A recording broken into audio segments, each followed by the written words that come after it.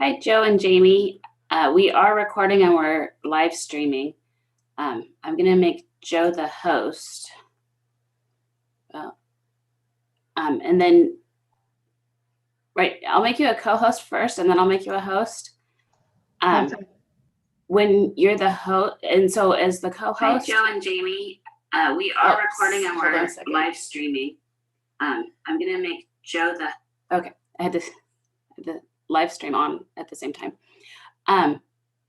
If you want to practice, if you go to the participants list and on attendees, you can then promote those attendees to panelists.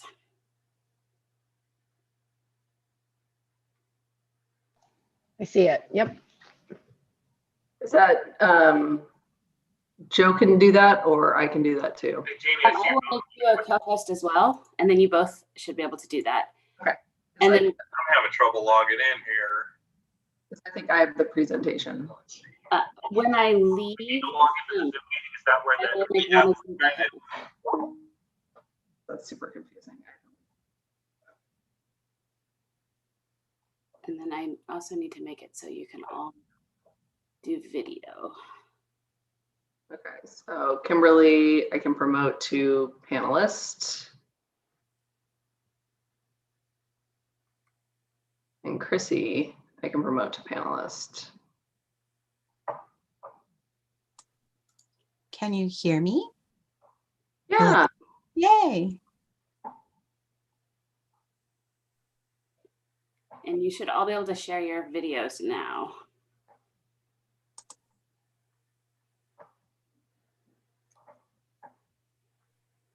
Good morning. Good morning, Kimberly. Welcome. Hi. Did you see I found a new site for us to dig up? Yeah, I did. I liked it a lot. Yeah.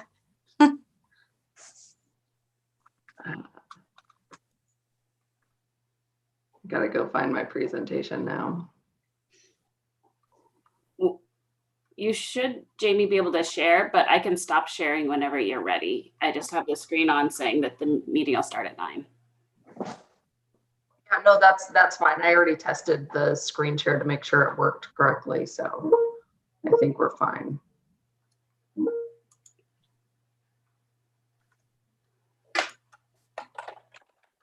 Hold on.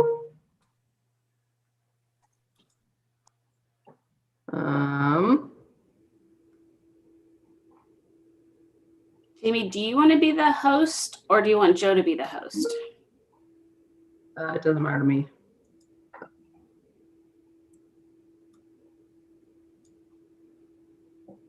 I'm going to make Joe the host, but if Joe, if you go to leave, you need to make sure to make Jamie the host or you'll cancel the whole meeting.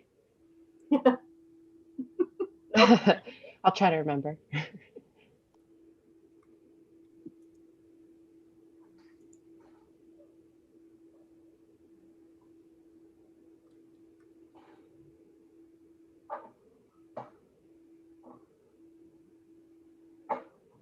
Well, John got in.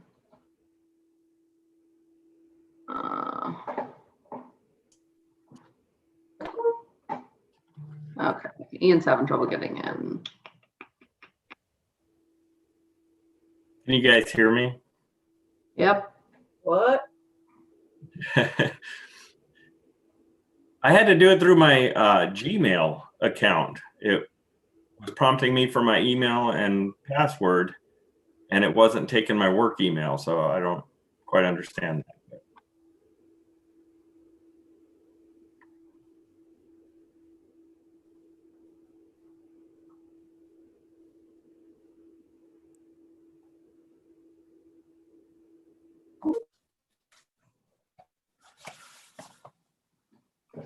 Hi, Christian. That was Kim. It was Kimberly that said hi. Hi, everybody. How are you? You're like, who was that? I can see you. Good to see We've you. never met. I know. We talked on the phone and emailed and Great to see you. yeah. Someday we'll have to do it in person. We will. Someday. Someday.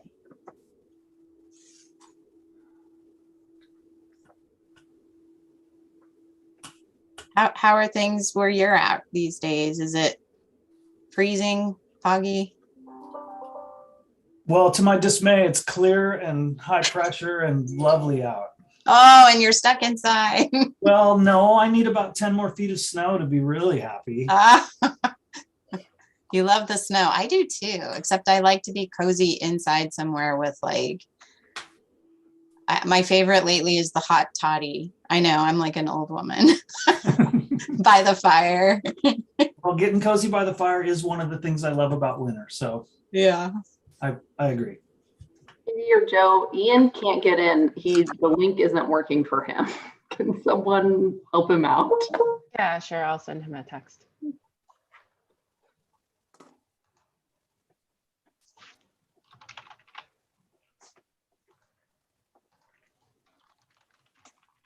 He's going to try to come in as an attendee, so maybe that's the problem. Yeah, maybe there can only be one host or whatever.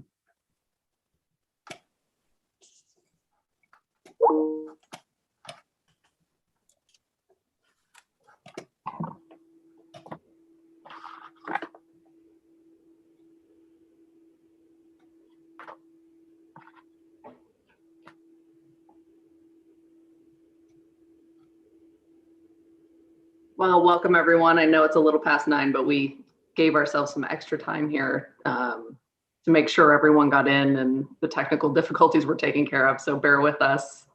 And then we'll make sure everyone's microphone is working before we get going.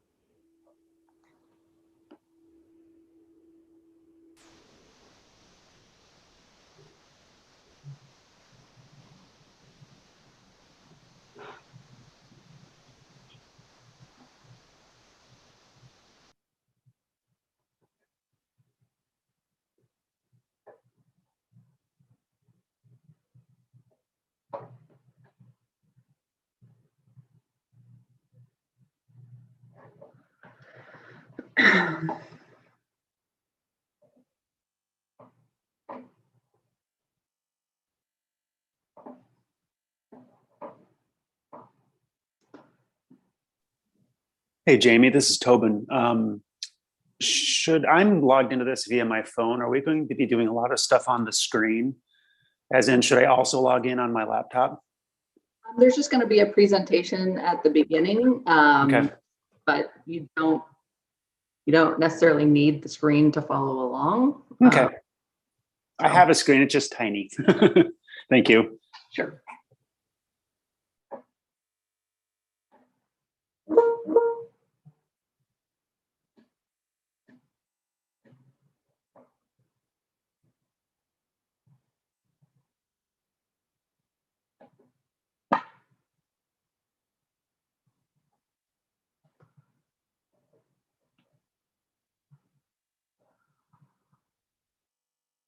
All right.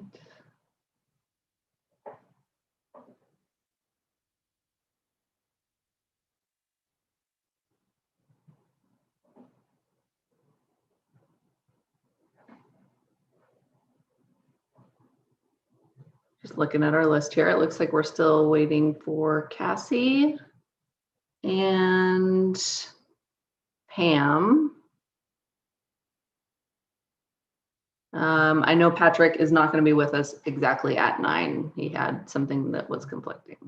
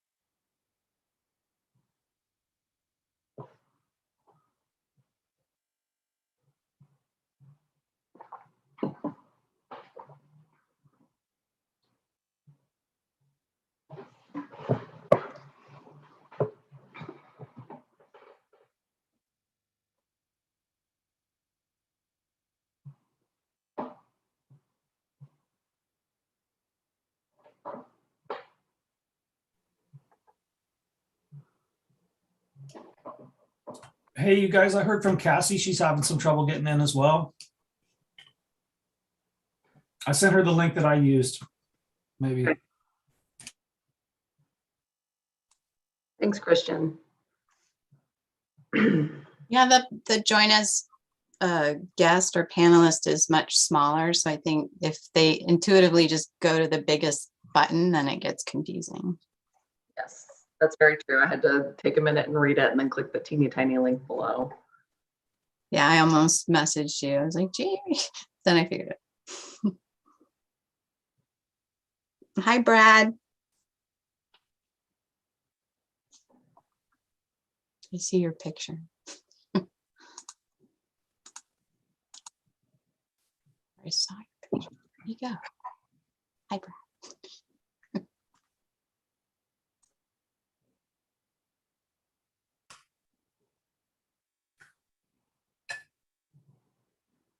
I'm going to shoot an email to Pam and make sure she's not having trouble too.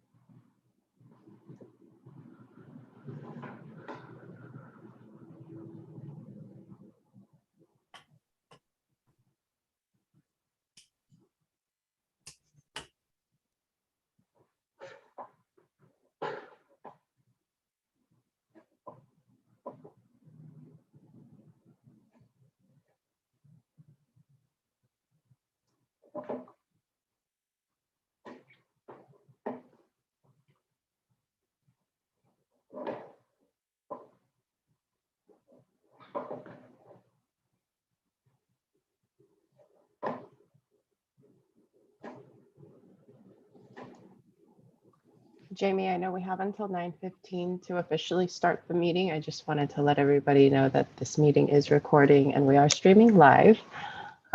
We can also add people in on the back end if they're continuing to have problems. So just send me a quick email if that's the case. Thanks. So this is Cassie. Patrick Flanagan probably is trying to use the same link that I was trying to use, and that link was not working. So you may want to send him a specific invite too. Patrick's not available right at 9. He's going to be a little late joining us. Yeah, but still get him the right link.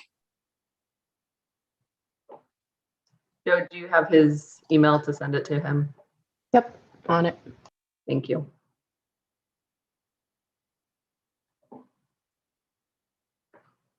Okay, and I haven't heard back from Pam, so I'm not sure what's happening.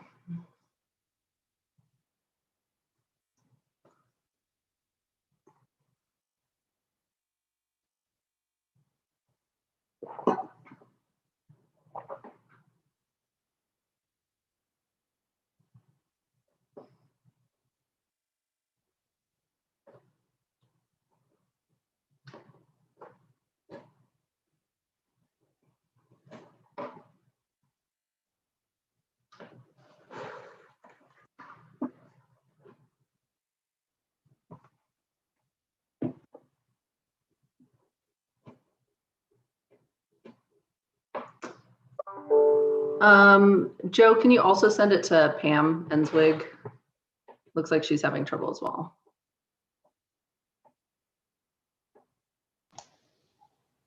Yep, can you send me her email address? Sure.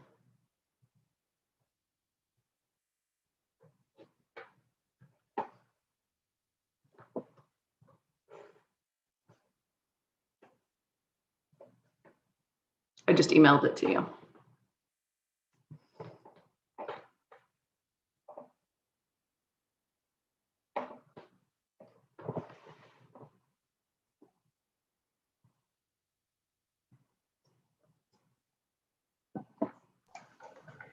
Got it.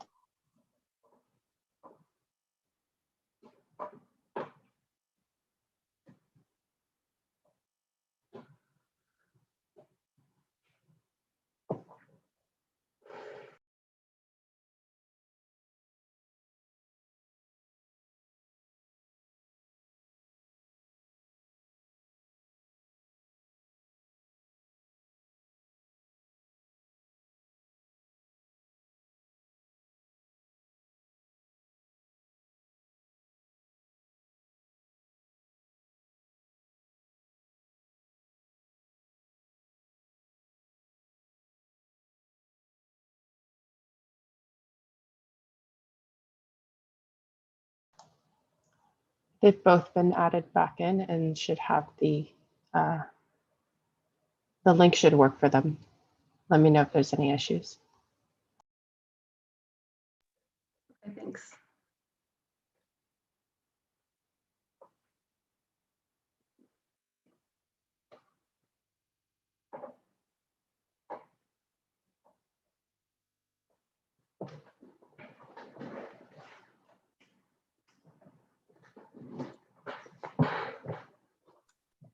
So Jamie, while we're waiting, do you want folks to have their cameras on or off while you're doing the beginning bits? I'll go over that once we have everyone here. Okay. I think Pam is the only one we've got left that we know we're waiting for.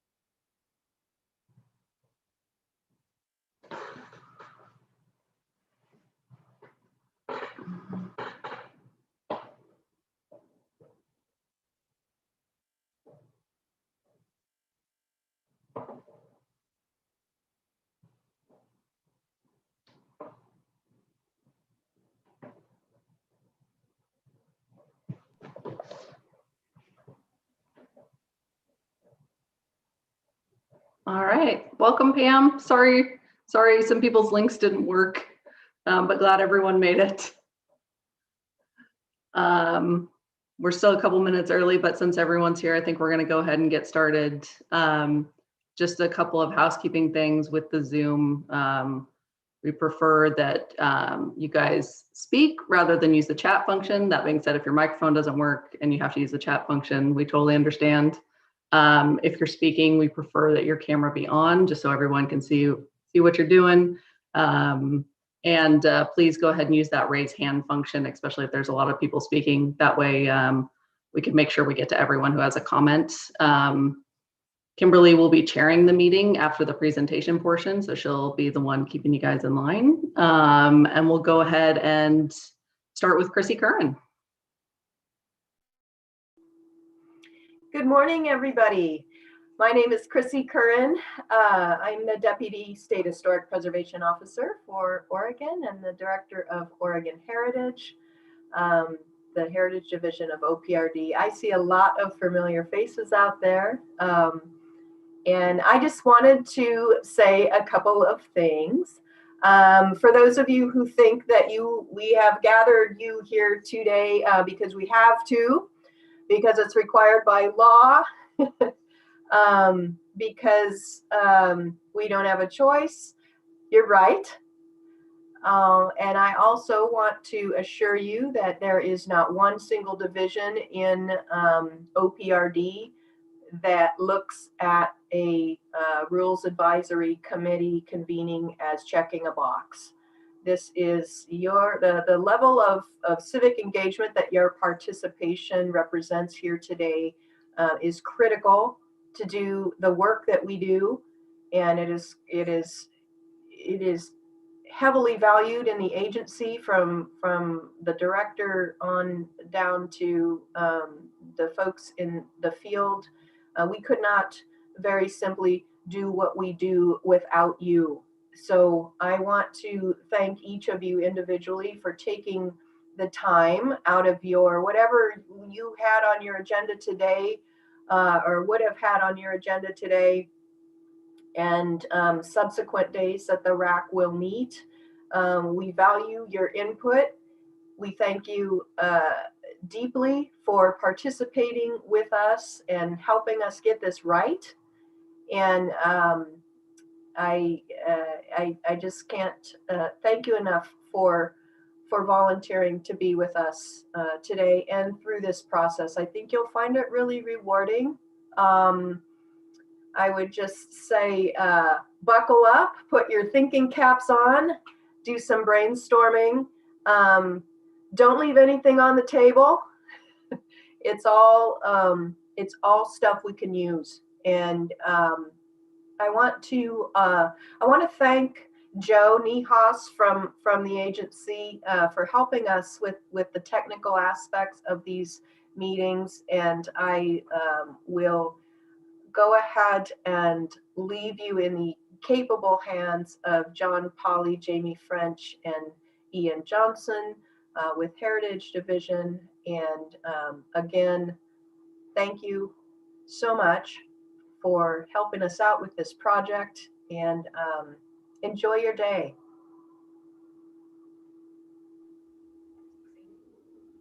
Kimberly. Well, good morning. I'll have just a brief statement, and then I'll do the business that you see on your agenda, right, with the declaration. So I'm Kimberly Fitzgerald. I know some of you, but I don't know all of you. So I'm really looking forward to getting to know you through this process. I have had experience on a couple of other rulemaking advisory committees, and I'm kind of weird in that I think they're fun. So I'm really happy to be here. And I thank you. I kind of echo what Chrissy said as well. You know, it is hard to take a day off. If you're anything like me, you have a lot of other work that you need to be doing. So we all really appreciate your dedication to this work, because it is important. And I do know that while we all come from a variety of different backgrounds and have different rules related to archaeology, and specifically, you know, why we're here today, the review or application for archaeological permits, I do know that we all have a common goal, and that is to ensure that archaeological resources in Oregon are protected to the greatest degree possible. So we come from that common foundation. And I know my goal specifically in helping to facilitate this discussion is just to ensure that everyone has an opportunity to be heard, and that ultimately the input that we provide to staff and the Parks Commission can actually be useful and valuable to help streamline the rules that implement the statute. So now on to business. I'm going to read this. It's on your agenda if you want to read along. The Rule Advisory Committee meetings are open to the public, but they are not public meetings, meaning there's no requirement that the RAC include an opportunity for public comment. The public comment period for the rule begins only if the Oregon Parks and Recreation Commission approves rulemaking and after reviewing a draft rule. The earliest this may happen is at the Commission's April meeting. Members of rules advisory bodies are public officials based on the Oregon State Law ORS 244-02015, and as such are required to disclose conflicts of interest. Under Oregon Revised Statute 244.0203, a public official has a conflict of interest when participating in an official action which could or would result in a financial benefit or avoidance of detriment to the public official, a relative of the public official, or a business with which either is associated.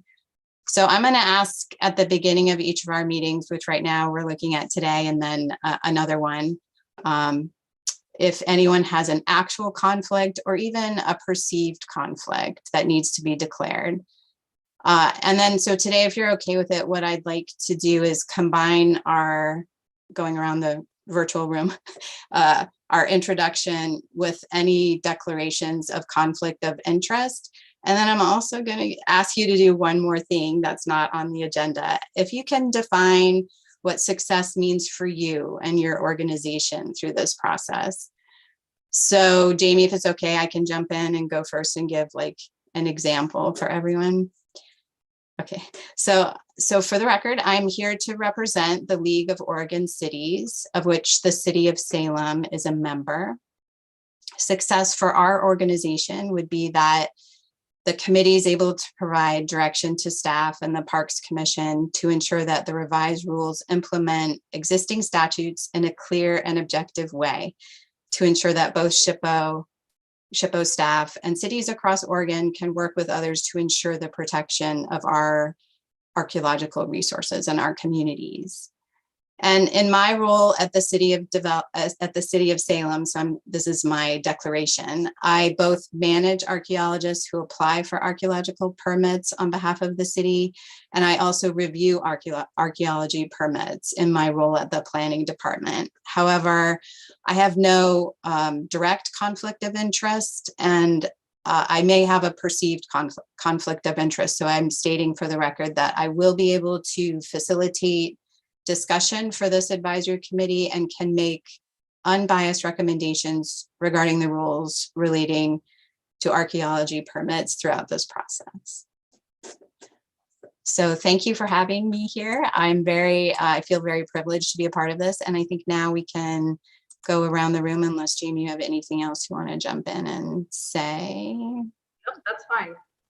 Okay, so I think the best way to do this, I'm just going to look at my screen and see who I see, if that's okay. Christian, do you want to go first? Thank you, Kimberly, and good morning, everyone. My name is Christian Nauer. My title is Cultural Resources Manager. I represent the Tribal Historic Preservation Office at the Confederated Tribes of Warm Springs Reservation of Oregon.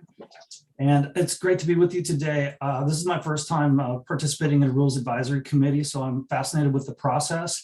I want to thank everybody who added their brainpower to this discussion so far. We look forward to coming up with the best answers possible. I don't think I have any conflicts of interest here. I know that I represent this tribe, and this tribe is dedicated to protecting cultural resources, archaeological resources, and beyond. The tribes have demonstrated interest in the state, and we want to see the best results for everybody involved. I mean, if we have some more clarity and some more fairness involved in these rules, then archaeology will be better.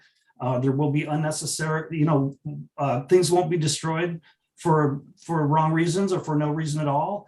And we think that there's better ways to do it. And I think this is the process that's going to get us to some more clarity and some guidelines and some accountability that may have been lacking in the past and that will be welcome in the future. Success for us means better protection of those resources and just fair rules and a good understanding of the process. So thank you very much. Thank you, Christian. I'm actually going to make staff introduce themselves too, just so everyone knows who everyone is, except Chrissy, you already went. So Jamie, you get to, I know everyone knows who you are, but please introduce yourself and maybe, also share what your definition of success is too. Yeah. I'm Jamie French. I'm the Assistant State Archaeologist at the State Historic Preservation Office, which is housed within Oregon Heritage Division. And my definition of success is very similar to everyone else's in that I would really like, it would be easier for us to implement these rules with some clarity. There are some things that I think everyone knew what they meant when the rules were written, that maybe we don't all know what they mean anymore. That's it. Great, thank you. Cassie, do you want to go next? Sure, thank you. Hello. Dai, my name is Cassie Rippey. I am the Tribal Historic Preservation Officer and Archaeologist for the Coquille Indian Tribe. I will start with a disclaimer that I have two little pit bulls running around and they might be a little noisy, and so I apologize if that happens. As I said, I'm the Coquille Tribal Historic Preservation Officer. I am here as a representative of a federally recognized tribe in Oregon, a tribe that does not have treaty rights, a tribe that was in large part forcibly removed from their homelands, was terminated, suffered forced assimilation, and termination, and was restored only in 1989. The tribe has been restored to federal recognition for a shorter period than they were terminated at this stage. So, I want to recognize and acknowledge that there are 9 federally recognized tribes in Oregon, and only 2 of them are represented on this Rules Advisory Committee. And each of those tribes are sovereign nations. And it's a little bit of a challenge to be here as a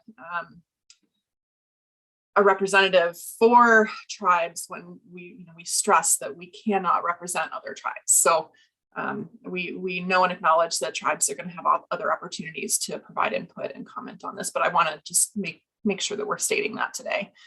Each tribe has a different history with the state and with the federal government and with each other. We have treaty tribes, we have terminated and restored tribes, we have historic tribes, each with different needs and interests. For the Coquille Indian tribe, success really looks like an acknowledgement in the new and improved rules of what the current reality and state of archaeology is, which isn't really reflected in the way the rules are today. The rules were initially started back in 1983. We had opportunity this week to look at some of those original comments and notes from the rule writers back in 83 and 84. And things have changed. The status of technology and the way that we do work and reporting and all of this and consultation. This was started before the Coquille Indian tribe was restored to recognition. So the success looks like finding a way to equitably reflect the status of the current status of archaeology and tribal consultation in the rules and the way that we do good archaeology, and to also consider and plan for what we hope the future will reflect for the future of archaeology and the future of the way we do consultation and coordination and do the good work that we're doing. I hope that we are also thinking about the returns that we're going to get from our future archaeologists, from those people that are students today who are concerned about what a qualified archaeologist status means for them as developing their PhD and master's theses. And most especially for the Coquille Indian tribe, I think it looks like we're finding a way to protect, preserve, and manage cultural resources in a respectful manner. The Coquille Indian tribe's position is that archaeology shouldn't be done simply for the sake of archaeology or for the sake of science. That's not in the best interest of tribal resources. And so finding a way to do this work in a way that is respectful of resources, and acknowledging that there are other participants and archaeologists and individuals in this process and in the state that have different views. I am, as I said, I am an archaeologist. I do, on behalf of the Coquille Indian tribe, apply for archaeological permits, mostly pro bono to assist our local partners and landowners and state agencies with projects where there's a need. I also am a permit reviewer for every permit in 5 counties in Oregon. And we do quite a bit of consultation and coordination through archaeological resources and management. So I think that covers everything for me. Thank you. Thank you, Cassie. I just want to confirm you don't think you have any conflict of interest in our work. Okay, thank you. Great. Ian, you're next on my screen. Do you want to introduce yourself?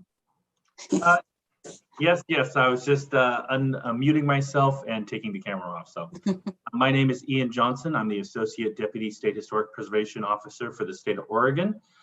In short, that puts me over the programs authorized by the National Historic Preservation Act of 1966, and I'm Jamie and John's supervisor. So I'm listening in on the meeting today. So thank you. Great, thank you, Ian. Catherine, do you want to go next? You got up. I'm sorry, I can come back. I picked the perfect time, didn't I? Sorry. Yep, sorry. Just took something out of the oven. I am Katherine Dixon.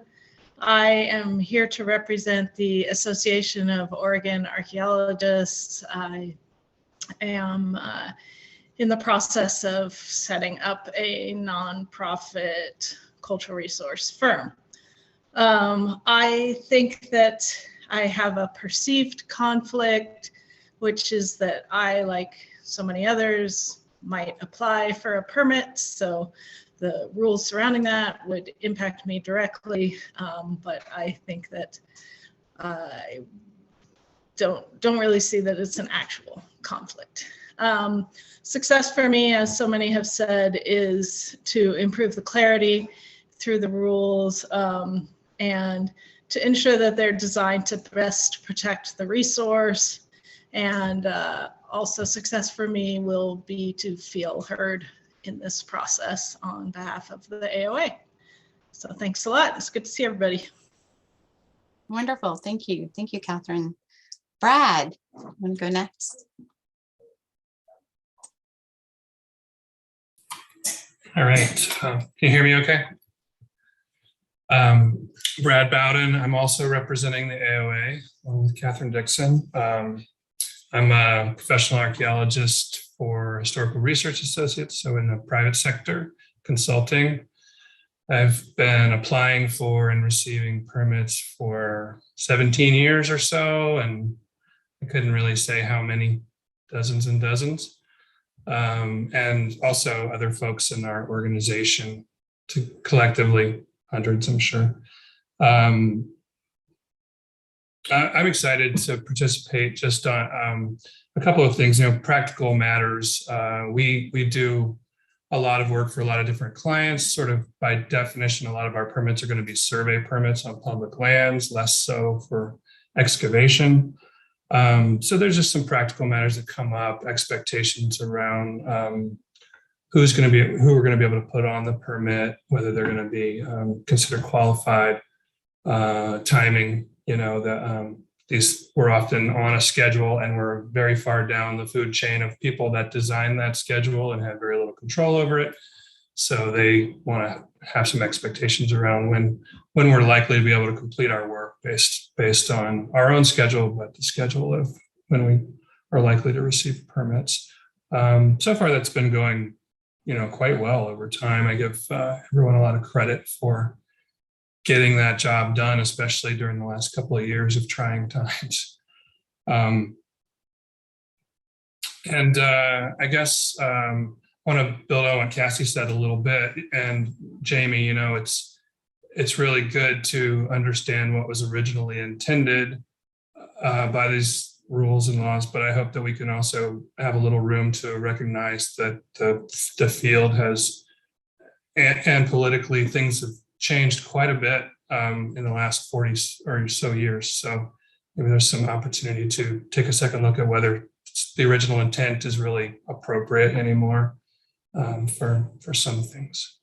I guess conflicts that I have are similar to Catherine. We apply for a lot of these permits and are happy to receive them and would like to continue to do so. I don't apply for them as much anymore myself as I used to, but I guess I'll mention one other thing, which is practically speaking, we like to put as many people on permits as possible, just because the volume of work we have and the scheduling we're doing when we apply for the permit, we're not really sure exactly who's going to be able to do the work a month later, just because things change quite a bit. So it's just safer for us to put as many people on them as possible so that we have flexibility when we do receive it and then when we can fit the work into our schedule. So that circles back around to having a clearer understanding of who's qualified, who's not, and also getting them approved in a timely manner with new employees and stuff. So, thanks. Well, one more thing, just for the record, Brad, even though you might have a direct or perceived conflict, do you feel like you can participate in this process in an unbiased way? Yeah, certainly.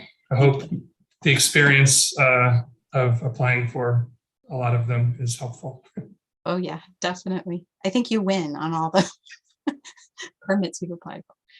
Jill, do you want to go next?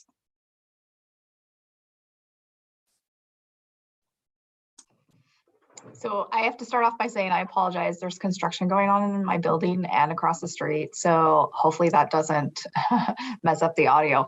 So I'm Jill Rolfe. I'm the Coos County Planning Director. Through my job, I work with 2 tribes in our area. Cassie would be one of them.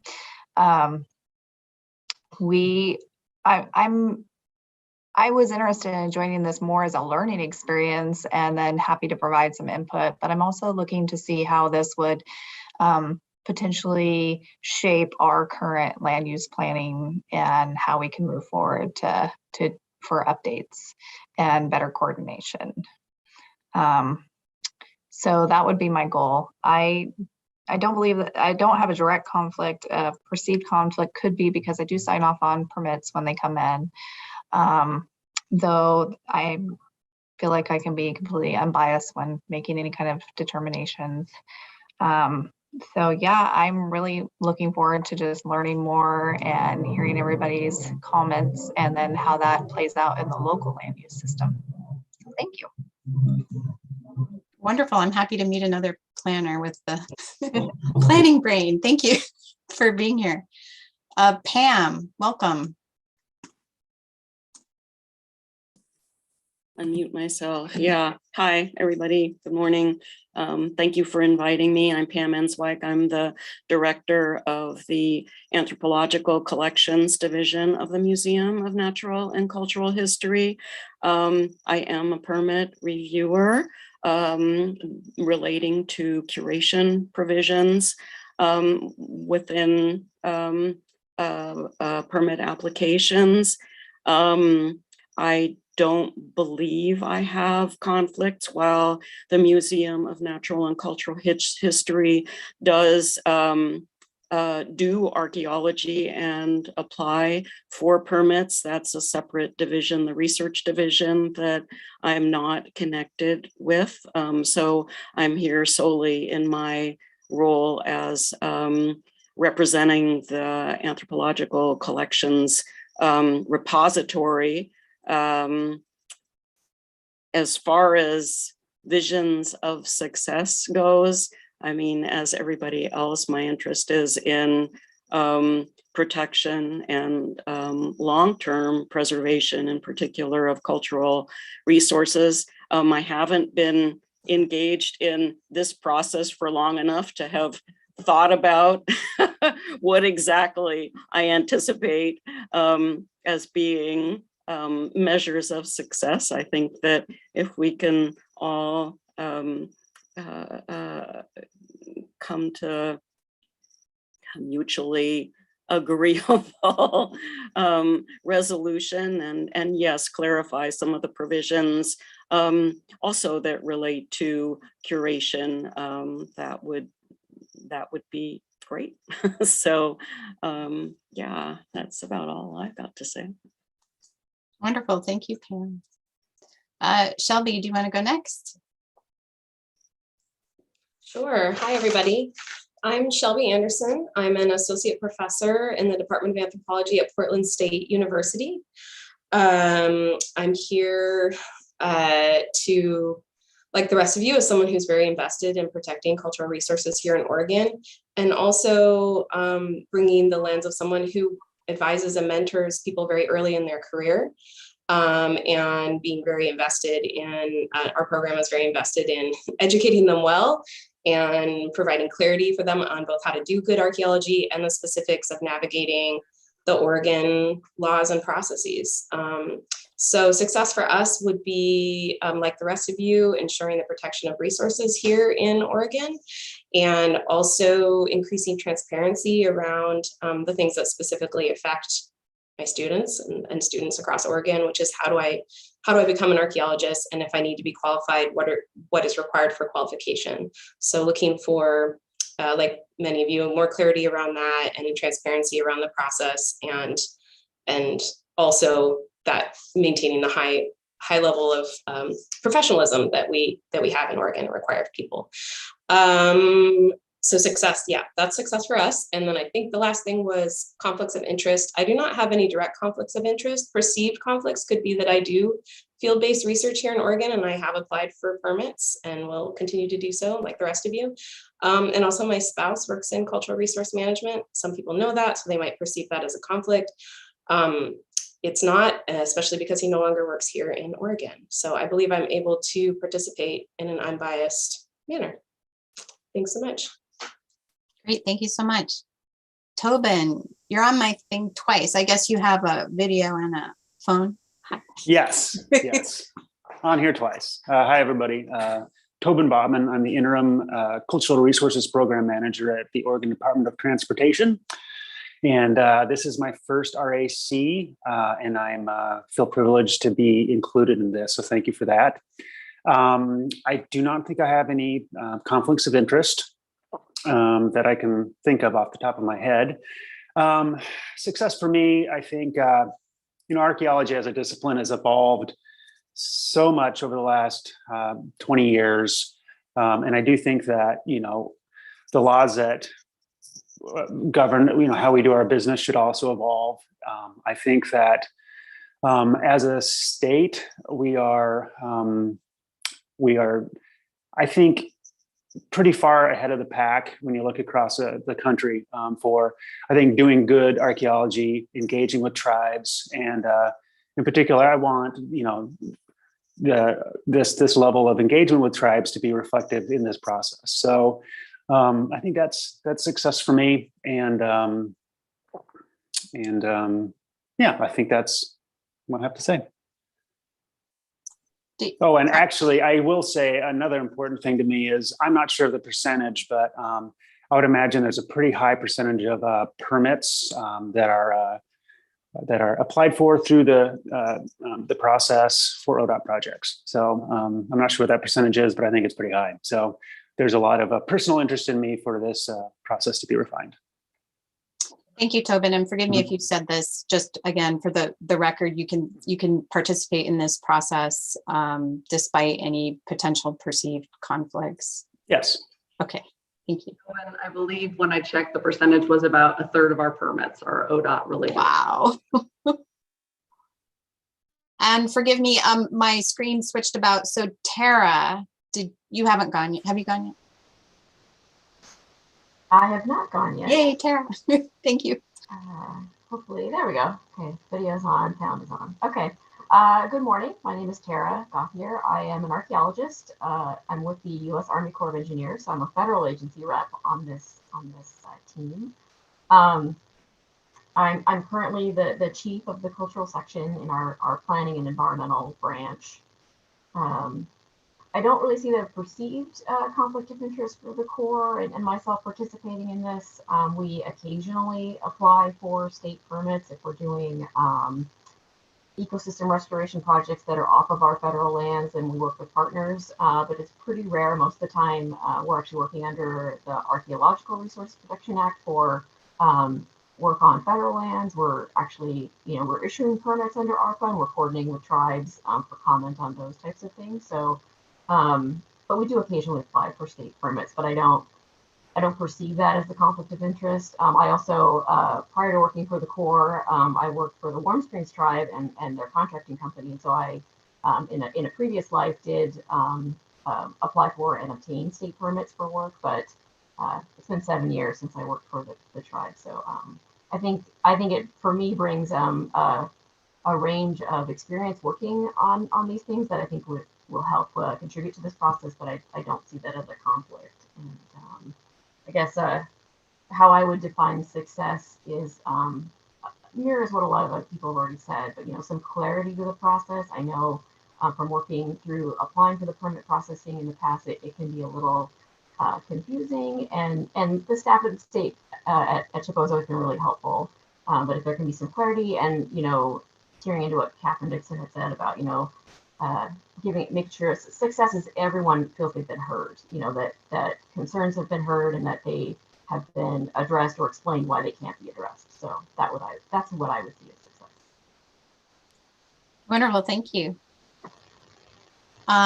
Joe, you're next on my screen. Thank you so much. I just want to say good morning to everybody, and my role here is pretty limited, but I'm very excited to join everybody because I have a personal interest in archaeology. My name is Jo Niehaus. I'm with the Government and Policy Division at OPRD, and I'm here to talk a little bit later about the rulemaking process and what RACs do or have been doing with OPRD. Some of you, this is your first time on a RAC. Other people have been on different RACs with different agencies. So it's going to be a brand new experience for all of us here today on this specific rulemaking, and then we'll talk about next steps. So I do want to remind everybody that this is being streamed live currently on our OPRD Director's Office YouTube page. So if you want to share that link, I can also put that into the chat. But if you are also having things going on in the background, or if there's other noises, just want to keep that in mind. It is recorded, so feel free to turn off your camera or mute yourself if you have to. I personally have a non-COVID cold, so it's a little bit sniffly and sneezy, so I will be kind of lurking in the background. But if you have any questions related to rulemaking, please let me know. Thanks. Thank you so much. And Corin, and then John. Hi, I'm Corin Tippett. I am the Archaeology Inventory and Survey Coordinator at the State Historic Preservation Office. I'm new to the position. I do review permits as part of my position. So that might be a perceived conflict of interest, but I don't believe I have any conflict of interest to share. I'm new to working in Oregon also. And I think success for me would be a clear process that people understand better, and that makes it easier to navigate. Also, just a permit rule that better meets the needs of all our stakeholders would be success for me. So thank you. Great, thank you. John, I purposely left you for last, but before you go, I just want to make sure that there's no one else that I haven't called on. Okay, John. Thanks, Kimberly. Good morning, everybody. My name is John Pauley, and I am the state archaeologist at the Oregon SHPO. I do not have a conflict of interest. And as far as I'm concerned for success, like everybody else is saying, I would like more clarity in this rule. With that being said, as much clarity as we can get given what's already in statute. And then I also have always felt that any archaeologist who gets an excavation permit has a huge responsibility, and there should be accountability that goes along with that. And I feel like one area that I would really like to see some change with this is for archaeologists to be working with the communities that have an interest in the places that they are investigating. And I want that I think it should just go without saying, but I think that is incredibly important. And I think it's amazing in Oregon that a variety of groups, especially tribes, have been really integral to this process over the years.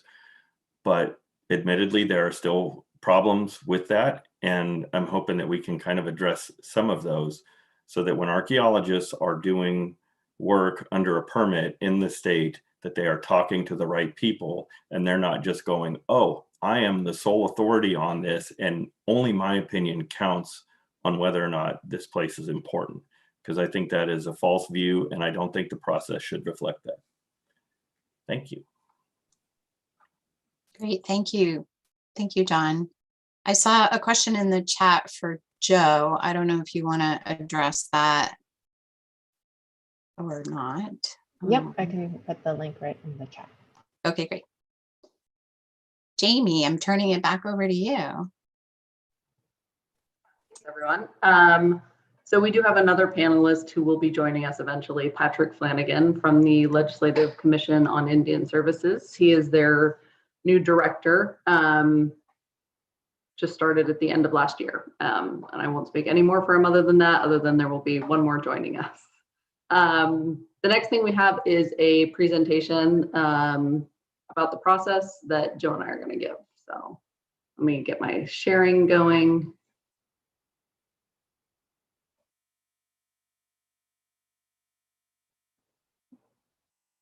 Okay. I don't share it in Zoom very often, so it takes me a minute here. Okay, can everyone see that? Yep. All right. So thank you, RAC members, for volunteering your time to participate in this process. We value all of your input in making this a better rule. And thank you, OPRD staff, for all your work and support in getting us here today. We've been working on this for months already. Today, we are going to provide context and background to answer the questions as to why we're here and what we're trying to do. We're going to go through the current permit process. Joe is going to describe the rulemaking process. We're going to go over your role in that process and the staff's role. Some of you may already be familiar with some or all of this information. For those who are, please bear with us. But I think it's important we all start on the same page. And feel free to ask questions as we go through the presentation and interrupt me. All right, so we are here to revise the Oregon Administrative Rule governing state archaeological permits for archaeological work done on non-federal public and private lands, and disputes regarding permits and the dispensation of human remains and associated items covered under ORS 97.740 to 760. The rules have not been revised since they were written over 30 years ago, and an internal review has found numerous issues that we are hoping to address. And I'm going to provide just a few examples. An internal audit was done in regards to the Qualified Archaeologist Program. As written in rule and law, a qualified archaeologist is someone who can hold a state archaeological permit. According to the audit, challenges including undefined terms in statute and rule. For example, it is unclear what is meant by having a postgraduate degree with a specialization in archaeology, or designing and executing a study involving archaeological field research. These identified terms make it difficult for applicants to understand intent. Also, the current mediation and arbitration procedures defines a role for the Dispute Resolution Commission of the Oregon Department of Education. According to their operating procedures, the DRC involvement with state agencies is specific to disputes relating to special education, suggesting they are not the appropriate agency to mediate or arbitrate archaeological permit disputes. Also, since the rule was drafted, procedures for completing, amending, and canceling archaeological permits have been negotiated through staff procedure and consultation with reviewing parties and applicants. Staff has addressed these through internal administrative procedures, but they do not yet have any backing in rule or law. And lastly, we are aware of numerous permits where terms and conditions have never been satisfied, and currently nothing prevents non-compliant applicants from applying for new permits, as there are no penalties defined in rule.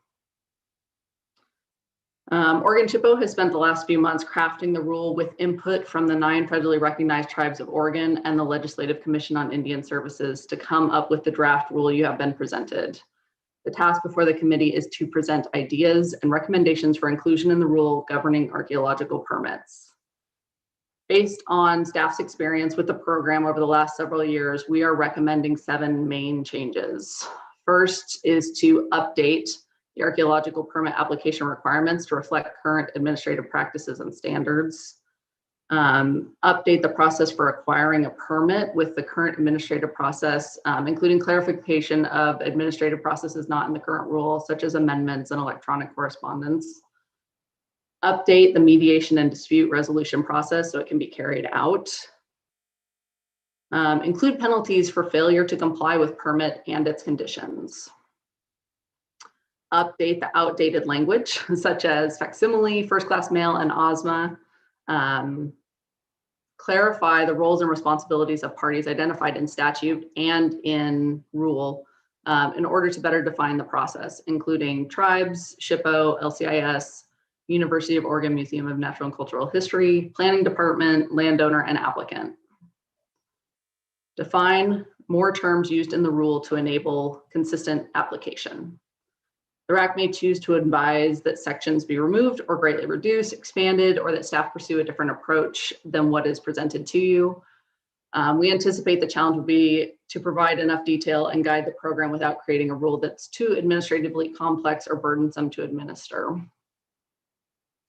So next I'm going to go over just the general process for obtaining an archaeological permit.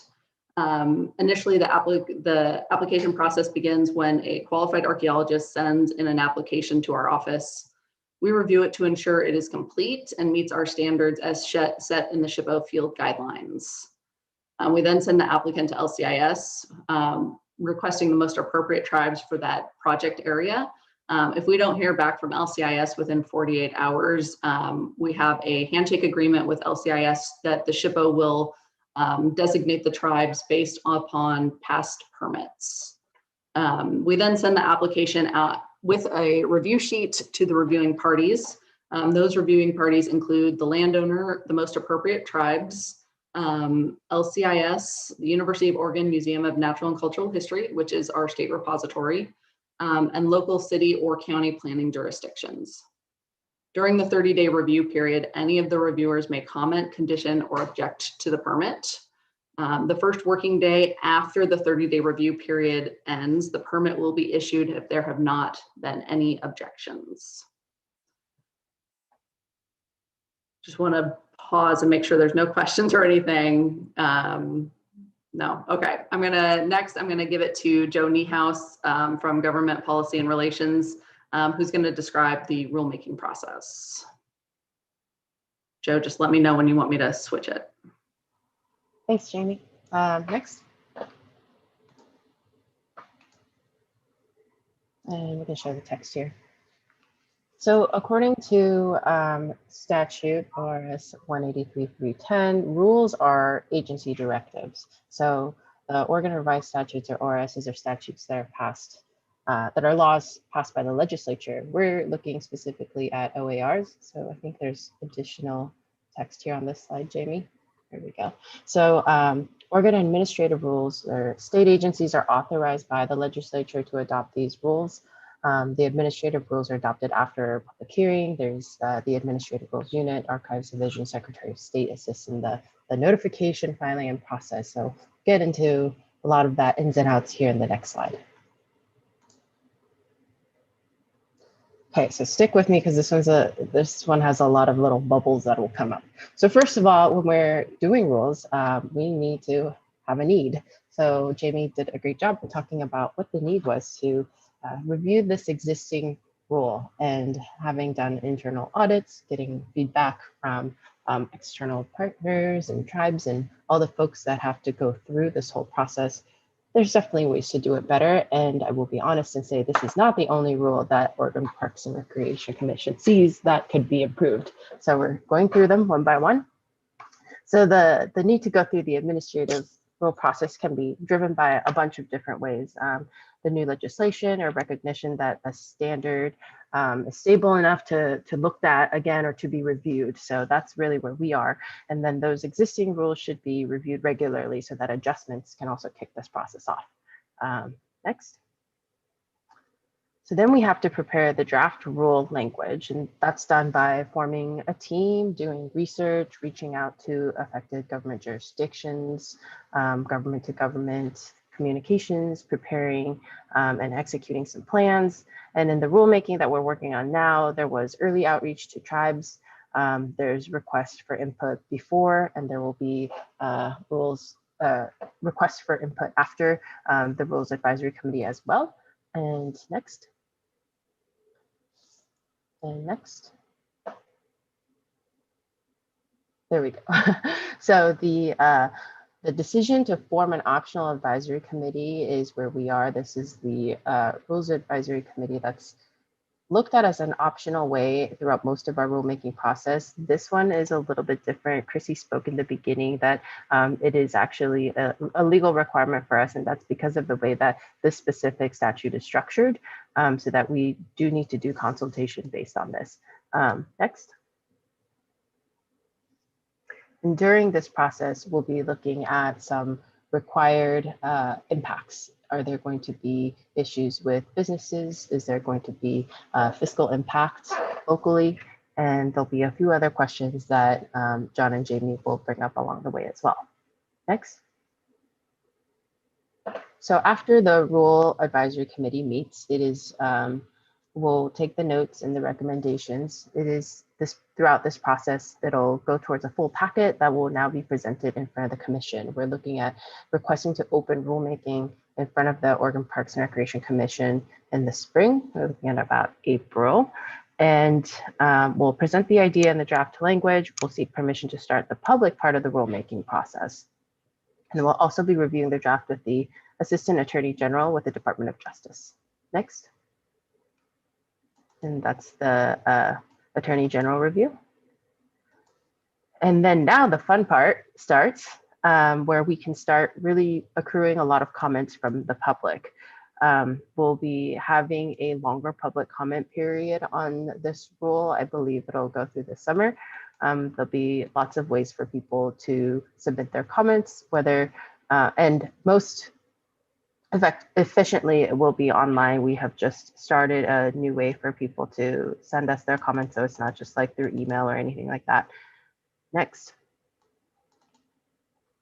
Media, there'll be a press release that goes out. We'll do a lot of media. There'll be meetings. It'll be available online. People can also mail in their public comments as well, so that we're able to get to folks that don't have access to electronic ways to submit their comment. Next. And at this point, as we start getting in the public comments, we'll be looking at that draft rule language and trying to determine if it needs additional revisions and where we go from there. Next. And if there are additional revisions and that draft looks different from when the Attorney General reviewed it, there'll be another round of the Assistant Attorney General's review. Next. And if there are revisions, the Rules Advisory Committee will also be notified, and we'll make sure that we let them know where those revisions came from. Next. And when that draft rule language is ready to be presented to the commission, it will be going back, and then if the additional comments compel changes to the draft, we'll have the final approval and the DOJ sign off, and then the commission will be asked to adopt the rules. Next. And if adopted, the rule will be enacted by filing it with the Secretary of State, doing outreach, interested parties and other affected groups. There'll be a full-on communications plan. And next. Then we'll be doing any necessary training or procedural changes within the agency staff. Next. And then we get to observe and see what has been done. If it's working, any adjusting to the training and communications, there'll be a periodic review to see if there are still amendments that are needed, or if there are changes, or if we should just leave it alone. Next. In the process right now for this rulemaking, we are at the end of that first block. It says winter 2021, but with February, we are launching the RAC. Next would be going to the commission to ask to open the rulemaking, and then starting that public comment period. At the end of summer, the public comment period will conclude, and then we're hoping to get this rulemaking in front of the commission to be adopted next fall, or this coming fall. Next. And that's my contact information. If you have any questions about the specific rulemaking process, where we are, please let me know. You can send me an email or shoot me a call. All right, thanks, Joe. Does anyone have any questions about that before we continue? Okay. Oh, sorry. Oh, go ahead. Sorry, I have a question. I just want to acknowledge that I heard Cassie's concern about tribal involvement. So I do appreciate Joe going over the initial outreach, but I'm wondering if staff could explain a little bit more specifically the additional consultation that's going to happen with the tribes moving through this process. I can start with that real quick. The associated statute 390235 requires us to seek advice from Oregon tribes and the Legislative Commission on Indian Services regarding the rules governing the issuance of archaeological permits. And we started that process in, I think it was in September when we first started to let tribes know. And we received a bunch of advice in the next couple of months. And then we capped that off with a, we called it, it was like a forum, but it was more like a, just like a meeting with all the tribes where we discussed some of the issues going forward.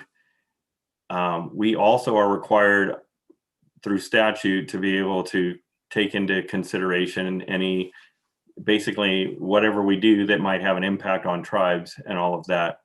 The last invitation that went out to the tribes, which was a little bit strange for lack of a better term. Usually, tribes know that we're available for government to government consultation. And, whenever there's a request for that, we will acknowledge it, but we wanted to kind of give them a heads up on, this process so that if they want to meet at the government to government level going forward, that they understand kind of when there's good opportunities for that before, we get to a point where, for example, that the rule would be closed or something like that. Yeah, and I will cover it also in my next slide has all the details about what we've done and what we're doing moving forward too, Kimberly. Thank you. I appreciate it. Thank you, John. All right, so as a RAC member, your responsibilities are first to represent your organization's interest. When putting together the RAC, we felt it was important to invite organizations to participate that had a stake in the permit process at some point, from training people to become qualified archaeologists all the way through to curating what is recovered. As you heard in the introductions, we have a number of different organizations represented here. And as RAC members, please feel free to discuss the issues presented in these meetings with your organization's leadership and members and bring those ideas back to this group. We're also looking for guidance on how to best administer the archaeology permits program. So please draw on your experience and technical expertise to assist staff in writing the best possible rule to be presented first to the Parks Commission and if approved to the public for comment. Because of the volume of material you'll be going through, we recommend that the group not wordsmith except in key passages. Otherwise, we think that there will be not enough time to get done with the rule, and staff can work in general from comments and tribal input. As a group, your responsibilities are to work towards consensus whenever possible. The RAC includes a lot of diverse viewpoints, and therefore we expect a pretty robust debate on the important issues. We also expect the RAC will work towards consensus where possible, but it's also not necessary. Where needed, we'll ask that this group provide a majority opinion and acknowledge the comments of others. And then additionally, completing the work in a timely manner. We've dedicated more time than usual for these meetings, a given total of 2 6-hour meetings. Given the large changes that we proposed, we do believe that we're providing adequate time. However, we strongly urge the committee to finish its work in those 2 meetings. We have an additional possible meeting scheduled on March 4th if we are unable to complete this work, but I think we'd all prefer if we could get it done in 2 meetings to do that. Our intention is to take the rule crafted by this RAC to the April Parks Commission meeting. And if we miss that date, we would not have another opportunity to bring the rule to the commission until June, pushing adoption into 2023 most likely. A few things to remember. The RAC is not a decision-making body. It is advisory to staff in this process. And I'll discuss more about staff responsibilities in the next slide. The RAC process is open to the public, but public comment period begins if the commission opens rulemaking. So while citizens can listen, and we will not be providing an opportunity for public comment in these meetings. The RAC members do not give up their private citizen hat by participating. No matter what happens at these meetings, your organization and you as an individual are free to comment in support or in opposition to the rule or any portion of it, or remain silent should the commission open the rulemaking process. And then as individual members, you may not represent the RAC. However, do remember, no single person on the RAC may speak for the group. So if you do speak to others outside, please couch that conversation appropriately. And so what does the SHPO staff do? Amy, sorry. Go ahead. Before you jump forward, can I just ask the group if there's any questions for you on that last slide? Have I made your life terrible? Go back. I just want to make, because you went over a lot and it's real important. I just want to make sure everyone is clear. If you did have a question, just use the raise hand button. And I don't see any, and I don't hear any. I think my only question would be whether or not staff is going to ask that the RAC testify or provide any kind of testimony to the Parks Commission, or if our role is simply to provide recommendations to staff. The role is to purely provide recommendations to staff. John and Ian will testify in front of the commission as to what the RAC's comments were and what proposed changes or lack of changes those comments brought about. Great, thank you. Mm-hmm. All right, so one of the jobs of staff is to support the RAC's work. We will handle the meeting announcements and logistics. And again, apologies for the trouble getting in this morning, and we'll try to make it smoother before the next meeting. We also provide information as requested by the RAC. You were each given 2 copies of the proposed rule, one that was a clean version and one with most of the changes and track changes for you to follow along. That email that you received also included links to all the pertinent documents that these are based upon, including the current rule and the 4 archaeological statutes that pertain to the rule. Additionally, at the request of one of the committee members this morning, you were provided with a comment matrix from the tribal consultation, initial tribal consultation portion. And if you need anything else or feel that the committee needs anything else during this, please let us know and we'll get that to everyone. We can provide and present revised rule language before the next meeting if the RAC requests it.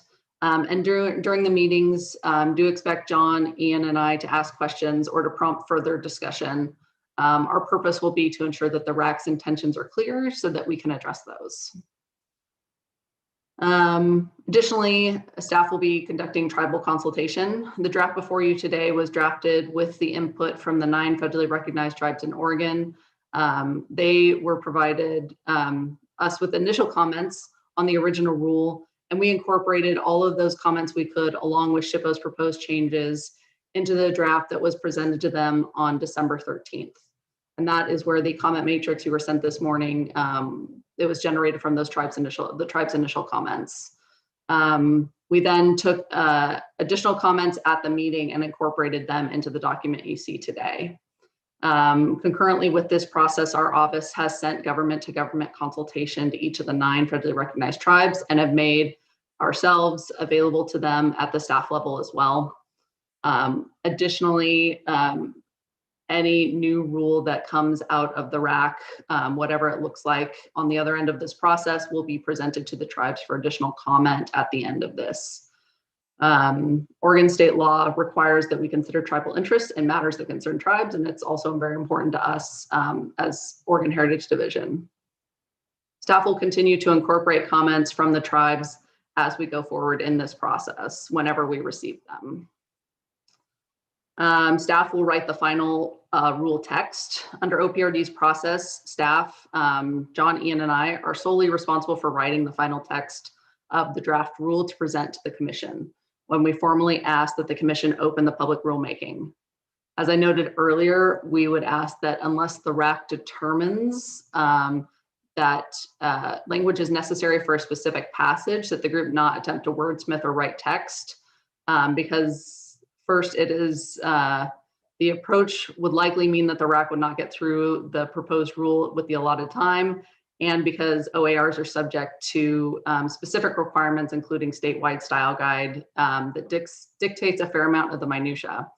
The task includes incorporating the input. The task before staff includes incorporating the input of the RAC, tribes, LCIS, and DOJ. And we will work to our best ability to address all the comments fully. However, we may choose to address comments in a different manner than the commenter suggests, balance the comments of commenters with differing opinions, and additionally choose not to pursue any changes based on the comment. We will present the rule to the OPRD Commission, and when presenting to the Commission, we will make it clear how staff both solicited input and how those comments were or were not addressed, so the Commission can make an informed decision about whether or not the rule process should be opened. We will facilitate the public comment period. If the Commission should open the rule to public comment, staff will administer this process. And then we will present the revised rule to the Commission for adoption. So following the conclusion of the public comment process, we will revise the rule to reflect those comments. If the comments and resulting revisions are substantive, we will open a second public comment period. As noted in my initial invitation to you all, depending on the comments provided during the public comment period, we may ask each of you to consider returning as a group to address those comments. And that's going to conclude the staff presentation. Next, Chair Fitzgerald is going to ask the RAC to establish some working processes in the group that we may want to take a little break before. But you're going to address any discussion on the agenda going forward, how best to approach these discussions, and then how staff can support the RAC, specifically if the RAC would like us to bring back a revised draft before the next meeting. And just so you guys know, myself and Joe will be taking care of the logistics for the RAC members, including questions, agendas, and meeting invites. And then any specific questions about the rule and the language in the rule can be directed to John. But if you need anything in general, just let us know and we'd be happy to provide it. Thank you, Jamie. Before I strongly advocate for a 10-minute break if that is allowed in our agenda. I think we're a little bit behind schedule, but I think we'll be okay. But before we do that, does anybody have any questions for Jamie on the information she already covered? I don't see any raised hands. I had one simple question. I hope it's a simple question. Is staff going to take notes, or do RAC members need to be, like, if we have comments, do we need to be writing them down and putting them in the chat or emailing them to you? What is your preference?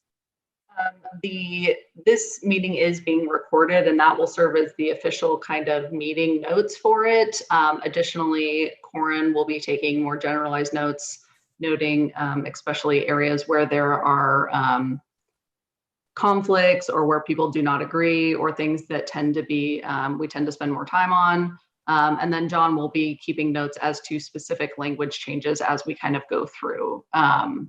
If you have something that needs to be dropped in the chat, like specific wording, then that is fine. That'll be captured.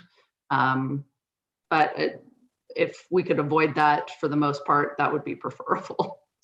And last, if there are any serious concerns that any RAC members have, do you want to be contacted individually, or do we limit discussion to our meetings?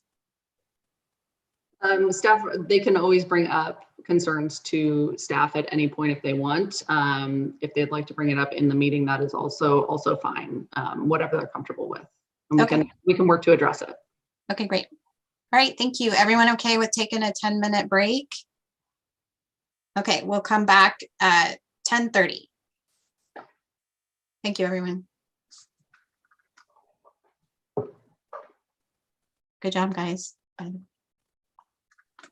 So Kimberly, I have just like the slides for the 3 things that you guys were going to talk about. Do you want that, or do you just want to be able to see everyone and talk about it? Yeah, that's a good question. So I don't need the first one because you did that. We did that. I just think slides 2 and 3 would be helpful, but I don't want to keep them up because then I can never see anyone. So I think, you have them? Do you not have them? Do I need to share? I just made like a brief one where it just says like agenda, how you want to discuss the rule, and then the What I'd like, do I have permission to share my screen? Can I show you what? I only really want to show slide number 3, actually. Well, 2 and 3. Well, you don't know what I'm talking about. I'm pointing to them. You're like, Jamie, you know. And really what it is to just show the order really briefly, which I can also just talk about. And I want to know that you guys are okay with it, because what I want to do by topic as opposed to linearly through the rule. I think that's a discussion for you and the RAC to have. Right, I agree. But I would prefer to just begin by like throwing up, that's a beautiful word. My proposed order on the screen, but then I want to immediately take it down so we can see everyone. I don't have, I think I have it. So while you begin the discussion, I will find it and bring it up. How about that? Okay. It's the one that says for sharing or whatever. Yeah, the one with the list of all the rules. Yep. Yeah, not the heavy detailed one. Sure. Yes. In my back pocket. Yep, I can bring that up when we come back. That sounds great. Okay, I'm gonna go deal with my Jamie, I'm just gonna share a resume screen for 10:30 a.m. Perfect.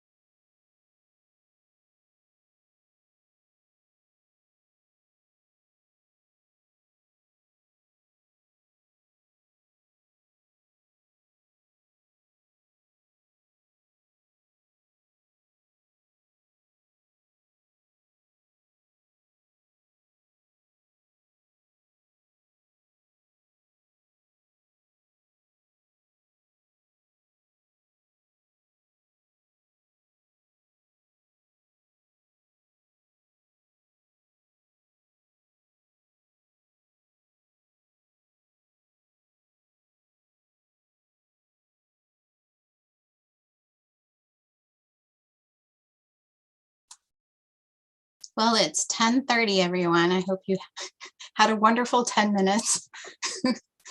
Got more coffee. I gave my beagle. So we've introduced him to these puzzle treat things. So we put little pieces of food in little compartments, and then it's amazing because he's like occupied for like a half an hour trying to unlock the puzzle. But he's also loud and gets irritated. You might hear him. Hopefully he'll be busy enough though. If you are back, if you could turn your camera on, that would be helpful so we know we're not missing anyone. Hi, Christian. Hi, Jill. Catherine. Hi, Brad. Pam. Hi, Joe. Hi. Oh gosh, Tara. I love your kitty. Everyone should absolutely share their animals. This is Charlie. He occasionally, or more than occasionally, participates in these meetings. So I love he knows it. a lot about archaeology.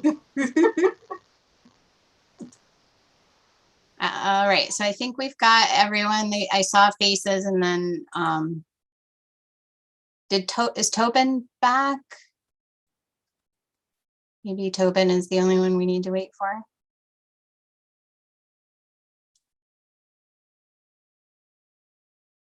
We'll make sure to shame him when he comes back. No.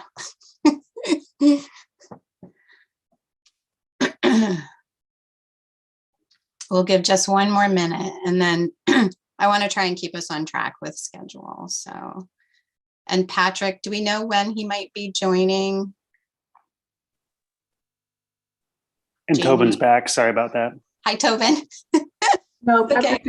Patrick just had a commitment he couldn't move. So he'll join us when he can. When he can. Okay, great.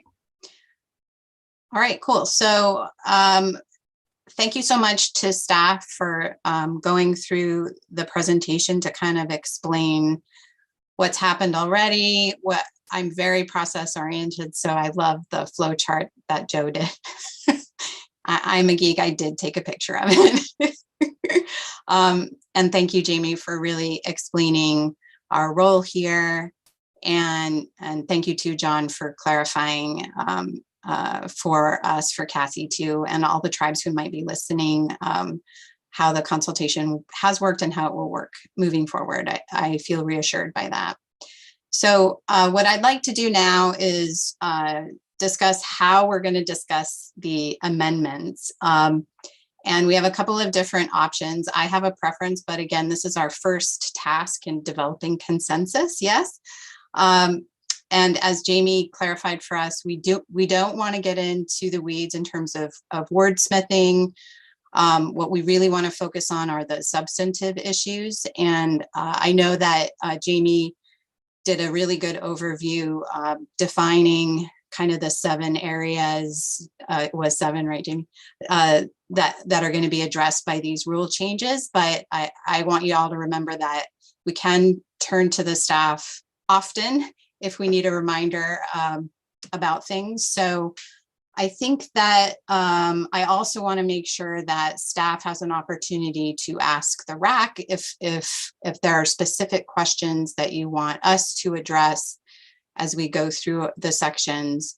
I want to make sure to have an opportunity every time for staff to say, hey, please look at this. We want to know what you think.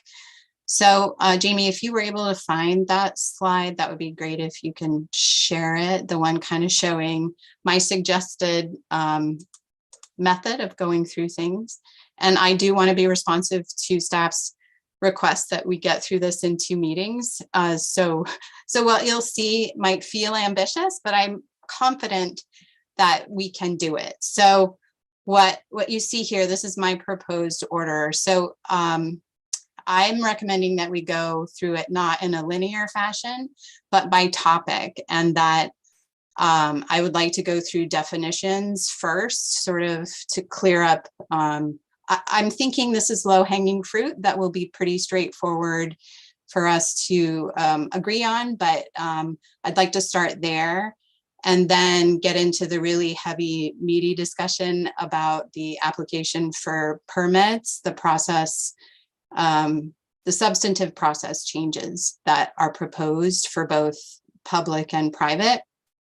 And that's my hope for today. And then our next meeting, I would want to devote entirely to the dispute resolution process, and then a potential new section that I saw in the annotated version. So thank you, Jamie. I think I would prefer to stop sharing now and just turn it over to everyone for discussion to see if you have any thoughts, if you like this approach.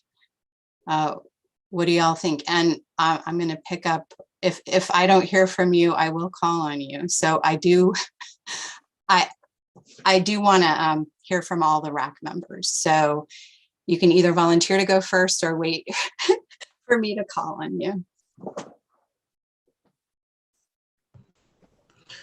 Well, this is Catherine, and I can't find my hand raising button, so. That's okay. Just jump in. Brave first one. Thank you. I think that's great to have a plan. You know, I've written my comments on the document in the linear way, so I think that you're going to have to give people a minute to scroll around to get to all the right places. That wasn't up there quite long enough for me to we can put it back, but yeah, if you would prefer, we can put it back up. But basically I understood it was the definitions, the permit process, and then dispute resolution. Right. So definitions, dispute resolution, all things permits, and then dispute resolution. Okay. So, you know, I heard several times in the discussion of people's ideas for success is qualifications is kind of a big issue. So I think that that's gonna take some time unless the staff says that that's just in the statute and we can't really change it, but I saw some changes, so it seems like we can change it. And so I think that'll be fine. I would recommend in the future that you get this to people ahead of time so that we can prepare our comments in the order that you want to discuss them. And so I think that'll work really well on the 25th for sure. And today I at least might be a little flighty. That's okay. We'll try to give you plenty of time. And I think that, again, it's important that you share what you feel, what your comments are about each section. So don't worry. We were going to help you, and I have all the page numbers noted on my end as well. So we'll give you plenty of time to get on the same page. Kimberly, if I can, I'm going to just jump in real quick too. You have a new failure to comply part. That's not a new part. That is now reflected in the dispute resolution process. So I just wanted to clarify that if that affects anybody's thoughts on where we go. And that would still be discussed Friday, correct? Yeah, if we choose to go this way. So that's in the dispute resolution section. Thank you, John. Okay, so if you're okay with it, I'm just going to go through like I did before, and now I'll ask Shelby to weigh in. What do you feel about the proposed? This works for me. I agree. I'm sure we'll have a lot of discussion around qualifications, and I think that's sprinkled throughout. So we'll just deal with that as we need to. Sounds okay, good. Great. Thank you. Pam, what do you think? Yeah, I think I'm fine with that. I sort of want to echo what Catherine was saying, that, you know, a little more advance notice to be able to prepare and think about things would be helpful. I wonder whether some of these slides from your PowerPoint could be made available outside of the recorded session as well, because I think they provide a good structure for thinking about things and for guiding comments and discussion. So I'll let you answer to that. That's a good suggestion. What do you think, Jamie, Joe? We'll make sure that we can follow up with that. Thank you, Pam. Brad, what do you think? Do you have an opinion about this proposed order? I think it's a good order. There's a lot to cover, and yes, it would be not wise to try to cover it all in one day, or in each day. So right. Christian, what do you think?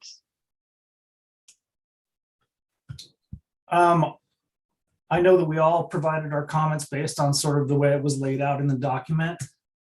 And it might sort of be a little bit of a disruption in that flow for building on ideas and comments going through it. But in the end, I don't see really any significant problems with the order that's proposed on the screen right now. I defer to my other partners if they have other comments on that, but I think it's okay. Okay. Understood. I hear your concerns, and yeah, thank you. We'll hear whatever. I'm gonna jump in again too real quick because of the mentions to like the qualified archaeologist bit. So attempts to clarify parts of that are in the definitions as well. So I don't know if that affects how people want to look at these, but that might help. Yeah, that does help. Did somebody, I'm sorry, I heard. Sorry, that was my dog.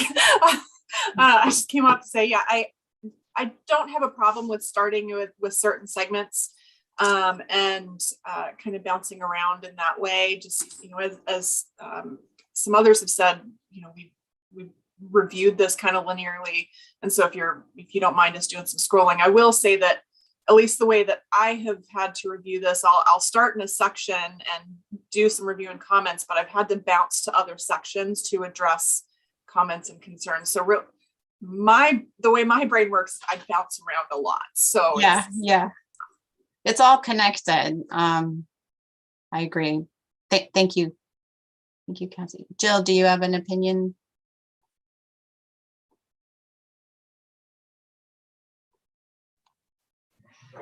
I think this process looks fine as far as I'm concerned. I mean, I'm used to bouncing around in different sections too. So as long as we have the time to just be able to kind of follow along, I think it's fine. I do appreciate the comments about the PowerPoints. I think that's going to be very helpful if we able to receive those.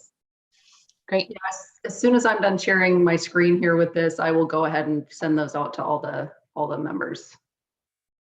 Thank you, Jamie. Tara. No issues for me, so makes sense. Okay, great. Thank you. Tobin.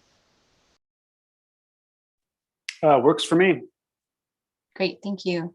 Shelby. Sorry, works for me. Thank you. Who have I missed? Did I get everyone? I'm not asking staff, sorry. Okay, I think we have consensus. Jamie, you can stop sharing your screen now. And so what I would, again, like to propose, because it's really helpful to have staff provide kind of, to me anyway, it would be helpful to have staff provide a summary of the substantive changes. I think before we jump in though, so you're following along appropriately, page 2 of both versions, the clean and annotated. I'm seeing many changes are just made for clarity. There's so we would begin with the OAR 736-050-0010. And what would be helpful to me, I don't know about you guys, is if staff could go over any of the substantive changes proposed in this section. I know that some definitions are just revised for clarity. Some definitions are more substantive. For example, the definition of entity with approval authority. That's the kind of thing that I think that we should discuss and have staff kind of present. But the more simpler ones, I don't know that we need to talk through unless you've made comments in your review that you do want to discuss them. So I guess what I would propose is to have staff provide an overview, and then for staff to ask our group what they are wanting us to provide comments on for them. And then we can go through, and I'll do like I have done, and just go around the virtual room and ask if you have any specific comments or questions on this section, if that works for everyone. Does that sound okay, generally? Okay. Raise his hand up. Okay. Yeah, sorry. I was just wondering if, before we dove into the definitions, if we could have a discussion on generally whether two sets of definitions are necessary. Yeah, that's a really good point, Brad. That's something that I think you saw in the comments in the annotated section. And I think big picture, that's kind of why I wanted to talk about these together.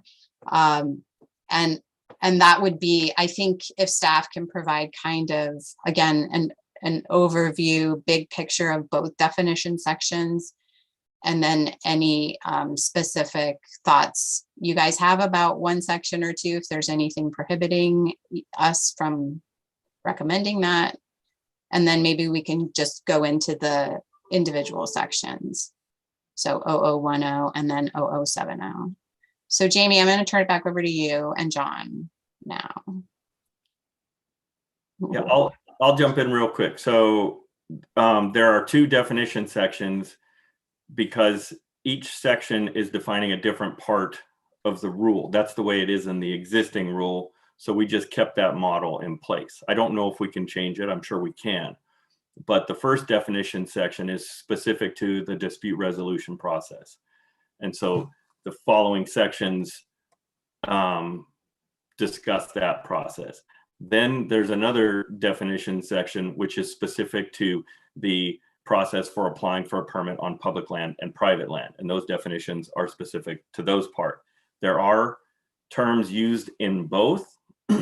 And I think that we tried to capture that by just using the same definition as applicable for each section. I would also say that as far as like substantive changes to the dispute resolution process, most of those are in the definitions.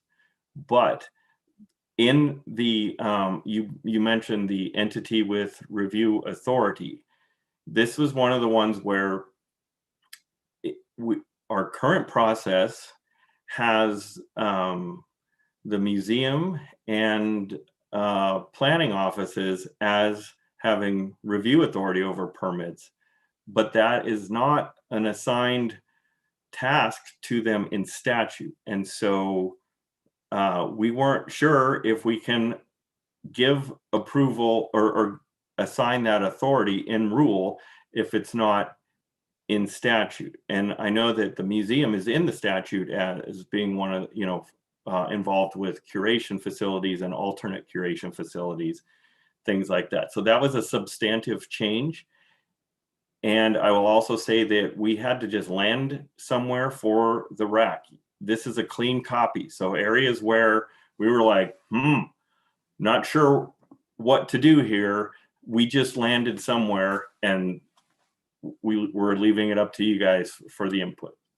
So I'll stop there. I can see that Ian's got his hand up too. Go ahead, Ian.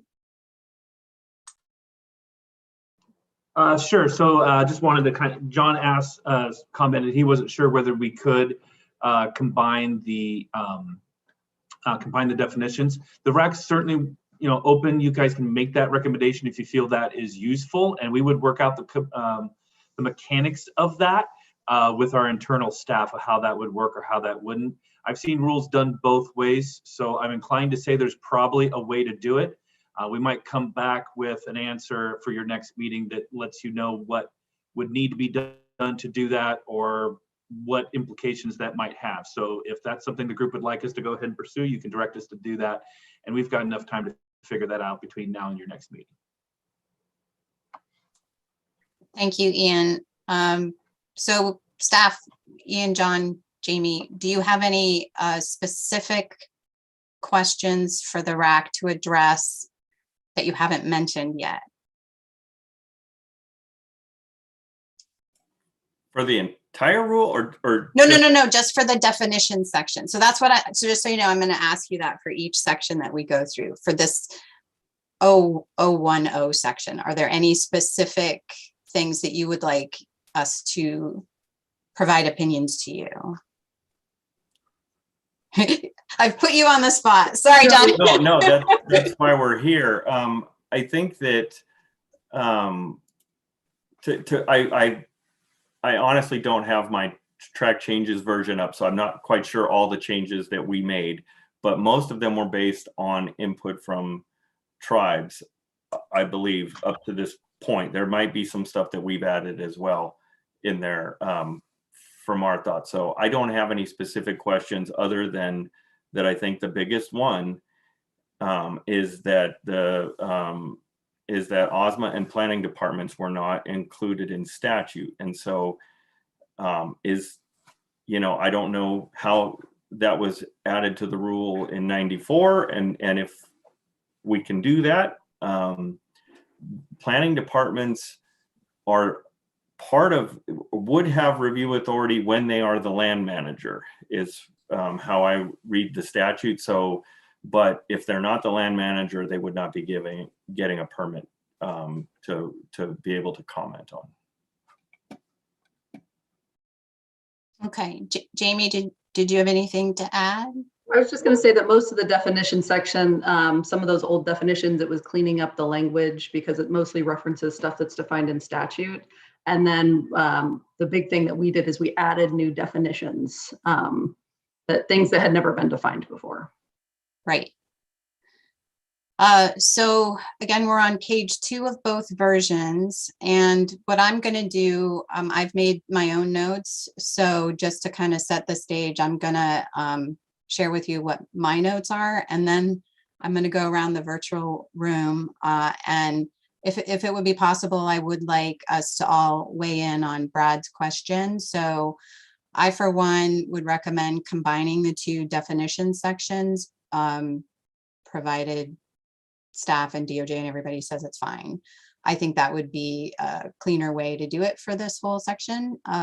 And I've noted that we have 18 existing definitions, and they're recommending a total of 18. So some new, some deleted. So that's fun because the numbers kind of all land the same. I've noted that the entity with approval authority, that's the definition that I noticed that had the most substantive change. And I do agree that it's not aligned currently with statute, and the role of these rules is to implement the existing statute. And the statute I've identified is ORS 390-235. And I think that if you all need staff to throw that up on the screen, we can certainly do that.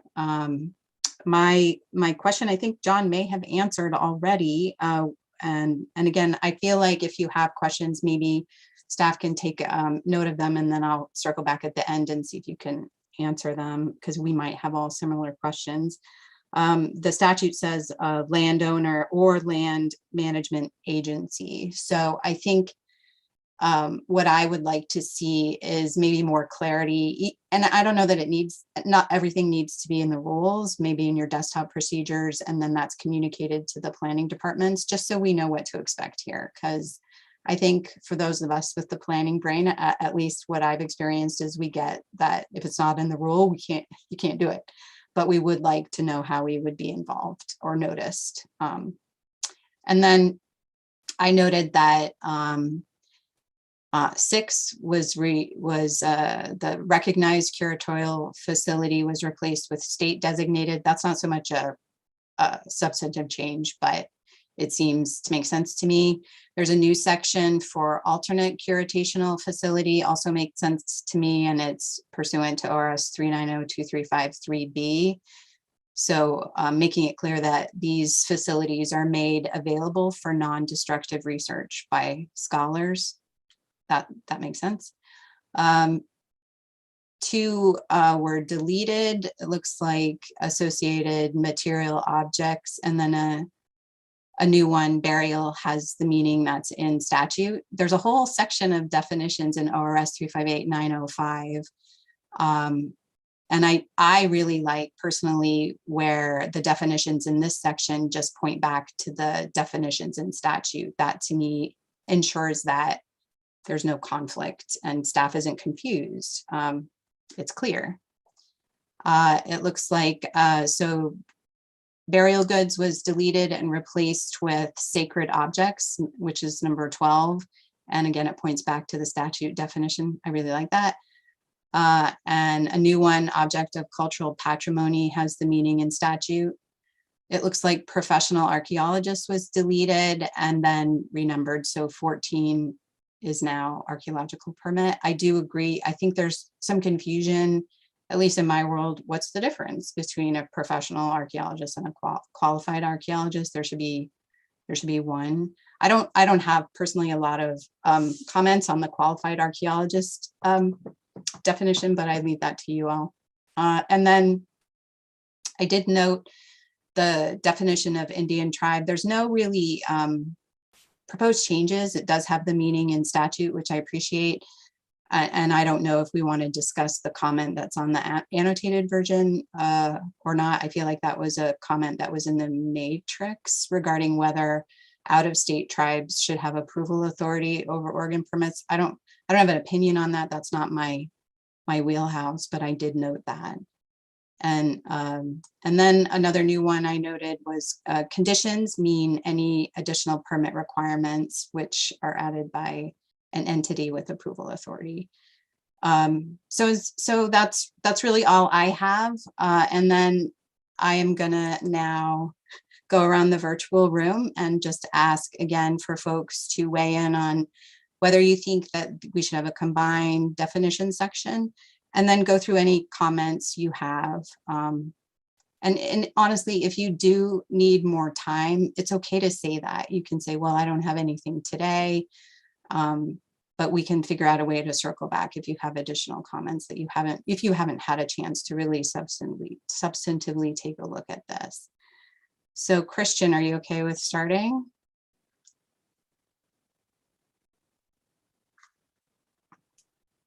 Sure. I suppose I'll have to be. So to the issue of, do we want to combine these sections of definitions? My first inclination is that because they're on subtly different subjects, they may be appropriate to be in separate sections as long as the terms and definitions align completely. I don't have a strong feeling either way. I'm not sure what's best on this one. Do you want me to, are we going to consider both of these definition sections together? Or are we focusing on? No, we're only, yeah, we'll discuss 010 first. That's the only one we're discussing right now. And then we'll discuss 070. So only the first section. Okay. So I'm just going to go through here and share my notes as you sort of did. Okay.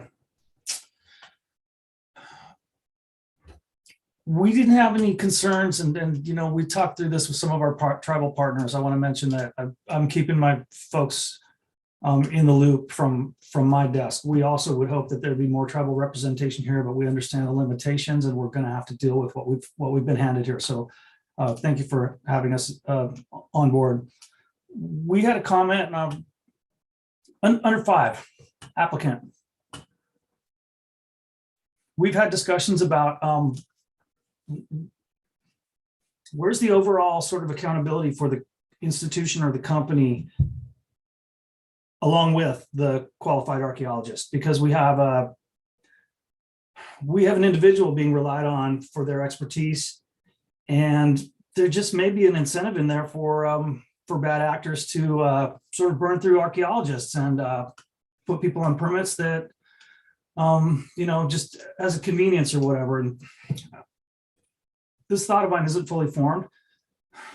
I would just think that there's some accountability for the institution or the firm or the person, which is defined later, that would include the firms that do the work. We just want to see, ultimately, we want to see people understand the environment and the context in which they're working.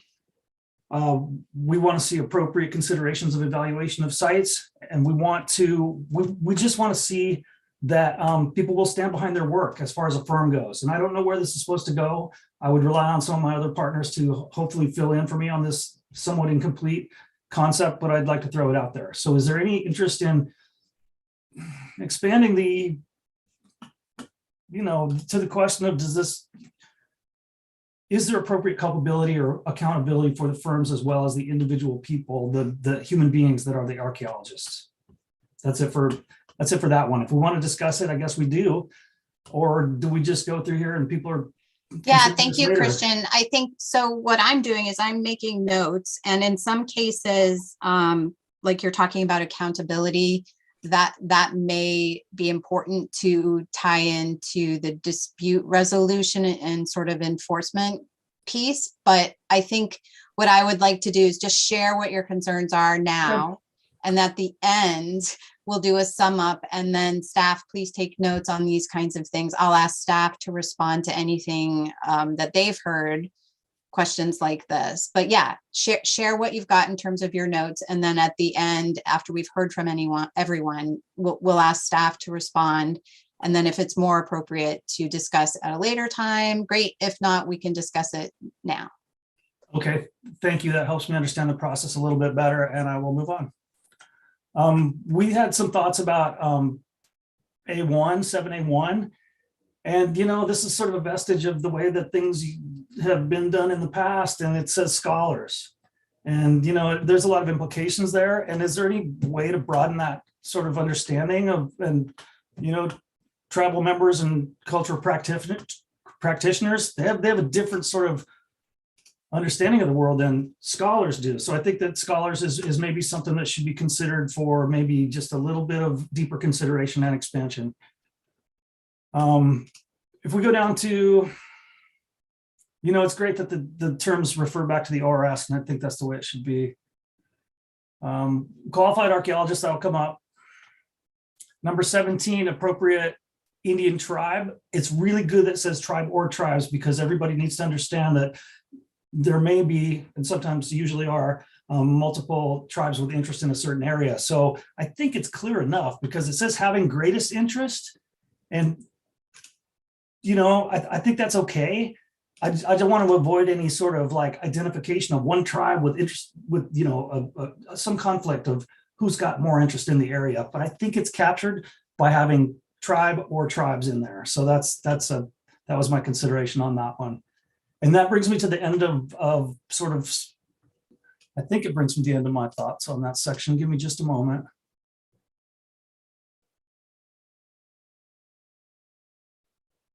I had another thought about the state designated curatorial facility, and I think that's going to come up as well. I noted that I noticed that on the sort of on the SHPO cover page, there's a drop down that's got a few other entities in there, and I'd like that to be on the table as well. Under 7A,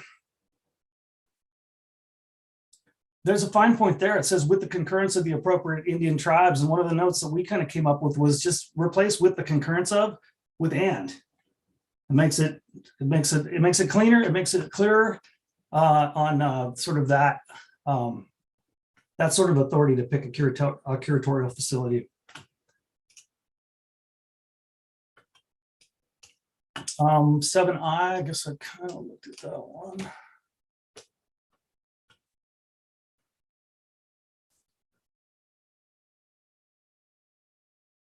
Non-destructive research by scholars. Okay. I'm trying to juggle about 5 different documents. I'm sorry about that. I'm sure you're all struggling with the same thing. You're doing fine, Christian. Yes, there's a lot to go through here. Okay, I'll step aside for now. Thank you for my comments on that section. Thank you so much for going first. I appreciate it. And again, I'm sorry, everyone. I'm gonna read my list of folks that I have here. And so you guys kind of know where you can expect me to call on you. So I have Tobin next, Brad, Shelby, Jill, Catherine, Tara, Pam, and then Cassie. And I don't think Patrick is here yet. Right? Can I just interject and ask a question? Of course, anytime. Yes. So I think I maybe didn't understand what you were asking about the way that we were going to do these kind of notes and discussion points. And this feels really messy to me.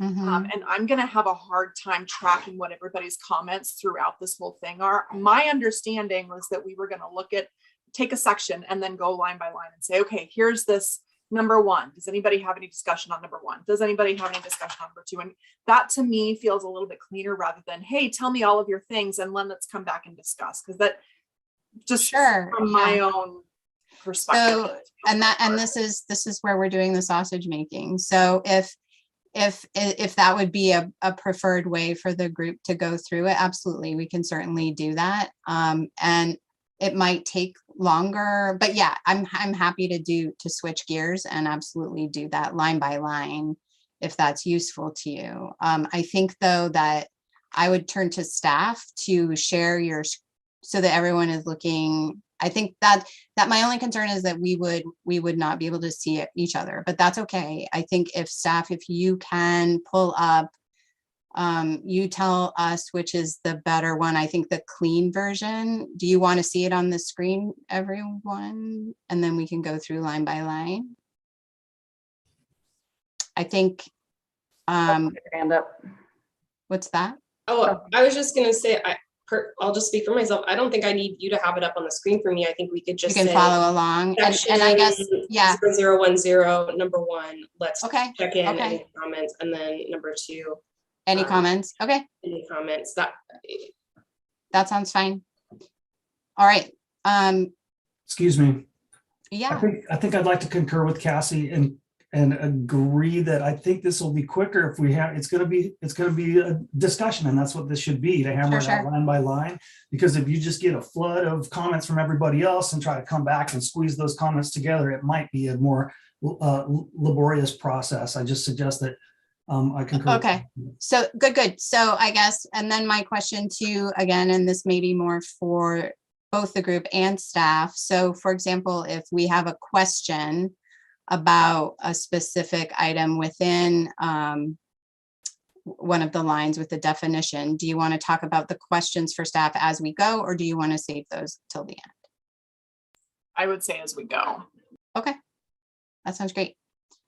All right, and again, Christian, I appreciate your going first, but don't feel like you can't say anything as we go through again. So thank you. Yeah, of course.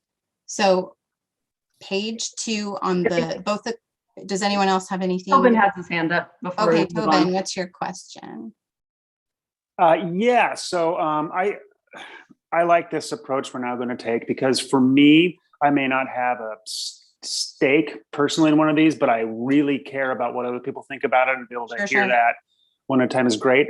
I do, though, however, want to start with the definitions, and if we're going to combine them or not or whatnot. I think that's so kind still of a big have thing, everyone and it's jump still in floating and, out there. Yeah, sure. Okay, so to restate what I'm hearing from everyone, we don't need everything on the screen. We're going to go line by line, and if I'm going to call on everyone again in that same order that I listed before, just so you can be prepared if you're comfortable with that, and then begin by, if you haven't yet, share your opinion about whether you would prefer the definition sections to be combined or separate, or if you don't have an opinion, that's okay. That's okay too. All right, great. So I'm wondering, okay, so do you want me to read it, or do you want to I'll just say that section 1 is arbitration. Everyone can follow along. I guess that's my question. Do you need me to read it, the clean version, or not? I don't think so. No. Okay, great. Good, we're doing it. All right, and I'm going to call on Christian again, and again, my order will be Christian, Tobin, Brad, Shelby, Jill, Catherine, Tara, Pam, and Cassie, and Patrick when he gets here. So so Christian, do you have any comments on the first definition, arbitration? Well, I'll just share what my process is right now, because I've got the John and Ian draft one, so I can see what the changes were. And over here, I've got the clean one. So we've done some work to kind of parse it out and see how it got the way it is. And I don't have any issues on arbitration. And I think, maybe one way we can go forward on this is just, instead of rolling down the list, open it up. And then if there's a bunch of people, then run down the list, something like that. So I don't have anything. Arbitration is very clear. Just let people raise their hands if they have comments. So instead of going down the list, okay, we want to be efficient. So, okay, I'm going to ask, I see one person with their hand raised. Who is that? Brad. Do you have any issues with this definition? Well, I was just going to speak to, I think Tobin asked if we could talk a little bit more about them being combined or not. Okay, so thank you, everyone. So let's do this first. Since we're just going to see if anyone has any concerns line by line, and you'll raise your hand and say something. Let's do that. But first, let's just simply ask the question of everyone. And Christian's already answered it, whether or not you want these sections to be combined or not. Does that work for everyone? I'll just ask that question alone. And then line by line, if anyone has comments, you'll just raise your hand. Great. Yes. We got there. Okay, Tobin, you're up. Do you want them to be combined or not? Yes. I don't care that much, but if you look at the permit definitions, it says it's definitions, permits. This is just definitions. What is this definitions of? If we're going to have them separated, this should maybe have some sort of distinct marker as well, to show why they're separated. So I guess that would be my one comment. But if they are combined or not, I don't know. I don't have a big stake in that. Okay, thank you. Brad, I feel like you already said, but Brad, please. Yeah, sure. I mean, it seems to me like the reason why they're separated is because the whole thing starts out about dispute resolution. And I wondered why that, I mean, it kind of, I don't feel great about the fact that the entire thing starts out assuming there's going to be problems, That's sort of the way it reads to me. Mm-hmm. Like typically in agreement documents and stuff, those things are at the end. But the purpose of this is to say how you go about obtaining a permit. And then you could get into, but if there's disputes, that just seems more logical to me. I don't know why it was laid out this way, but I think that explains why the definitions are the way they are. It just seems like it doesn't have to be. So I realize just threw a giant grenade into things, but I just wouldn't organize it that way. Yeah, I mean, I just wouldn't organize it that way. If it were me, I wouldn't start off with all the stuff about disputes and arbitration and stuff. But if the path of least resistance is to stay that way, I guess, and therefore have the definitions separated, I would agree with Tobin that maybe the definitions should say dispute resolution process definitions instead of just definitions. Great, thank you. Shelby. I agree with what Brad just said and others suggested, but I do not. Yeah, that's all I have to say. Thank you. Jill. So I totally agree. I think the format kind of sets up a negative process when you start out with disputes. I don't know the background, of course, why it was set up that way. Definitions, I always like to see definitions combined in one area so that later on, if there's a change made in one area and it creates some sort of conflict, it is not so much for staff to have to track that. I do, as a resource manager, we're kind of told to look at the project. You try to avoid, you try to restore and you try to, do mitigation, you have a certain process that you follow. So that's, I guess, why I have such a struggle with the way that it's set out. But I do understand that there is limited time to work on this too. So the format can be resolved. That's fine. But I would like to see if the definitions cannot be defined, combined into one that you definitely titled it as Brad and Tobin mentioned. Thank you. Oh, and just a note, Jill, you were echoing, and I don't know enough about technical stuff to know why. Kimberly, I'm gonna jump in with another comment real quick too, just so folks know. The simple answer to why it starts with dispute resolution is because that's what the current rule does. We just started with what we already had. That being said, I will point out that in the current dispute resolution process, it identifies front and center what the obligations are of the archaeologist applying for a permit. And I know that we'll address that administratively through our new permit process, but I kind of think that that's a good thing for them to see right away, other than, oh, I've got to apply for a permit on private land. Let me just go to that section and only see that and not realize that there could be problems if they don't comply with their permit. So I'm just going to throw that into the mix for you all. I'm also going to clarify too that the dispute resolution portion, including arbitration and mediation, pertains to 97.740 to 760 as well. It is not just for permits, also for disputes around human remains and associated items. That's why it is first, because it's higher up in the ORSs.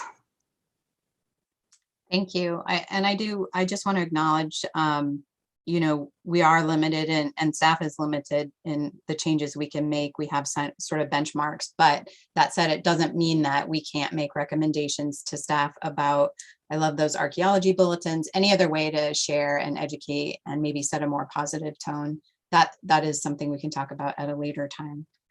Okay, going back through the list, and the question is, what would you recommend, or what are your thoughts about combining definitions? Thank you, Jill. And I don't know if you need to chat with Joe about technical stuff again with the echoing. I don't know how to fix that. So Katherine, what do you think? So in general, I don't really care. I think it depends how one downloads the information. If it all comes in one, if you go to the web page with ORS, whatever, OAR, and you click on it, does it give you the whole thing? If so, then one set of definitions is fine. But if it's just going to give you a piece of it, then dividing up the definitions makes sense. So that's my thing. I generally like to start with definitions. I feel like agreeing on terms is a good way to begin. But that's my thought. I do not feel strongly about this. There are lots of things I will feel much stronger about than this. Thank you. Tara. Yeah, I'll be brief. I don't really have a strong opinion on this either way. I do vote for clarity and simplicity of use. So I've not had as much time sitting and looking at this, and this morning I was trying to look through all of the comments and things, but yeah, whatever is more clear. But great, thank you. Pam.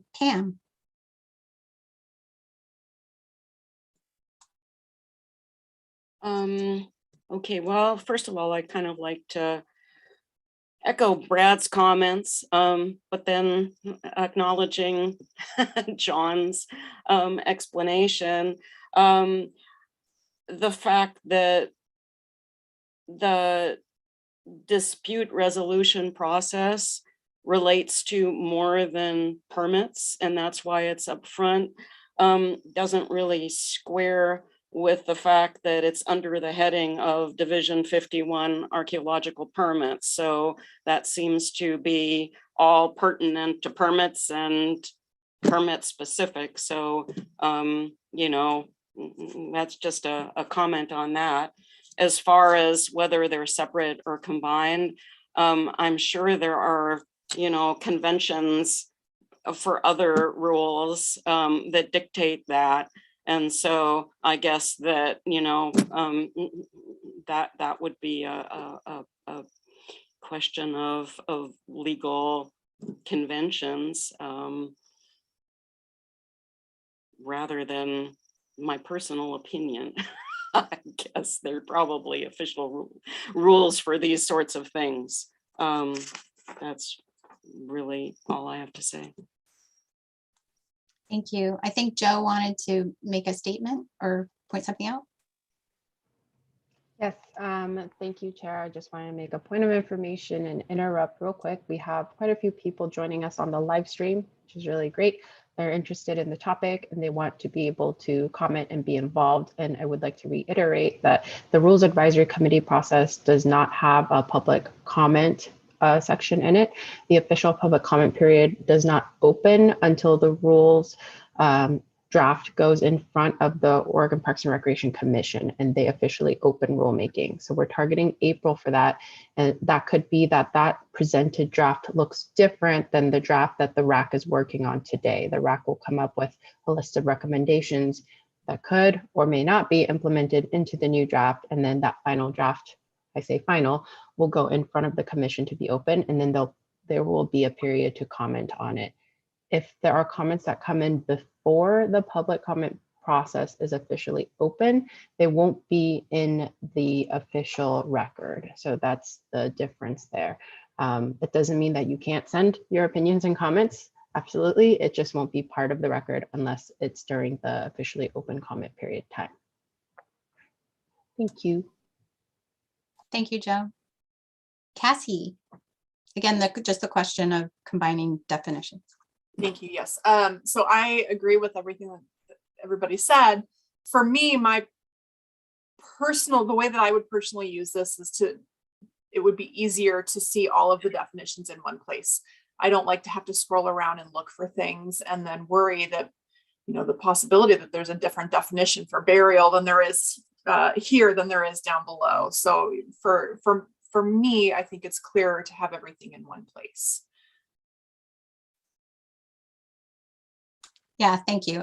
And I'll go last. Yes, I agree that I agree with Cassie. But if for some reason that's not feasible for whatever legal reason, I don't think it is, because in other rulemaking I've done, it is possible. I do agree with what Brad and others had said about being clearer regarding the two sections.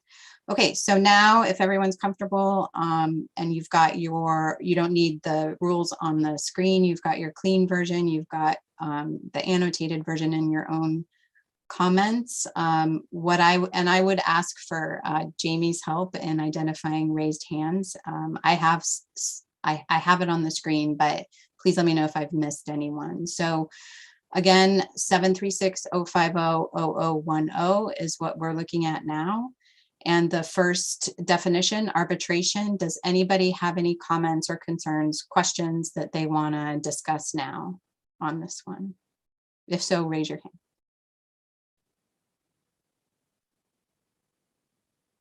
Tobin? Yes, and I hate to, I actually don't have a comment about arbitration, but I was looking at those comments over to the side. To me, if you're in the text of the OAR and you're like, wait, what does that mean? You'd have to read through all of these definitions. And in particular, if we combine them all together, that's going to be a pretty long list. So unless there's a good reason otherwise not to, I think we should alphabetize these. It's my 2 cents. That's a good general point. Alphabet. I can't say that word. Alphabetize. Yeah, Thank you, Tobin. Not an easy one. Yes, you bet. Alphabetize. Yes. Thank you. Good suggestion. But no real comments on the. Okay, that's great. I've noted, and I agree with that. So, folks, if you have any specific strong feelings one way or another on this, raise your hand now. I think on the alphabetize one. Otherwise, I think that's a strong recommendation if it's feasible for staff to implement. Okay, great. Number 2, mediation. Does anyone have any comments, questions, concerns on that one? I don't see any raised hands. Negotiation. Wow, we're just cooking with gas here. All right, entity with approval authority.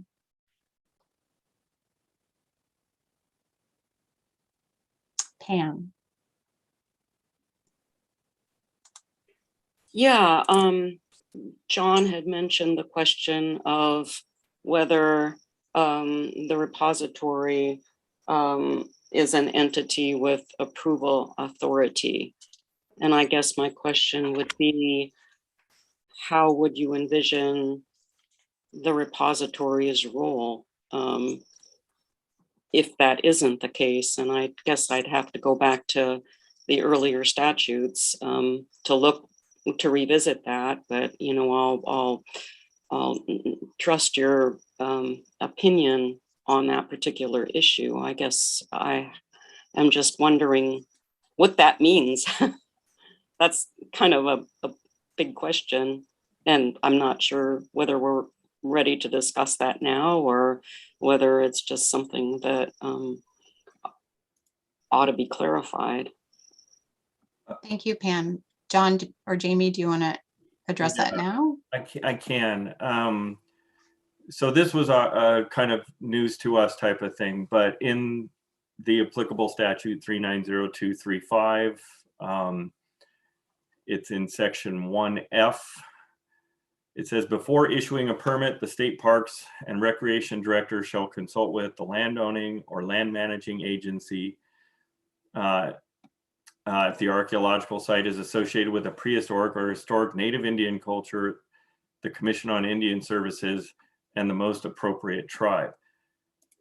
Now, the question remains with that consultation, if that means entity with approval authority as we have in the rule, and maybe it doesn't, but that's all that's in statute.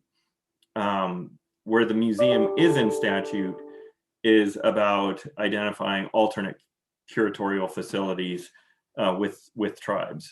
So that was kind of around the question. And again, not a lot of these, but on some of these, we were trying to provide the RAC with a clean copy. So in one of my earlier drafts, maybe even the one you guys have comments on, I'm like, this needs to be discussed during the RAC. But we took all that out and just have the clean copy there. So that's where I'm at. And then also at some point, DOJ is going to have their eyes on this as well. So whether it's this or other issues, things we put in or don't put in, they're going to probably comment on those types of things. If I can respond to that, yeah, thank you. I appreciate that. And I appreciate the clarification about the museum's role, which makes sense. So yeah, thanks. Does anyone else have any comments, questions on this definition? I don't see any more. Pam, your hand is still raised. Again, I'm not, how do you take it down? I did have a comment, which I did mention before, and maybe a question. And again, from the perspective of local jurisdictions and the organization I'm representing, and also with my planner brain on, I sort of, whenever I see that word or, I need clarification about, okay, under what conditions you have to define that because it's not clear under what circumstances. I think, John, you did reference it, but I would like to see some additional clarity there. Under what circumstances is it the landowner? Under what circumstances is it the land managing agency? And I don't know if that's appropriate in the definitions or in another section. So that's my only sort of comment or question. I do agree that it needs to be aligned with statute. I'll touch on this too, real quickly, just for the history of these laws, is when it was changed to cover private lands, the change was made in 358-905 to 961, but the change was not made in 390-235. That statute that these rules are touching still is as it was when it was mostly commenting on the public land process. And I know that here appropriately or unappropriately maybe placed on the floor next to me because it's within arm's reach, but I have the transcripts from the 94 Rule Advisory Committee, and there's also a letter that's in there where DOJ commented on that fact and said that if the change is made to private lands, then that by, means that in 390-235 that it is also for private lands, if that makes sense. So, this is kind of interesting too, because we're kind of working through all this. For a lot of us, this is new to be on a Rule Advisory Committee. And I'm told this is the low-hanging fruit compared to changing statute, but so keep that in mind. But yeah, it is. It's very straightforward, especially since it's not a new rule. We're revising it. I see. I thought I saw Brad's hand, but then Brad's hand went away. I think John might have answered my question, but it related to the addition of the landowner and the entity with approval authority. I understand that, but I also this is about dispute resolution process. So how likely is it that a landowner gets involved in dispute resolution? Wouldn't they just deny the permit, deny access right off the bat and never be involved in dispute resolution? I suppose that, yeah, it does. It's never happened that I'm aware of, but I'm thinking of It does happen from time to time where a landowner signs off and then objects to the permit later. So, but also where if the terms of the if terms or conditions in the permit aren't followed, then they would have a dispute. Like a rancher might ask for the gates to be left as they are, if open or closed or whatever, and if they aren't, they might have an issue with that. So. Thank you. Catherine, I see your hand. Yeah, so I did not notice this in the section we're on, but then later I commented, I'm not sure when there's a land managing agency that is not the landowner. I know that ODFW manages some core land, but that wouldn't be applicable here. Can you guys, just to help me get there, provide examples of when they're different? The land managing agency and the owner? I can just speak from my personal experience. So the city of Salem, I review, we are a land managing agency. And while we do have projects where we hire archaeologists to apply for permits, so that's one role. So we're the owner hat. But we also look at other permits for projects where we're not the landowner. And it's important because it's at least, and I can only, in this perspective, we manage the land through zoning, land use, issuance of grading permits. And so it's very tightly connected, at least in Salem. The archaeology permits, sometimes I'll receive one to review, and we have a system set up where then it's also flagged in our own permit process so that we're moving forward with sort of one approach. So it's important, at least from my perspective, to coordinate and be aware of what's happening in our jurisdiction. Does that help? I don't know if Jill can speak to it as well. She does the same thing.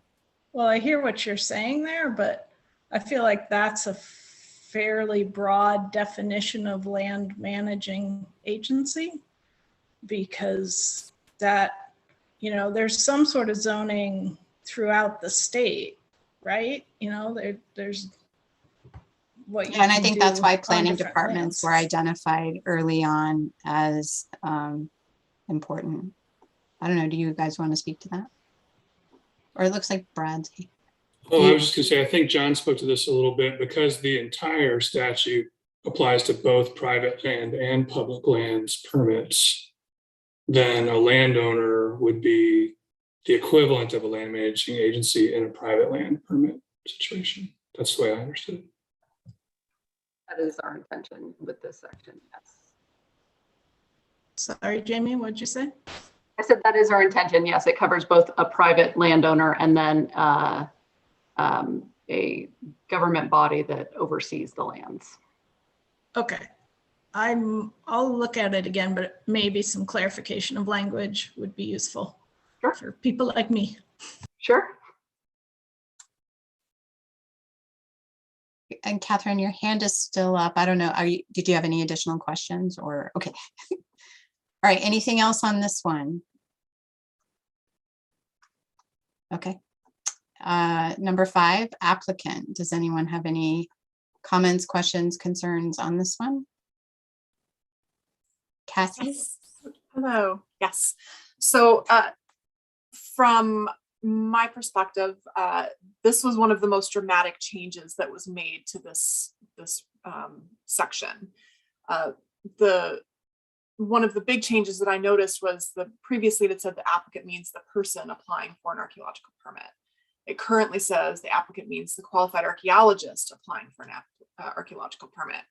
And that to me is a dramatic change for a number of reasons. And this comes back around to who is responsible for your permit, for the permit application. We've had these conversations with SHPO before, especially wherein a permit is applied for by a qualified archaeologist under the auspices of the firm that they represent.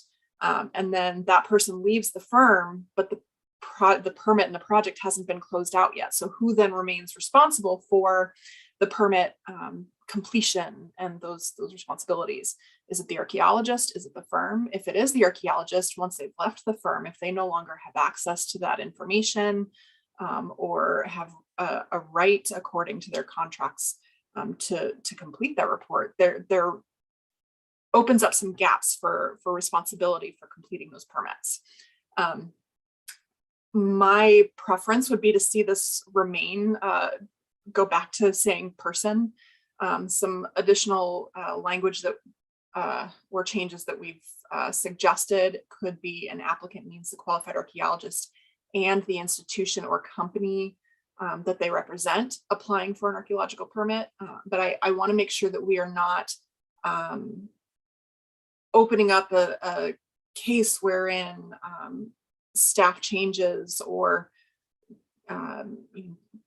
things like that leave permits unresolved and reporting incomplete. So that's my big concern. I can address that, Cassie. So the statute says that we can issue state parks can issue a permit to a qualified archaeologist sponsored by a recognized institution of higher learning, private firm, or Indian tribe. So the private firm has to have a qualified archaeologist.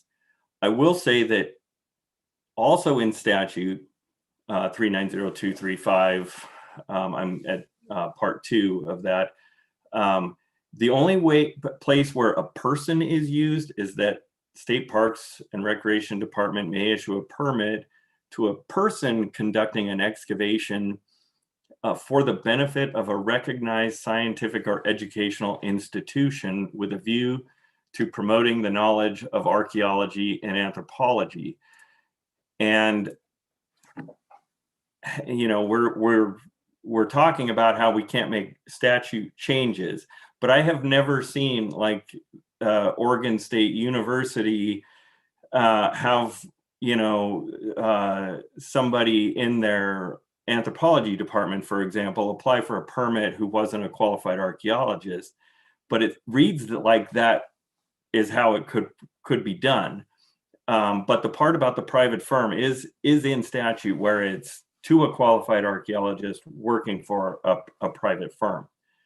So I may have overreached in the definition of applicant because the statute uses person for one specific part and then uses qualified archaeologists for the other parts. But I am not aware of a permit ever being issued to someone who did not meet the qualified archaeologist definition. So I don't know if that's a goof in the statute, because there are things like that. And this again might be something for the DOJ to look at. But I totally also understand the idea of responsibility of a company, you know, and you know, the folks that apply for a permit as well. So. Yeah, I'll clarify. I don't have an objection to a person, you know, clarifying that there needs to be a qualified archaeologist in this definition, but I want to make sure we're not removing that culpability for the companies or agencies or institutions as well. So I think that there needs to be some change there. I'm trying to be careful when I jump in. So it's okay. Say, John, back off. But I do have, you know, we have thought about this over years. I've been at SHPO for 11 years. The who's responsible concept has come up frequently. And so whenever folks want to have that discussion in this process, I think it is an appropriate one to have. Thank you, Cassie and John. Brad, you have your hand up. Yeah, I was just going to say, I think the current rules do say person, right? That's what I was reading. And it seems like they may say that because the beginning of ORS 390.235 uses person a few times. A person may not alter, excavate, injure if a person obtains a permit. So I think it's probably consistent with that was the intent. But having said that, I agree with Cassie, it would be good to have, I don't know if whether the definition of applicant is the right place per se, but every time there's an ability to reiterate applicant and or company or institution, it would be appropriate, because that is a real problem with how the statute's written in general and the rules is that people move on, people leave whatever institution they applied for the permit under. So. Yeah, and I appreciate that, Brad. So again, this kind of ties into some of the discussions on definitions and how we organize them. But because this is the definitions for the dispute resolution process, we are giving reviewers the authority to object or, you know, which have disputes, but we are also giving that to the applicant as well. If they are like, you know, the condition that's been put on this permit, I cannot do for whatever reason, they can enter into it. So that's where we're kind of defining it here is whoever's name is listed as the primary applicant on a permit for the dispute resolution process. If that makes sense. I see, Catherine, you put something in the chat. I would like, it would be simpler for us in managing it if you did have a comment or a question, if you can just raise your hand and state it. That will just make it easier for us to track, unless your mic isn't working. Do you want to? No, I just, so thank you.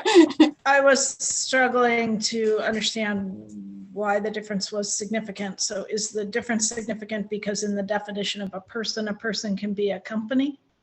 Is that why? Yeah, I mean, and I think we have that defined later in there. Yeah. Yeah. So I mean, it's problematic, I think, to your average person to think that a person is different than a qualified archaeologist because a qualified archaeologist is a person. So I dislike the fact that a person is defined as a corporation, and I would prefer that you separate those things out. But if you're not going to, then Cassie's point is a good one. Thank you. Jill, you have your hand up. Would it be better if you define responsible party for dispute resolutions? What do you think, John? Well, the way that I look at this right now is that if qualified archaeologist is defining who can apply for a permit, then they are the responsible party. But then if they work for a company, which is where we would have to have the discussion, then is the company part of that process? I mean, so, and I know I'm not trying to put Brad on the spot, but Brad works for a CRM company, so he's here. And I don't know that if you guys have ever had any thoughts on those. You've talked about, you know, adding why you want to have like the ability to have more than one applicant. The way our application is now is there's the applicant, and then there's a list of anybody else who could take control of this permit if need be, basically is what it's saying. And so, but all of those people have to be qualified archaeologists. But let's say, Brad, the hypothetical, if one of your employees went out and completely disregarded terms and conditions of a permit, leading to a big dispute process, you know, do you feel that's pulling the company in, or do you feel like that is the individual archaeologist out of your group? Well, I feel like it's pulling the company in, and I feel like it's totally appropriate to do so. I can't imagine that we would ever give someone free rein to put together a research design that's not okay and then not go out and execute that research design in the way it's supposed to. I suppose people could, and I think they should be held accountable if they do so. So yeah, I almost just sort of by default, we take responsibility for anyone who applies for and receives and executes a permit. And I think any institution should, private or public. So I think that it should be a broad. I think we do have to have a way to make sure that it's clear that the institution has responsibility to carry out the permit if the person should. There could be a number of reasons beyond, quitting or being fired. They could be disabled for a period of time. There's a lot of things that can happen. So the only reason I raise that is because on the enforcement side, and this doesn't have anything to do necessarily with this topic, but just in general on enforcement side, we do struggle sometimes when we're in court, when we decide who is the responsible party for the action. So that was the only reason I suggested that, but.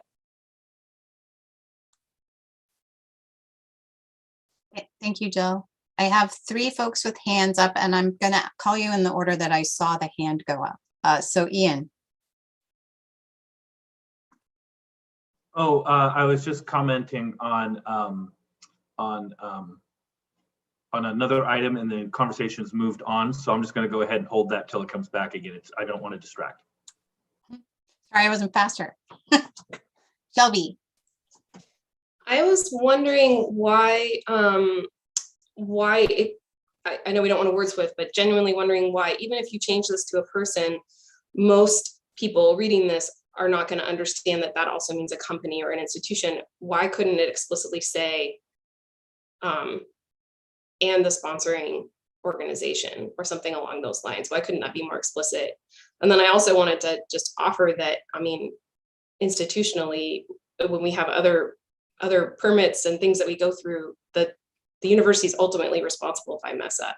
So I think there are analogous to what Brad discussed, that the university ends up being responsible anyways. But why can't the wording be a little bit more clear for the average reader? Is there a reason? Thank you, Shelby. Cassie, you've put some proposed language in the chat, and can you speak to that? Yeah, so and thank you, Shelby and Brad, for saying that. I worked in the private industry before I came to the government side, so I have an understanding of how both of these things work. And at least in my experience, if I'm signing on for a project, generally we have a contract with the project manager. Someone wants to put a power line through someone's property, the archaeologist is going to have a contract with that power line company. But it's going to be the firm, usually not just the individual archaeologist or the 10 individual archaeologists on the permit. It's the company as a whole. And so that company is culpable for the work getting done. So the proposed language that I put in the chat is just that it would say applicant means the qualified archaeologist representing an institution or company, or it can be a person or whatever, applying for an archaeological permit pursuant to. And I'm just trying to find an avenue to address that point that we're talking about. Thank you, Cassie. Does anyone else have any more comments, questions on this one? We really had a good discussion on it. I don't see any other hands. I think the only other comment that I would have, and again, this is from my rulemaking and code writing experience, is that whenever you use a term that needs to be defined or that is defined in another section, you need to clarify where that definition is coming from. So you've used qualified archaeologist here, and it might be sort of mind-numbing, but yeah, if you can refer to as defined in this section or some other clarifying, so no one's, so the lawyers aren't confused. I think that's all the more reason to combine the definitions. I know, I do too, but yes. Okay, so if nobody has anything else, I just want to note that it is 10 minutes to 12. If everyone's okay, we can go through till noon and then take our break. Okay. So the next one is number 6, state designated curatorial facility. Does anyone have any questions, comments? I see Pam. Yes, go ahead, Pam.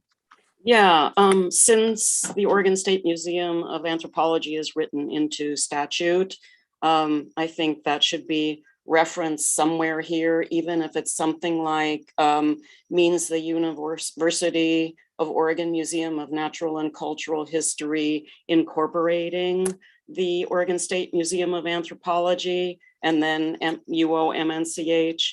I just don't think they can be completely decoupled that way. You know, it might be clear now, but down the road, there could be questions about that.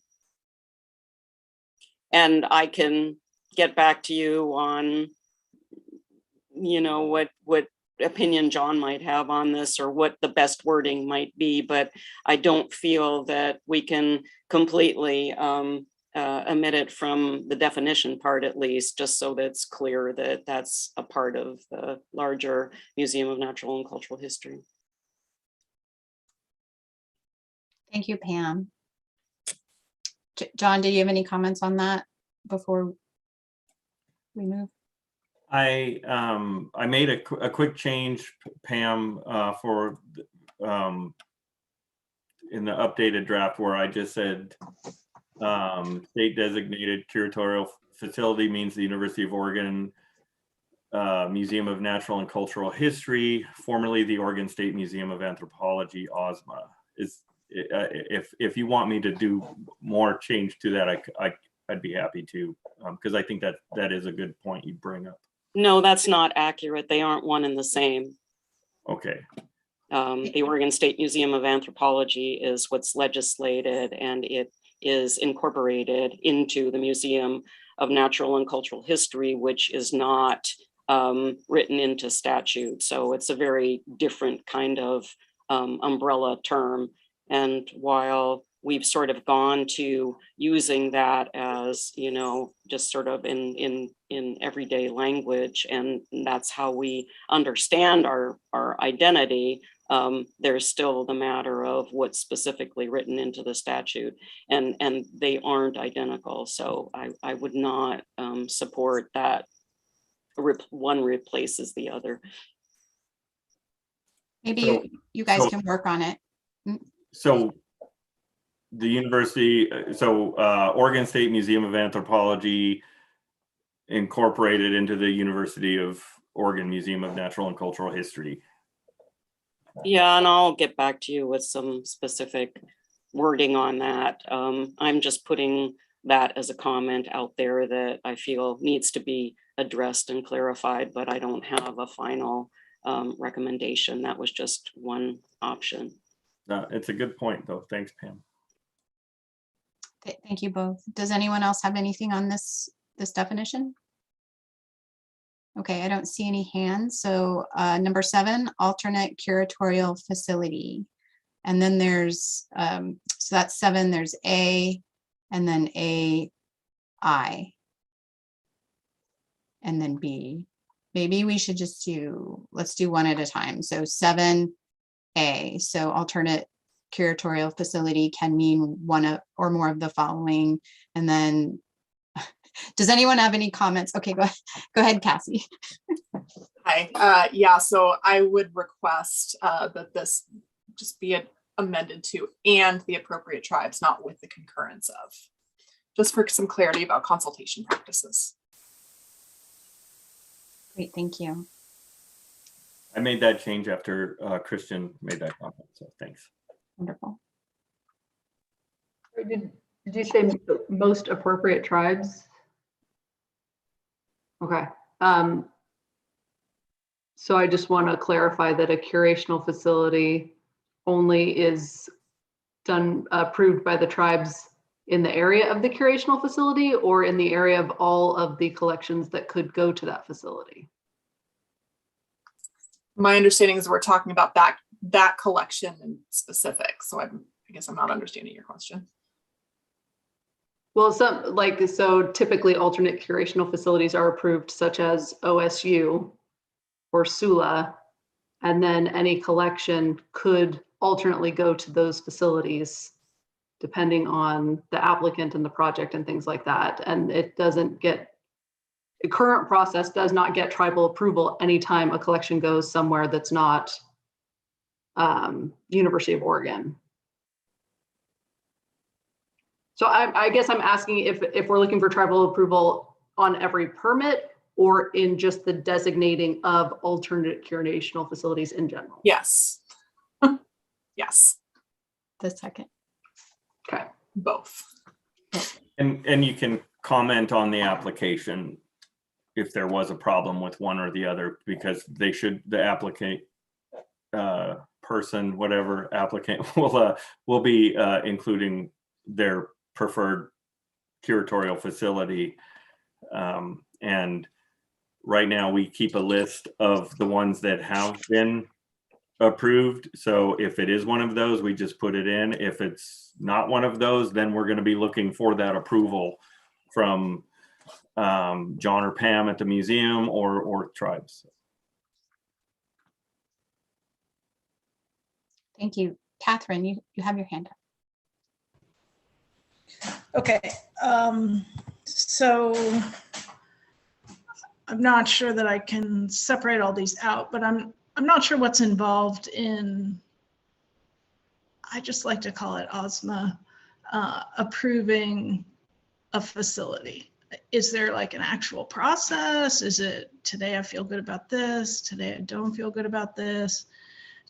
It seems like then 7A1 would be part of their approval process, and it doesn't, since it's not part of the definition of an alternate curatorial facility, I don't see how 7A1 fits here at all.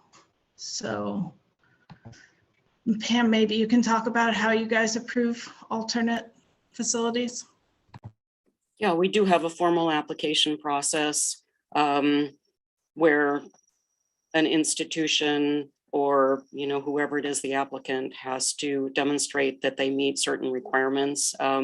Generally, it's meeting CFR 79, the federal collections management and curation requirements. But we have a standard form and checklist and approve facilities based on their ability to comply with that.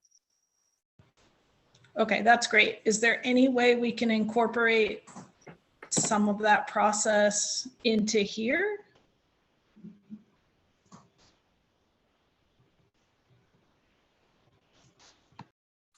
Ian, would you like to speak to that?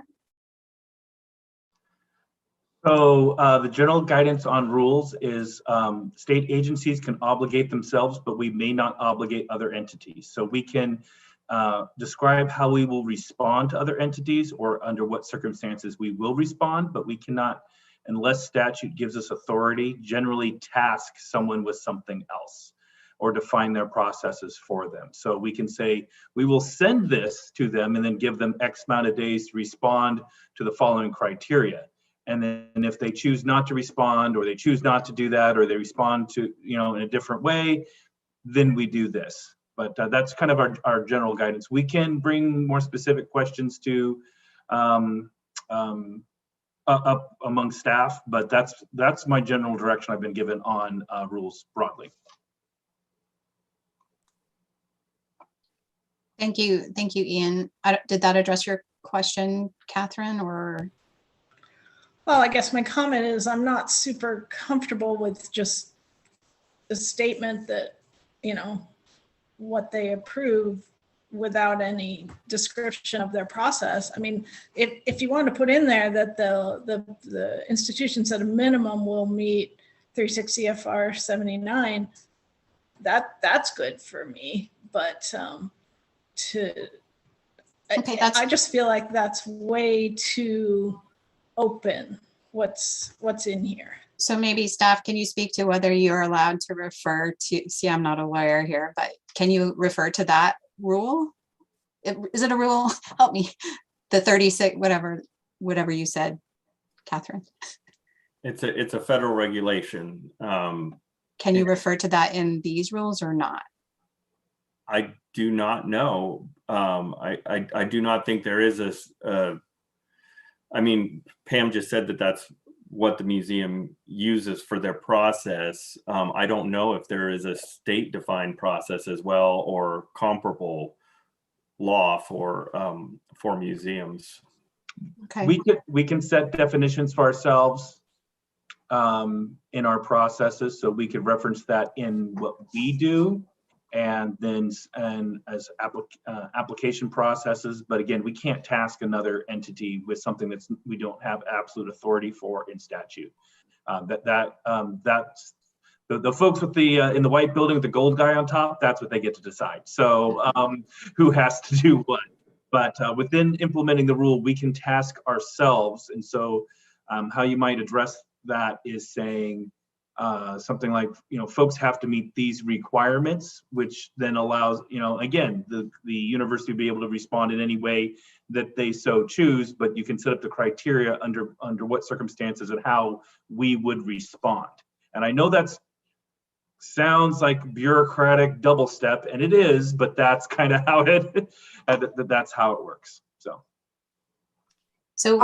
it's 12:02. Yeah, Cassie, I want you to be able to speak to this, and then I think we can put a pin in it and then come back after lunch. But Cassie, go ahead. Yeah, I'm just going to provide a little bit of background. When we were going through the Executive Order 1712 process for the Cultural Items Task Force, it was determined that the University of Oregon is a state entity. Its employees are state employees according to processes that we've already identified through the state process. So there's that. I think that we can add in just some simple statements that just say something like through a process identified through consultation with LCIS and the tribes or something like that, and without saying what that process is, but say that there is a specific process that will be identified. That sounds good. Would staff be okay taking a crack at adding some clarifying language that you can then bring back to us next time? That would be helpful to me. Yep. Before we break for lunch, because this is all fresh in everyone's mind now, does anyone else have anything to add in this for the alternate curatorial facility definition in terms of discussion? Okay, I don't see any hands, so we can take a break for lunch. When we come back, we'll be talking about, Shelby, go, Shelby. Sorry, I know we want to break. Are we going to come back and talk about 7AI? Yeah, when we come back. Christian brought up an important point. Yes, so 7AI and then B and C, so we can make sure that we get through this one. Yes, correct. And then we'll move on to 8, 9, 10. Okay. Okay, great. So we will break for lunch now. And if everyone's okay with it, even though we're starting a little late, back at 1. Okay, have a good lunch. Thanks, everyone.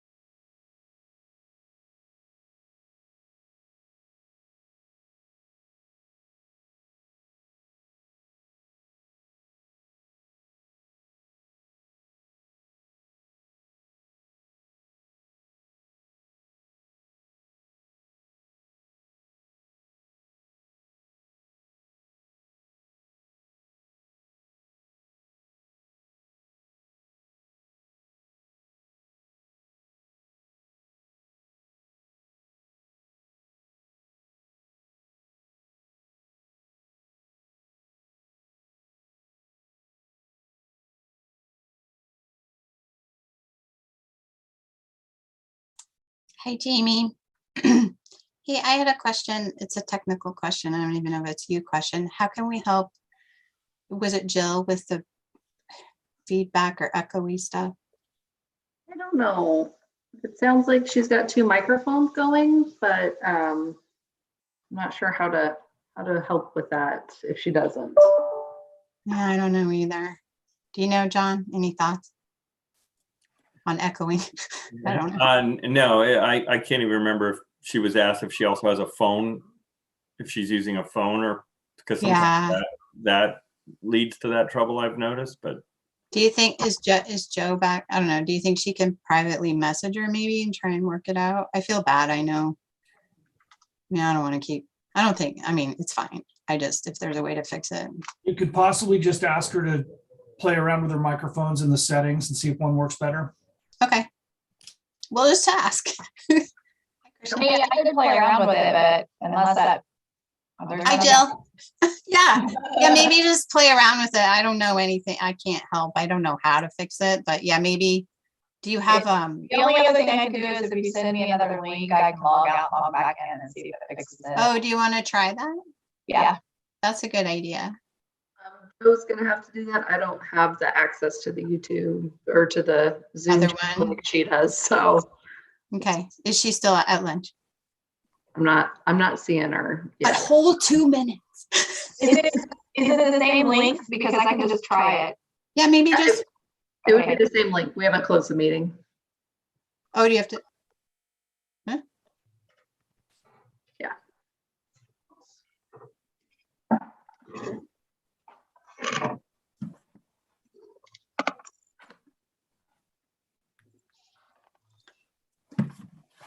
My only other question for you guys is the backup date. Do you know, or should I ask at the end if anyone has conflicts, or did you already do that? I don't want to bring it up if you've already sorted it.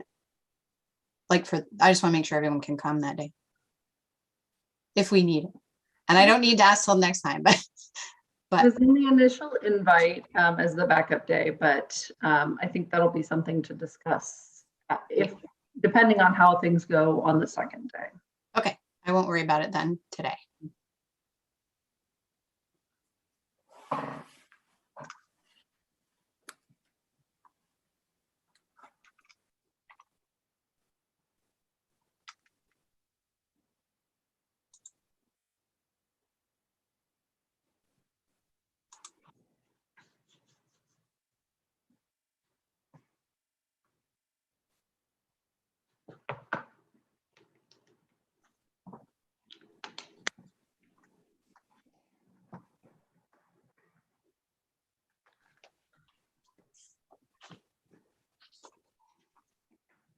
So as you come back, if you could turn your camera on so we know you're here, that'd be great.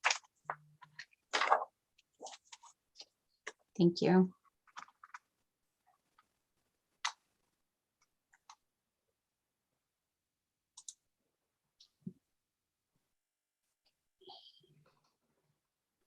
You're right there, Tobin. Yeah, I'm not going to be late again. I don't think you were too bad. You just like to give you a bad time. So it's 1 o'clock. I think we're just still waiting for Katherine and Brad. And I know Jill was maybe gonna try to come back in so she doesn't echo. So we'll give folks a few minutes.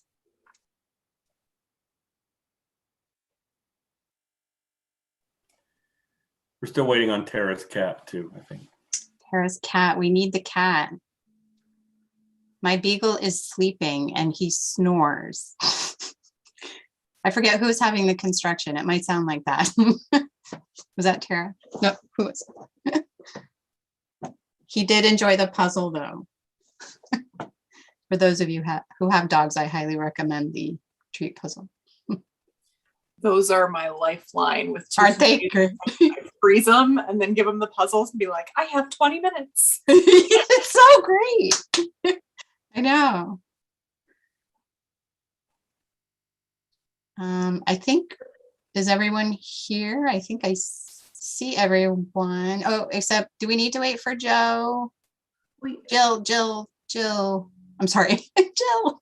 It looks like we're still waiting for Jill to come back, but if you want to go ahead and get started, I don't think she's going to miss much. And if she has comments, we can always ask her to go. Okay. Is someone helping her? I just want to make sure she's getting. We're aware that she's trying to come back in, and I'm looking, Okay. making sure she doesn't send me an email right now. So. Okay. Thank you. Okay. I hope everyone had a good lunch and is all refreshed and not really needing a nap.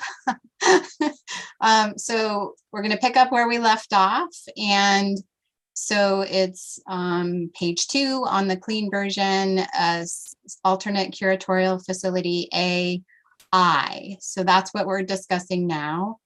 And I'll just read it. The materials pursuant to ORS 390-2353B are made available for non-destructive research by scholars. And Cassie, do you want to start us off? Yeah, thank you. So I think Christian started this conversation when he did his run through of notes, but I'll reiterate. I think there needs to be some clarification of what you mean by scholars, and to make sure that we're not limiting that definition to prohibit these materials from others, right? So like cultural practitioners. I just fear that tribal members especially are need to be included in folks who have access to these materials.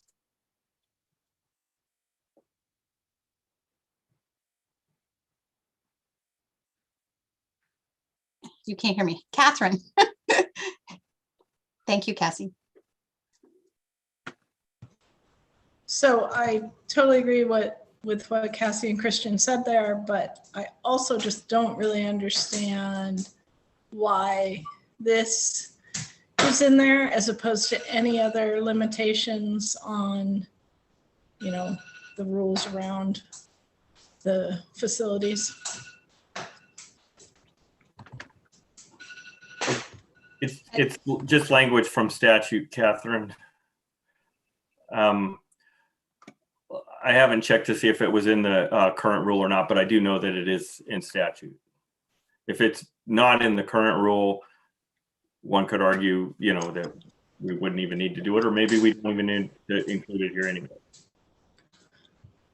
Yeah, I guess I would.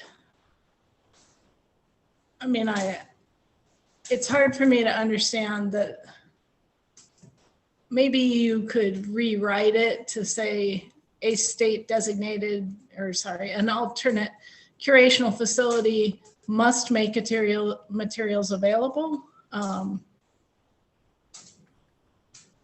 So just the way that it's written, the materials are made available. I find it really confusing and weird to have it there. Thank you, Catherine. Pam. So I'll take my hand down here. Any facility that would be approved as an alternate curation facility would be required to have a collections policy in place. And part of that policy would govern access to the collections. So that's really stating that separately. I don't quite understand, and I'm looking at the edited version here, and it looks like that was inserted new. We, as a rule, make collections available for variety of purposes to a variety of constituents. I mean, we're the guardians, as long as we can do it safely, as long as we don't compromise the safety of the collections or confidential information. They are to be accessible to the public under whatever collections management protocols and procedures we have in place. So I don't quite understand why that is identified separately. I also as part of those internal collections policies, there would be a protocol for the kinds of research and the kinds of analysis. And those kinds of analyses could certainly include destructive analyses as well. I mean, this would sort of, I'm not sure really why that's made so explicit, since radiocarbon dating is a destructive process. You know, I mean, if we're talking about entities that are scientific, educational, or Indian tribal institutions, and if research designs from archaeologists requesting permits often include methodology, including destructive methodology, you know, I'm not sure why this is identified as a separate item within the definitions. Thank you. Thank you so much, Pam. Christian, I thought I saw your hand, but then it went away. Did you want to jump in on this or no? I had it up, but then the conversation turned a little bit and got a little more interesting. So I'm just going to hold just for a second. Okay, thanks. Tobin. Yeah, that's really valuable, Pam. I almost wondered, do we want to lift this up a level? Like, it seems like we kind of skipped over the intent a little bit. Like, can we, instead of talking about non-destructive research, scholars and all that, what if this just says with, you know, a curation plan pursuant to ORS, I mean, we'd want that to be in place anyways, right? Just reference the ORS. John, do you want to speak to the, or Pam? I don't know. I feel like we've discussed before that, yeah, we want to try and. The non-destructive part comes from 390235. That's where it's at, but I completely agree with Pam's thoughts on that. And so I don't know if, I don't know what the thinking is at the time. I can say that, you know, we can try and craft something different, and I'm not going to do it right at this instant because it would take me a while, but I do have the transcription from the 1994 rule revision, and I can also see if that discussion is at all captured in there. Actually, it wouldn't be, because I don't think it was in the rule then, so I apologize for that. It would be in the statute. But yeah, I think I can try and capture it, Pam, and then have something for folks to look at the next meeting. I guess my response would be, if it's in the statute, does it need to be reiterated in the rules if there, you know, is no identifiable purpose for them? I mean, it wasn't in the rules before. This has been inserted, the entire sentence has, and I just wonder why that was deemed necessary on this go around. But anyway, I'll hold my peace. I think I've said everything I have to say about that. I'll just be going over the same ground.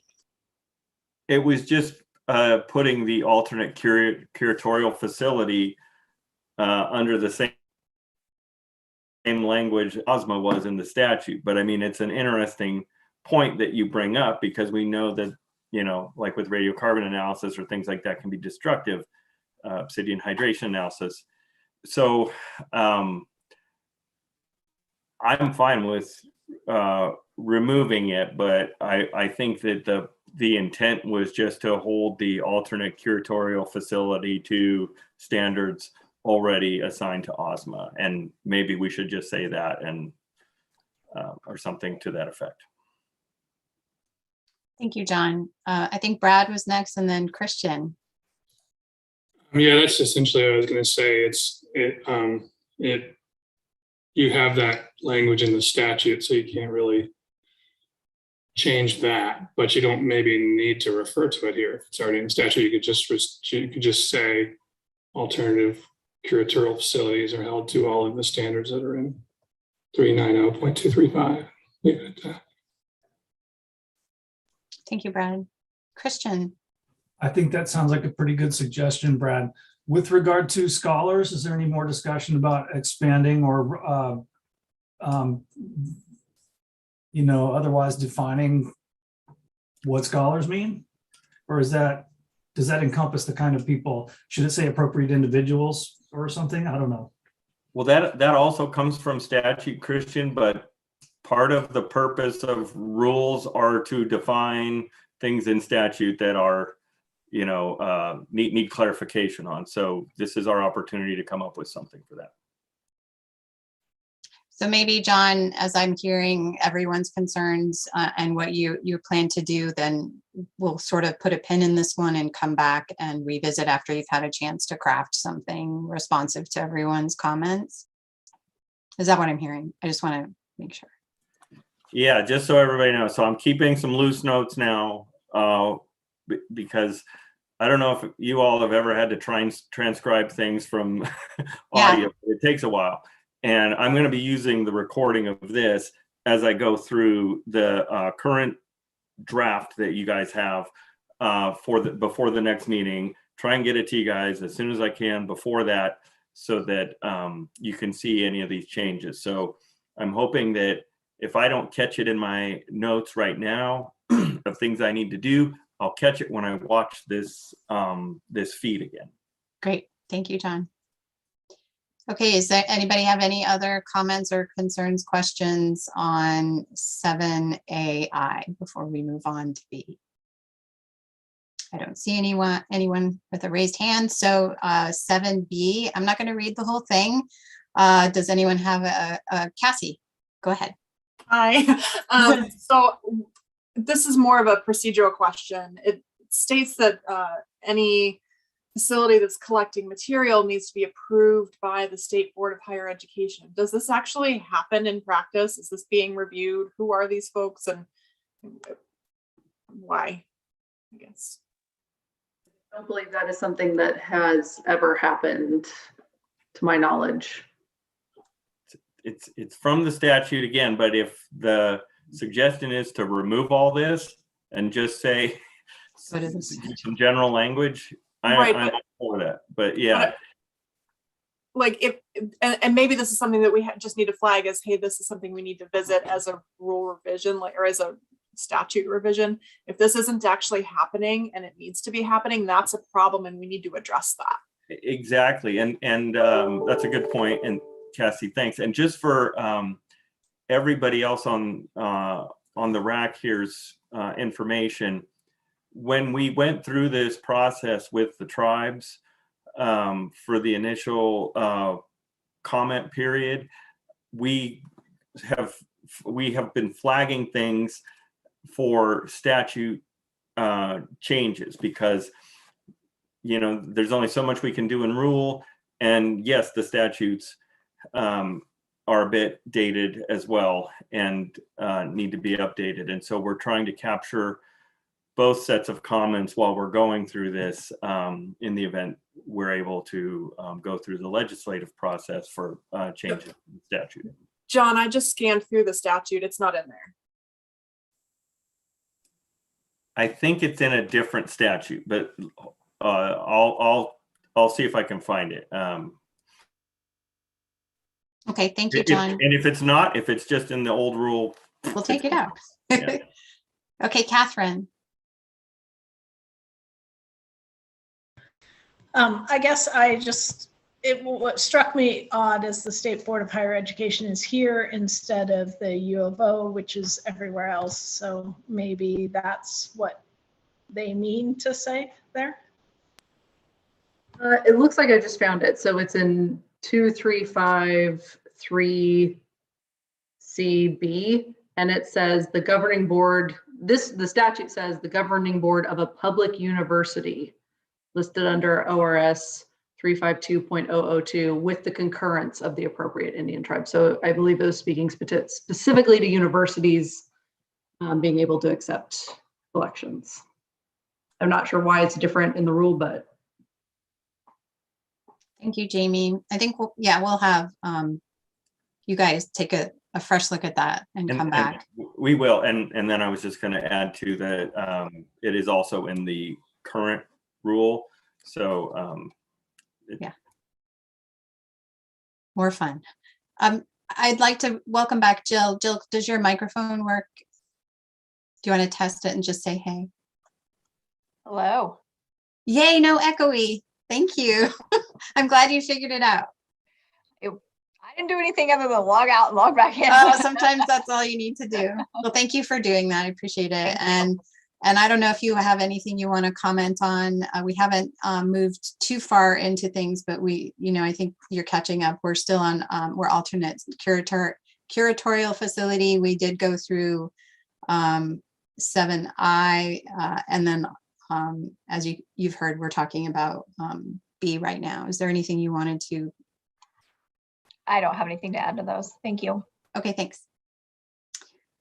All right, I don't see any other hands. Last call for any comments on 7B. Okay, let's move on to 7C. I won't read this one. Does anyone have any comments, concerns, questions? Cassie, I love that you jump in. Okay.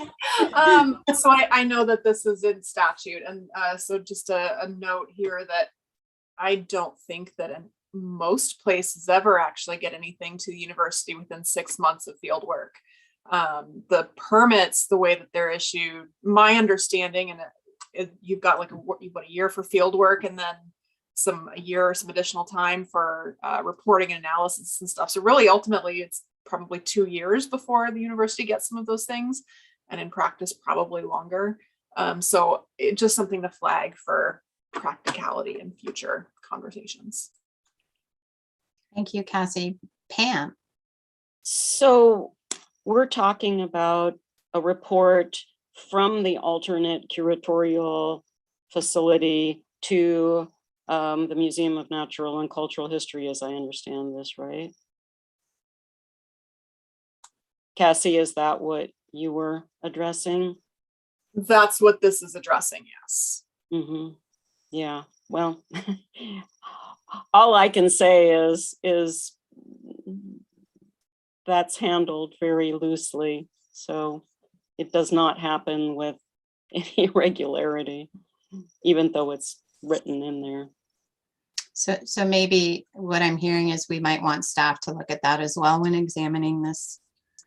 Yeah, we can do that. And the way I read it was not that it's within 6 months of the field work, but within 6 months of it going to the alternate curatorial facility, they need to contact OSMA. Mm-hmm. But that's what I was going to, I think the word collection is problematic. It should be receipt. And it's one of those things that there are many of in statutes and rule that is really difficult to, police. It's hard for us to know if and when these things happen. And this is another one that's in that same section of 235 where it says a complete catalog of the material within 6 months after the material is collected is what's written into statute. So we don't have a lot of wiggle room in the rule. Brad, did you have anything else you wanted to add other than your concern with that word collection?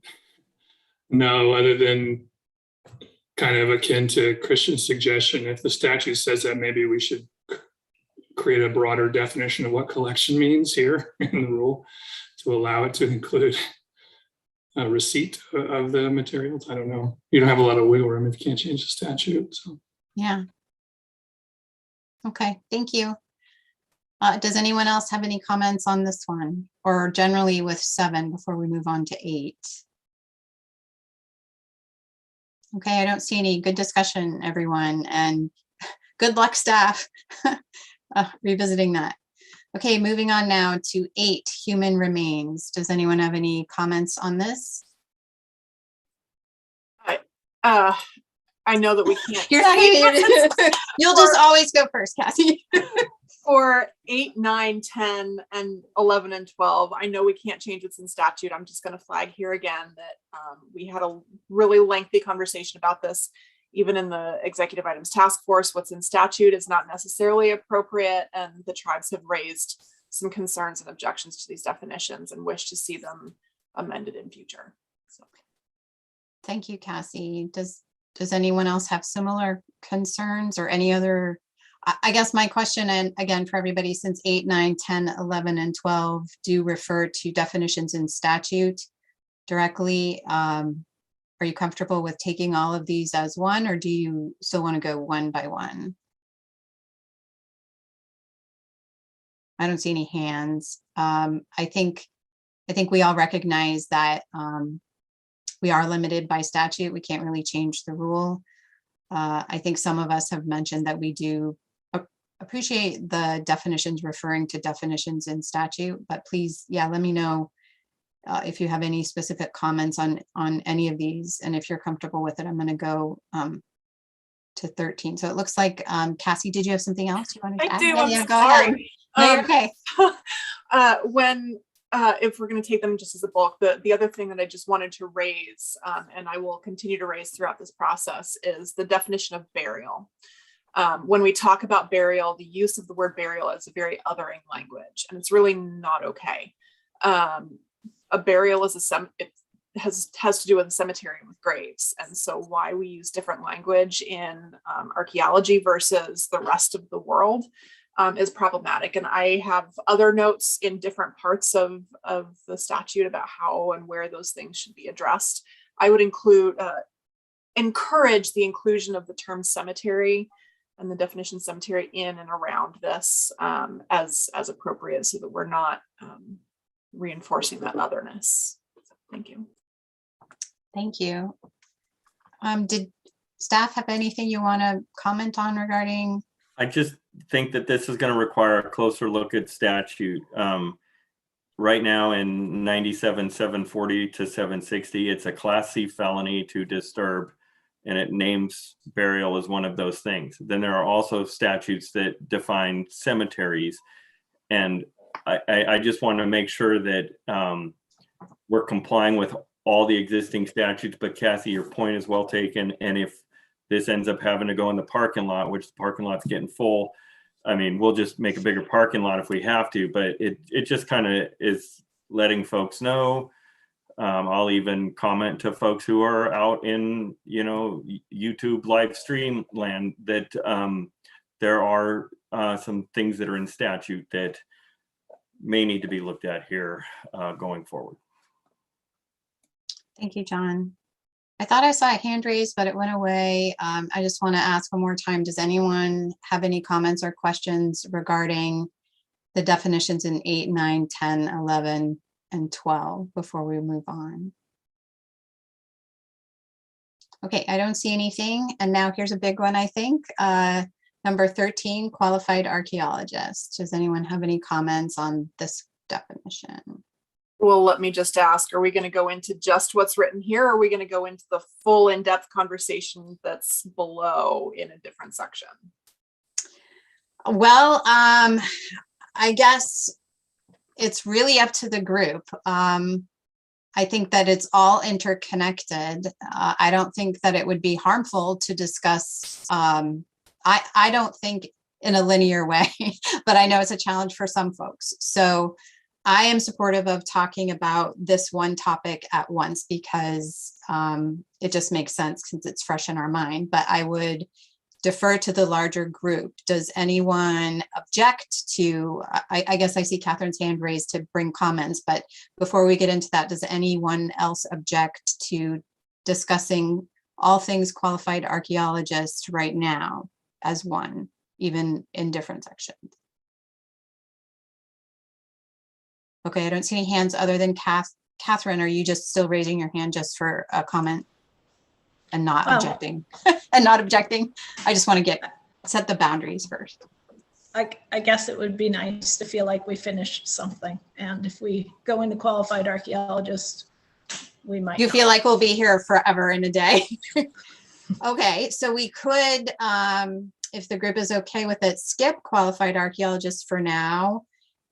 And then just see if, so we've got, go through the rest of these.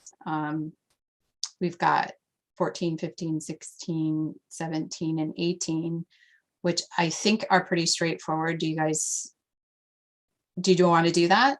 Finish this section and then talk about, okay. Jill, I see your hand up. Do you have I just had a comment on one of the definitions, and I didn't know if we were there yet, but it's 16, and it says the 9 recognized tribes, but would there ever be a time where there were more than 9? That's a really good question, and I would defer to staff, I guess, on that. So this was another place where we just landed. I know Patrick does not appear to be here yet, but I will say that we had conflicting thoughts from tribes and from LCIS on the definition of a tribe. It is in statute, and the statute definition that is cited suggests any tribe, I'm paraphrasing here, any tribe that is federally recognized, not just the Oregon tribes. But, and we know certain out-of-state tribes that would like to be involved in the process. The problem is just some tribes are fine with their neighbors participating and some are not. And so we are hoping that there's another way that this can be resolved. And I think that whatever we do, this might be a bigger discussion that we need to put a pin in a little bit later for Patrick, because I feel like LCIS should also be involved with this. And this may be a discussion that we have to have with tribes outside of this too. So. Mine wasn't really that it wouldn't be Oregon tribes, but would there ever be more than 9 recognized in Oregon? I know that I don't know that, but I want to be sensitive to that. Yeah, there are some groups of, and I know there are in other states as well. I'm not aware of any that are trying to get federally recognized in Oregon right now, but I could be wrong. So it is possible if this rule lives for 30 years. But I believe Catherine's had her hand up for a long time, so I'm gonna. Yes, Catherine. Well, I think Jamie makes a good point, but also, federally recognized in Oregon isn't a thing. If you're federally recognized, you're federally recognized. It's not, they don't assign you a state. This is an Oregon thing. And so like Fort McDermott straddles the boundary, but you guys, the state of Oregon, decided it's not an Oregon tribe. So I think it's quite possible that if the state of Oregon establishes some sort of process to identify the tribes that are Oregon tribes, then you could add more than 9 without too much trouble.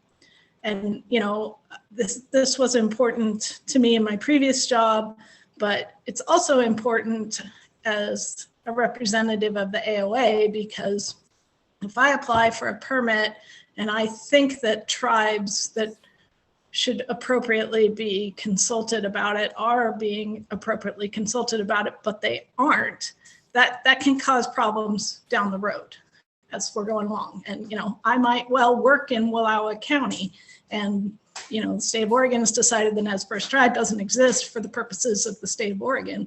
And so it's just a real problem. So it's also, as a person who wants to decolonize, where the federal government decided a tribe's headquarters should not be relevant to this discussion. Now, it seemed like maybe what you were trying to do in some places is to say, we'll work with the LCIS, but the SHPO might add some other tribes. I kind of felt like that was getting snuck in there, which will work for me, but I don't think you can define Indian tribes as the 9 tribes and get away with that. So I have a lot of concerns with you defining Indian tribes in a way that doesn't make sense in the world, much less here. So if you want to define Oregon tribes, you can do that, but Indian tribes has their own definition.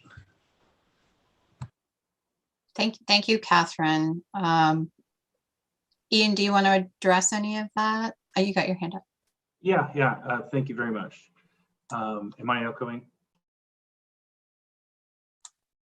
Wait, can I hear you? I heard you and then I couldn't hear you. Am I echoing now? Yep. Okay.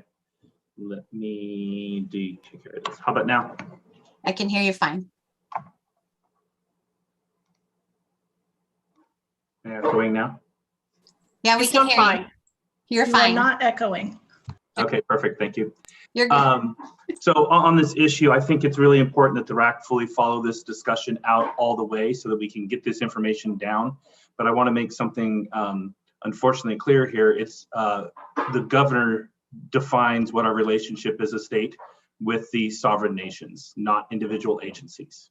And so, we can't get ahead of the governor on this, no more than we would as a SHPO reach out to the state of California outside of our statutory authority or that's already defined. So I think it's really important to get all these issues out, to bring all those things up so that we can bring them to the appropriate folks when we have the discussions with both first probably internally and then going out to Oregon Department of Justice. But we are an executive branch agency. The boss is the governor and she defines who we work with and how.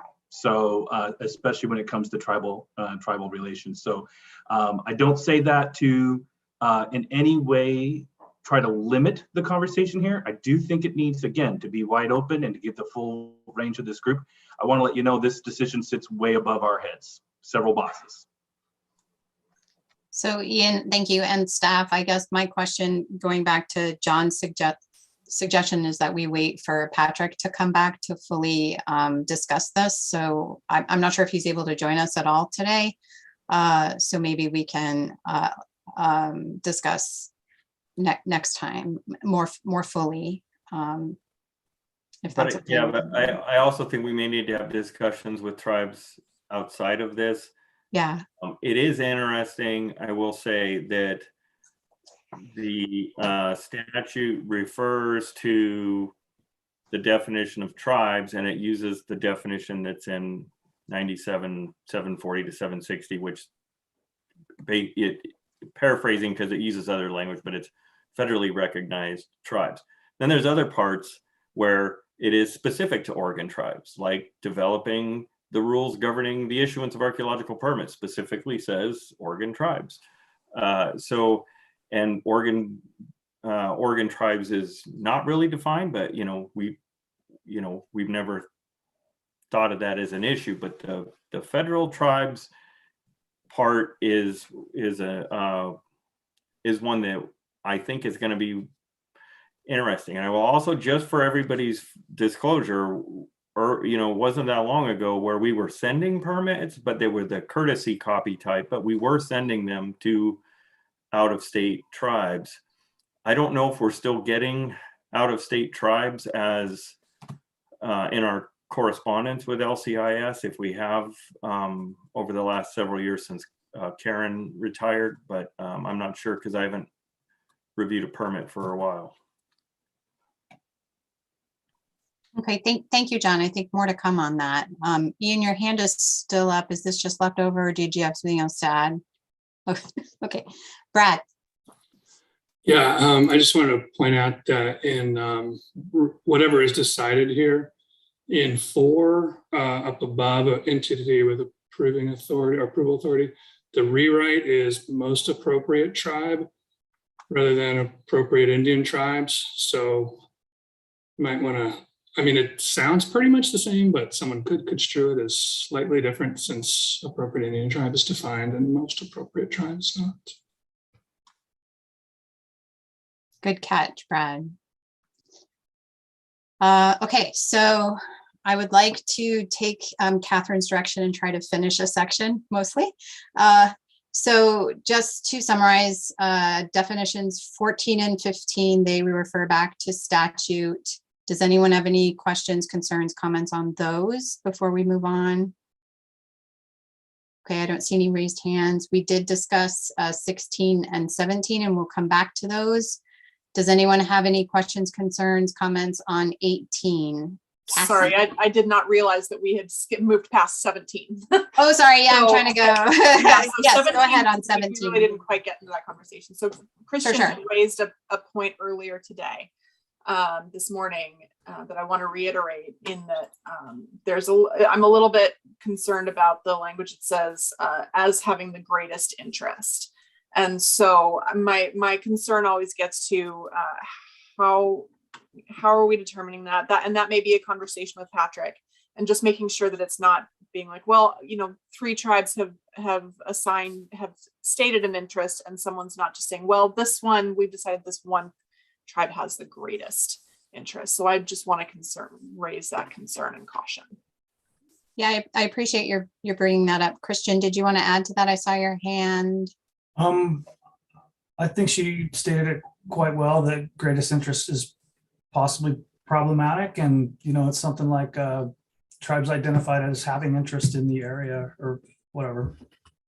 Hopefully that's clear. Just a little bit potentially problematic with that language. Yes, and I guess I would follow up again with my planner brain. Anytime you use a word that requires discretion on the behalf of the user, like having the greatest or the word most, that's not clear and objective. So I would encourage staff to look at that, and maybe anywhere you can refer to another existing statute or rule to clearly define what that is. That's like you've done in other definitions. That's really helpful. So yeah, some of that's from statute, and we can rewrite the statute, put it in the parking lot. Well, no, I'm sorry, not written in statute. Some of it is in the current rule. Oh, okay. So, I think that we have the ability to change Okay, it. good. I'll double check on the statute part, but I just looked and I saw it in the existing rule. Okay. Thank you so much. Okay, now 18, which is regarding conditions. Does anyone have any comments on that one? Okay, I don't see any. Yay, we finished a section, mostly.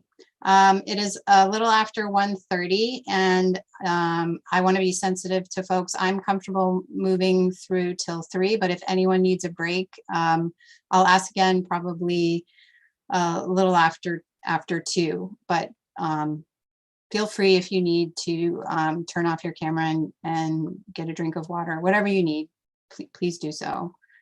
So now, if everyone's comfortable, we're going to move on to the next definition section. This one is 736-051-0070. Really have a hand. Of course. Pam, yes. Yeah, I just want to go back to that last conditional line. Oh, yeah. Did I move on too fast? Go ahead. Well, I thought about it, and I was wondering why curation wasn't, on the list of conditions. It would be, Pam, it would be a term. So I think the way that this is a term, or is of a permit, is whatever it says that's going to be, that's going to be done and how it's going to be done and all of that. And then this is trying to, and I guess you could still do that. The conditions was for reviewers to add stuff, but I was also trying to frame the ballpark, or frame it a little bit as what conditions are, because that never was in rule before. It just kind of was, people can put in conditions. And I mean, we've had, landowners have said, yeah, and while they're out in my back 40 acres, there's a big pile of wood over there. If they could bring that back up by the house on their way back in, that'd be great. Stuff like that. And so, even though I thought that was hilarious when I saw that condition, and the applicant actually was like, yeah, we'll do that. I felt like we should kind of like, put those, put a definition in there. So I definitely think curation would fit in there. And if need be, I can make that explicit, Pam.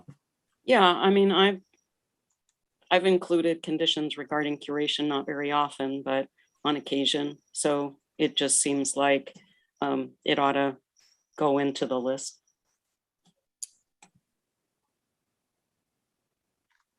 Okay, Christian. I agree with that position. Curation is fine to have in that ballpark list. Great, thank you. It looks like Cassie also agreed in the chat. Yeah, it looks like Cassie and I think Shelby are having internet issues. So yeah, I appreciate, please double check staff, the chat to see if we're missing anything. Christian, did you want to add anything else? Your hand is still up. No. Okay. Well, thank you. Yeah. Okay. Thanks. All right. Is everyone okay moving on now to 0070? All right. This is on page 5 of the clean version, and I believe 6 on the annotated version. And just a sort of procedural question. Are you all comfortable with going through all, I'm going to oversimplify, going through all the simpler definitions here and then leaving the most complex one, the qualified archaeologist, for last? Is that, if anyone objects, please raise your hand.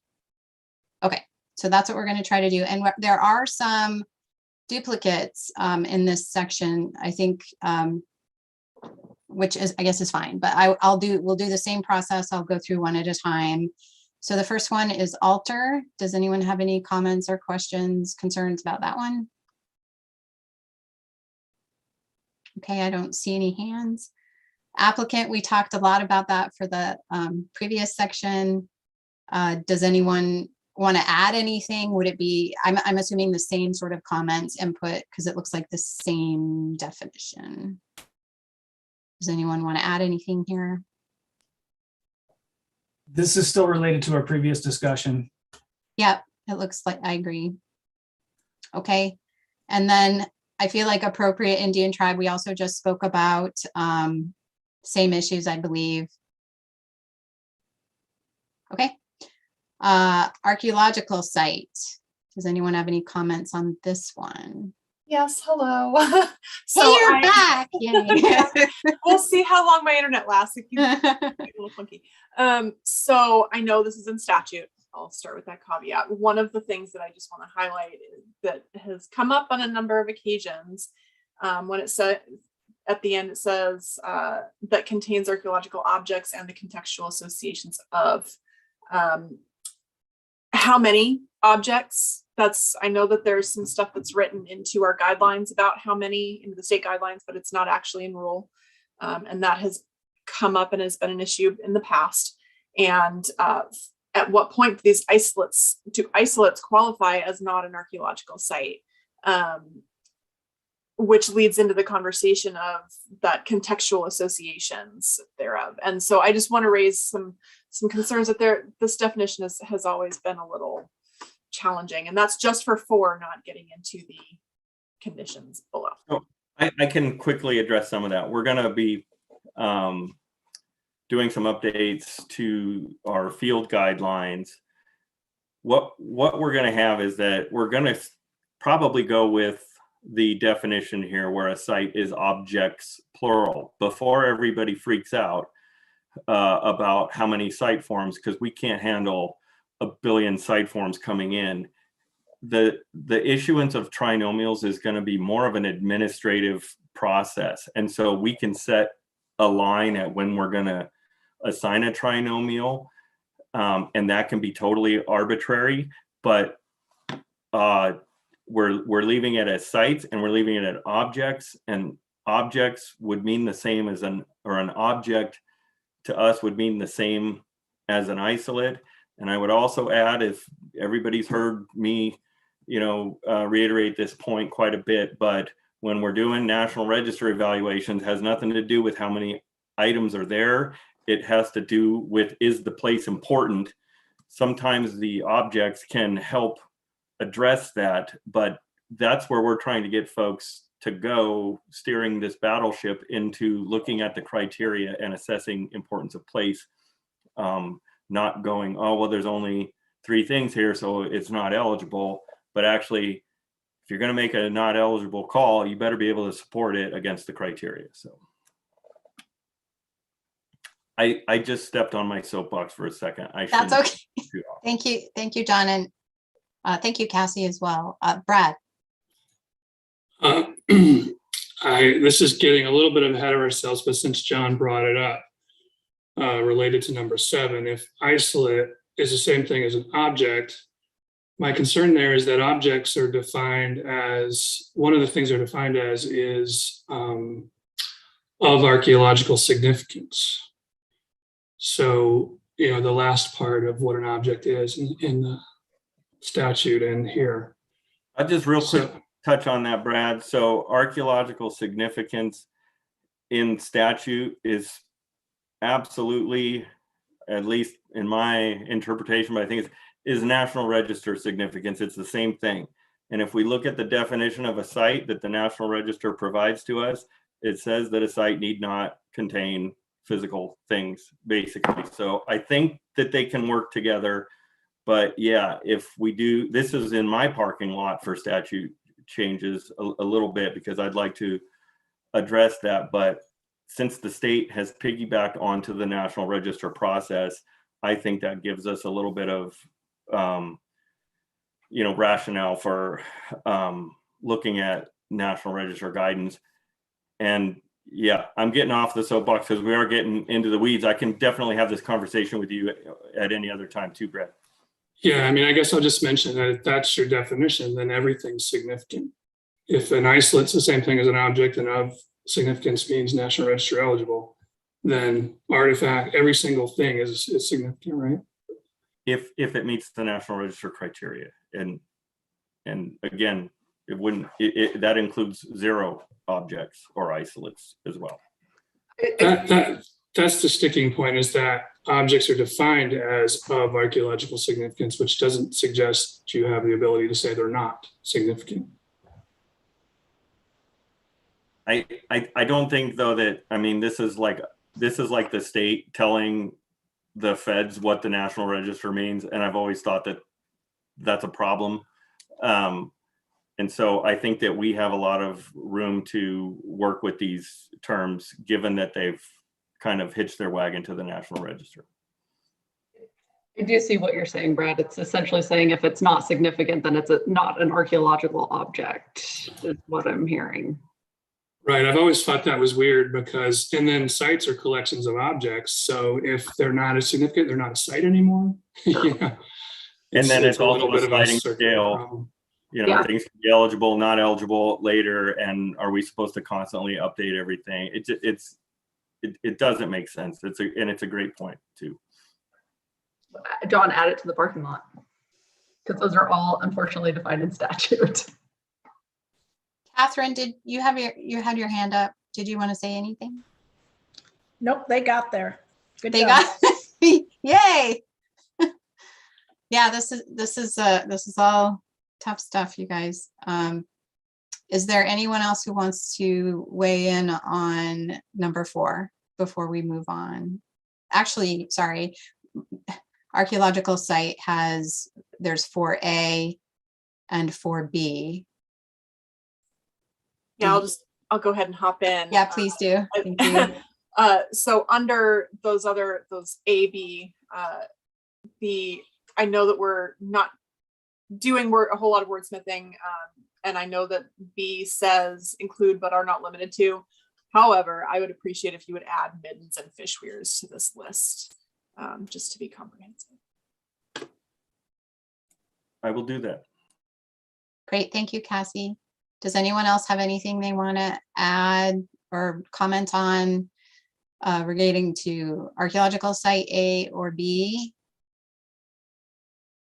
Okay, I don't see anything. We sort of did touch on a lot of this other object, number 5. It refers back to the meaning in statute. Does anyone want to add anything to the discussion other than what we've already discussed? Okay, I don't see anything. Number 6, archaeological permit refers to statute again. Does anyone want to add anything, have any comments? Okay, I don't see anything. Artifact, number 7, we did touch on this a bit. Does anyone want to add anything? Okay, I don't see anything. Number 8, so number 8 and 9, funerary object and burial, I believe, like burial, Cassie, you had some comments on that previously.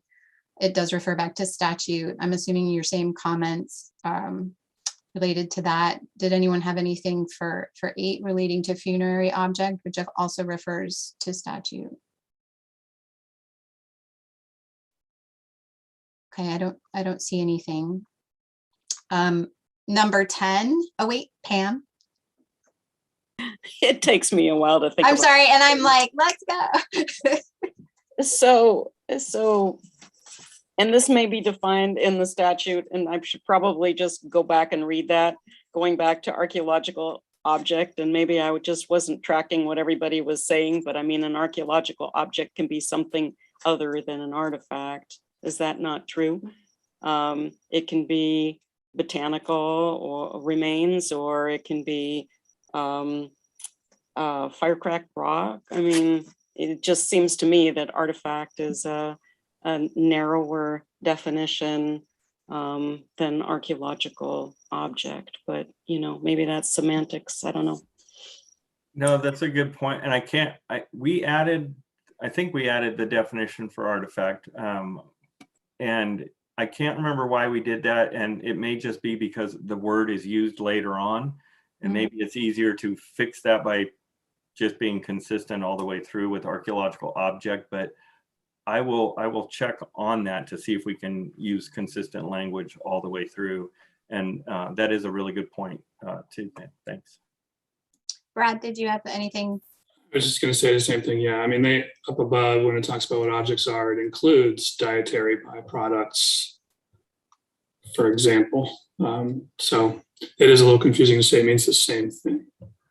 It could be included as, perhaps. Yeah, so what it looks like is that archaeological object is defined in statute, but then it's never actually used in the rule. In the rule, they use the term artifact. And so this was us bridging the gap between, they're the same thing, essentially. Great, thank you. Anything else to add, Brad? Except that they're not, of course, currently. But hopefully that'll be fixed. Okay, thanks everyone. So section 10, curatorial facility, we already went through that in the previous section. I believe this language is the same, but. So, sorry, I actually had a point in this that I did not address, and just because I have notes here and there. And Sure. Yeah, so, of course. I guess I'll just kind of go down the list for curatorial facility. So under B, when we talk about what meets these alternate definitions for curatorial facilities, there is a question about some of the facilities that are currently approved, like the Dallas Discovery Center and Fort Vancouver, which don't actually meet the criteria pegged out below in 1, 2, and 3. And so, I was not a part of those things being decided, and I'm not going to pretend to understand where those came through, but that was something that was raised in conversations with other tribes as a concern, that there are facilities that are approved that don't meet the criteria under statute. So the other thing that I wanted to raise, just in 1, 2, and 3 should be, with the concurrence of, should be removed and replace and throughout. And then the other piece was just a note that possibly number 2, an educational facility other than an institution, et cetera.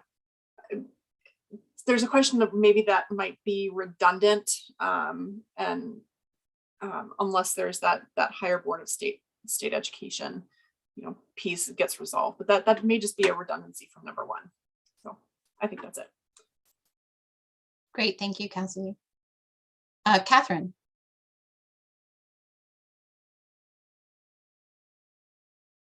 Sorry, just do not have a good setup for this yet. Okay, so I don't think it said in the previous one, the scientific, educational, or Indian tribal institution for whose benefit a permit was issued. I have trouble with this word benefit. How are we defining the benefit of the permit? Staff? I'm muted, sorry. That is from statute, and again, it ties into the above where we were talking, the mindset that I was going through when I was dealing with this is we were trying to define alternate curatorial facility. And so I was pulling the stuff from statute that defines what OSMA's responsibility is and just applying it to the alternate curatorial facility with the caveat that they have been approved by OSMA and the tribes. So I'm not married to having it in here. I think earlier one of the comments was that maybe we just don't have this language in here. But also more for the parking lot for, I mean, we're really talking about 3 statutes here. I don't even know if we can go through all of them at once because they all kind of overlap for some reason. So it's going to be interesting to see how we tackle all of this. But I completely agree with you, Katherine. And right now my thinking is that even though there's language in statute, there is nothing that is forcing us to restate that in rule. As a matter of fact, again, the rule really should be us kind of filling in the gaps a little bit, trying to define and discuss processes that are not covered in statute. So I don't have a problem with just removing it. Yeah, I think that the language that's present in the first set of definitions we went through without the word benefit, you could make those much the same, and that would solve my concern on that. I have a clarifying question. Since benefit is written into statute, would you be interested in John crafting a definition of benefit for the rule, or do you think it's not necessary? I suspect that it would be difficult for this group to agree on that definition. We're trying to put ourselves in somebody else's head or somebody other group's way of thinking. That's almost impossible. It's a very discretionary term that is not clear and objective. I think it would be very difficult, if not impossible, to define. We stay away from that word in our world. Yeah. So if you could leave it out, if you're allowed to leave it out, I'd leave it out. Just want to make sure I understand the intention of what you guys are saying. Thank you, Jamie. Christian. This is a fine point, but under 10B, earlier in the definitions, it has alternate curatorial facility in capital letters within the quotation marks. So if that's the intention, then just consistency. Yeah. Great. Thank you. Shelby, are you with us? Yay. Hi. Your internet's better. Yeah, no, I was just going to say the evidence is mounting that the definitions should all be in one place, because no matter how many times we're going over this, there's inconsistencies created and them being separated. So I just want to bring that up because I see it now for like 14. Yeah. So. Okay, great. Yeah, thank you. Christian, your hand is it still up from before, or did you have another comment? Okay. I left it up, sorry. That's okay. That's okay. All right. Before we move on, anything else on curatorial facility or alternate curatorial facility? And I think, again, like with the previous section, we're going to have staff come back with some revisions for us. Okay, I don't see anything. So number 11, excavate. Does anyone have any comments on that? I don't see any. Oh, wait, Katherine. Okay, sorry, this might be jumping the gun, but it seems like 11 and 12 could be combined, which I believe it said in the annotated version that we got. So I thought maybe excavate is to break the ground surface to remove or identify the presence, absence of any buried or embedded, blah, blah, blah.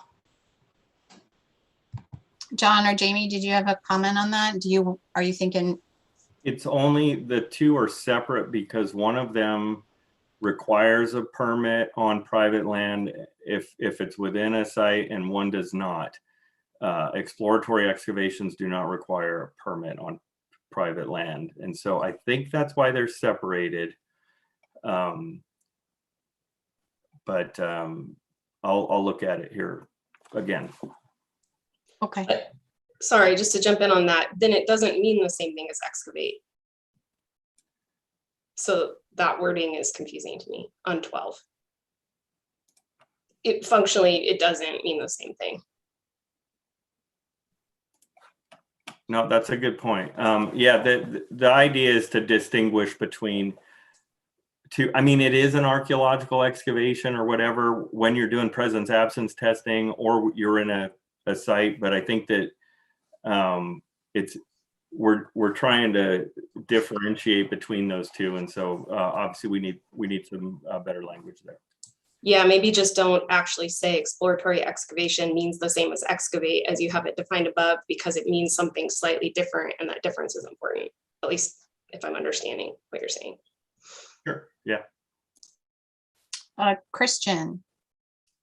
I hate to do this, but there's potential problem here because excavation can be conflated with like construction excavation. And you may be able to clear this up essentially by saying archaeological excavation means to break the ground surface to identify or remove any buried blah, blah, blah.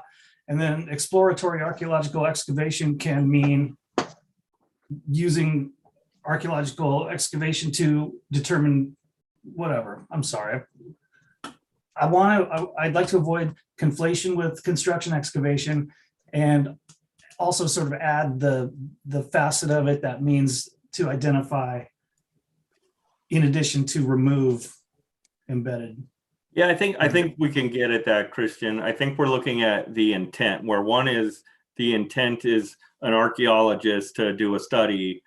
Both of them are involve that intent, but one of them is where there's kind of a known aspect to it, like, you know, we already know there are things here on the surface or embedded in the ground or whatever. And the other one is we're trying to figure out if those things exist. So I think that we can get there. I'm fine with trying to take a stab at this, but also on any of these things that we discuss, whether it's this or anything else going forward, if folks want to throw me an idea, I would appreciate it as well. So. Yeah, thank you, John. Brad. Well, I just wanted to echo what Kristen said. We have applied for more than one permit in the past where we didn't think that they were going to be harming any archaeological materials, but it was technically within a site boundary, sometimes because the site boundary was in the wrong place, or sometimes because the site boundary was much bigger than what the sketch map showed. And in those cases, we did monitoring. We didn't do any additional archaeology, but we did it under a permit. So, and we always thought that was, it's like, well, we're not actually doing the digging. Who files for the permit here? We're just standing there watching. So it does happen. Yeah, that's a good point. Katherine, your hand is up. Is it from before? Do you have an additional comment, question?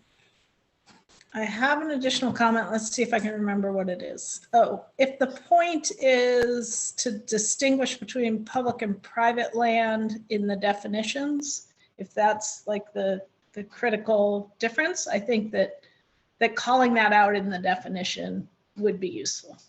And I think it would be useful for applicants in general. I've certainly dealt with plenty of people who don't understand that they do need a permit to look for a site on public land, but they don't need a permit to look for a site on private land. It's a thing that the general archaeologists aren't so great at keeping straight in their heads. So in the interest of clarity, maybe here is a place you could spell that out. That's a great point. Thanks, Katherine. Okay. Does anyone have anything else they want to add to help staff with this? So what I'm hearing is that, John, this is going to be something you'll come back, take a stab at revising. And if anyone has some specific ideas, I think John would welcome your input on that. And I think before, everyone has John's email, right? So you can send it to Jamie or John. You tell us who you want it sent to. All right. Yeah, it's fine to send it to me. Anybody else who's on YouTube watching this, I don't want any calls or emails until the next rack. I'm kidding. I'll be busy. All right, thank you.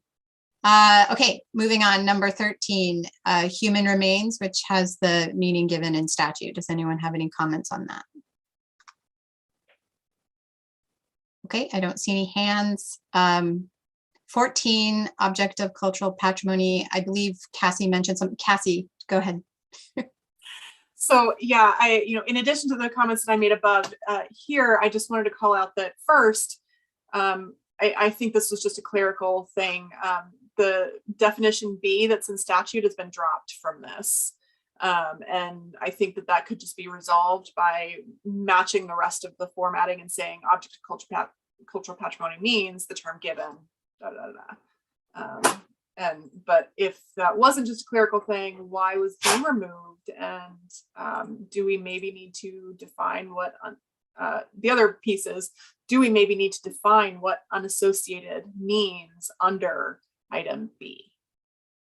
Which, for those that are not tracking or following, item B does not mean associated arrowheads, baskets, tools, or portions of arrowheads, baskets, or tools. So that's just come up as a question. Yeah, I noticed that. Do you think that was inadvertent, John?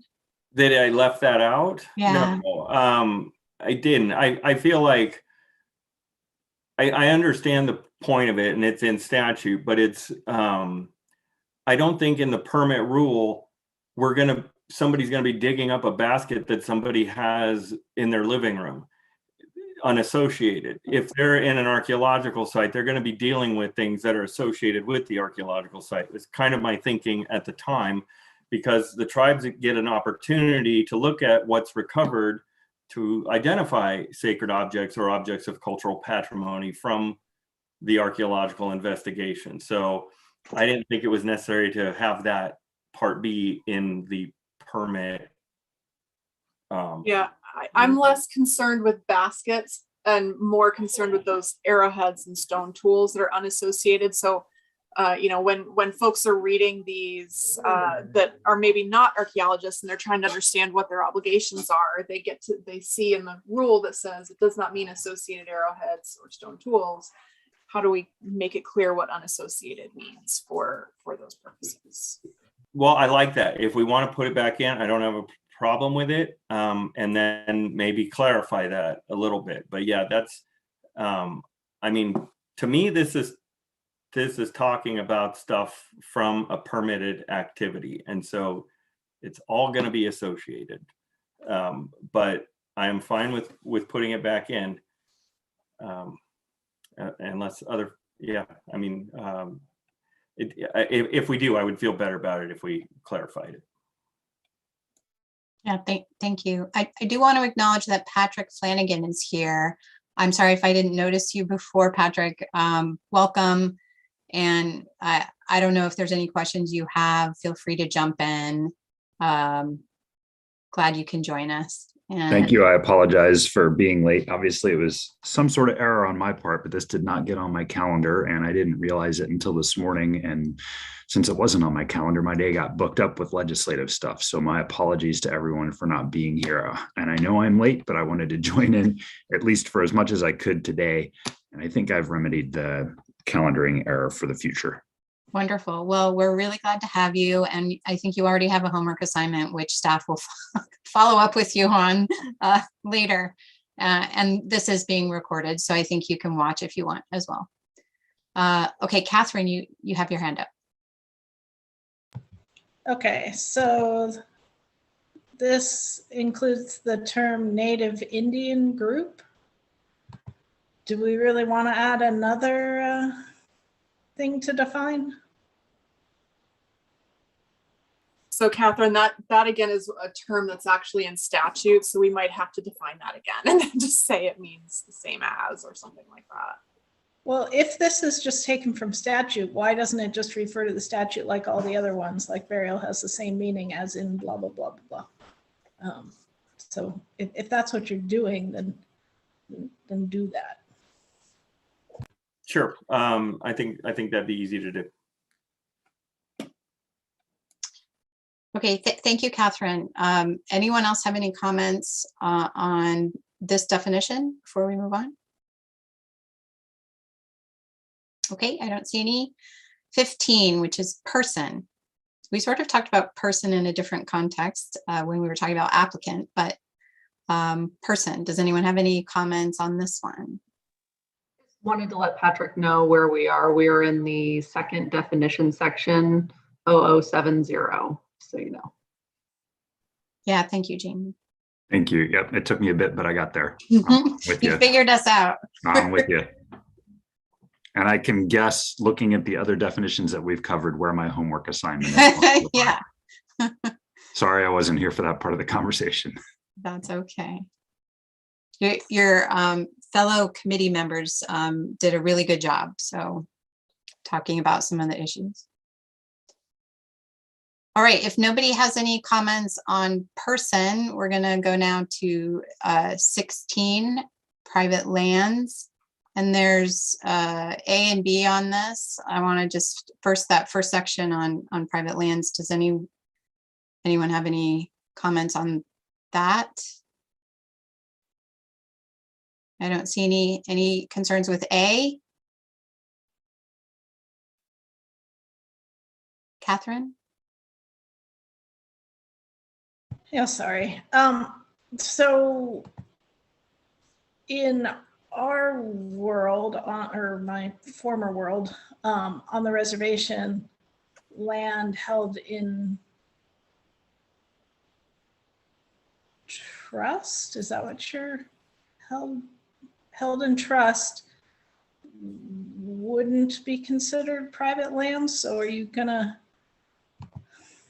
that, and that would be Indian lands for the purposes of some tribes at least, which would not require a state permit, would require a federal permit. So are you getting yourself into a little bit of a mess here? I mean, possibly. And again, this pulled from statute as well, but you know, I guess our get out of jail free card would be if it's federal land, then it's off our jurisdiction, of course. But I think that this was in the statute where they were just trying to come up with a definition for it. It is kind of clunky. This is also one of those ones where we could just refer to the statute where it's defined and leave it at that. I know that the one that I feel like we get the most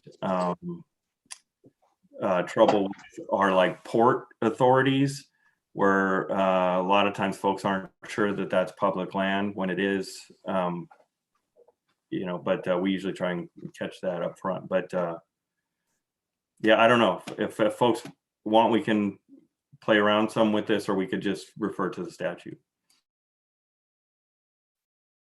I always like referring to the statute, but do other folks have a comment on this? Okay, I don't see anyone. B, which is 16B. Any comments on that one? Okay, I don't see any. Moving on to 17. Oh, before I move on, it is 2:15. Does anyone need a break? Are you guys okay pushing through till 3? If you need a break, raise your hand. Okay, I think folks are fine. Thank you so much for powering through. Okay, 17, public lands. Does anyone have any comments on that one? I do not see any. I'm going to skip qualified archaeologists. We're going to leave that for last, and hopefully we can get through the rest of these. So scroll down. We're now on 19, recognized educational institution, and there's an A and a B. First, let's go through A. Does anyone have any comments on that? Okay, I don't see any. B. Okay, I don't see any. 20, recognized scientific institution. Does anyone have any comments on that one? Look at us go. I don't see any. 21, remove, definition of remove. Cassie? Hello. So yeah, I see that this definition was changed a little bit from the previous definition. I think it was with the intent of cleaning it up a little bit because there have been some questions about the original definition. One of the questions that came up was when we talk about remove, are we talking about how do we make sure that we're clear about what we're talking about? So making sure that we're encompassing things like probes by a geoscientist who's coming out to do engineering designs or something like that, making sure that we're talking about not just artifacts, but those other materials. So I'm just suggesting that we maybe clarify and say remove means the taking of any material from the surface, embedded in or under the surface. Also, it's kind of, it sounds a little bit to me like an incomplete sentence as written anyway, so. Okay, thank you. That's a good point. We do, geotech folks sometimes find that they have an artifact in their sample that no one could have seen. So. Does anyone else have anything to comment on for this one? Okay, thank you, Cassie and Brad. 22, sacred object. That's referring to statute. Anyone have any comments? I don't see any. 23, injure. Cassie? So this was a conversation when we met with the tribes as a group, and apologies, my dogs are playing in the background.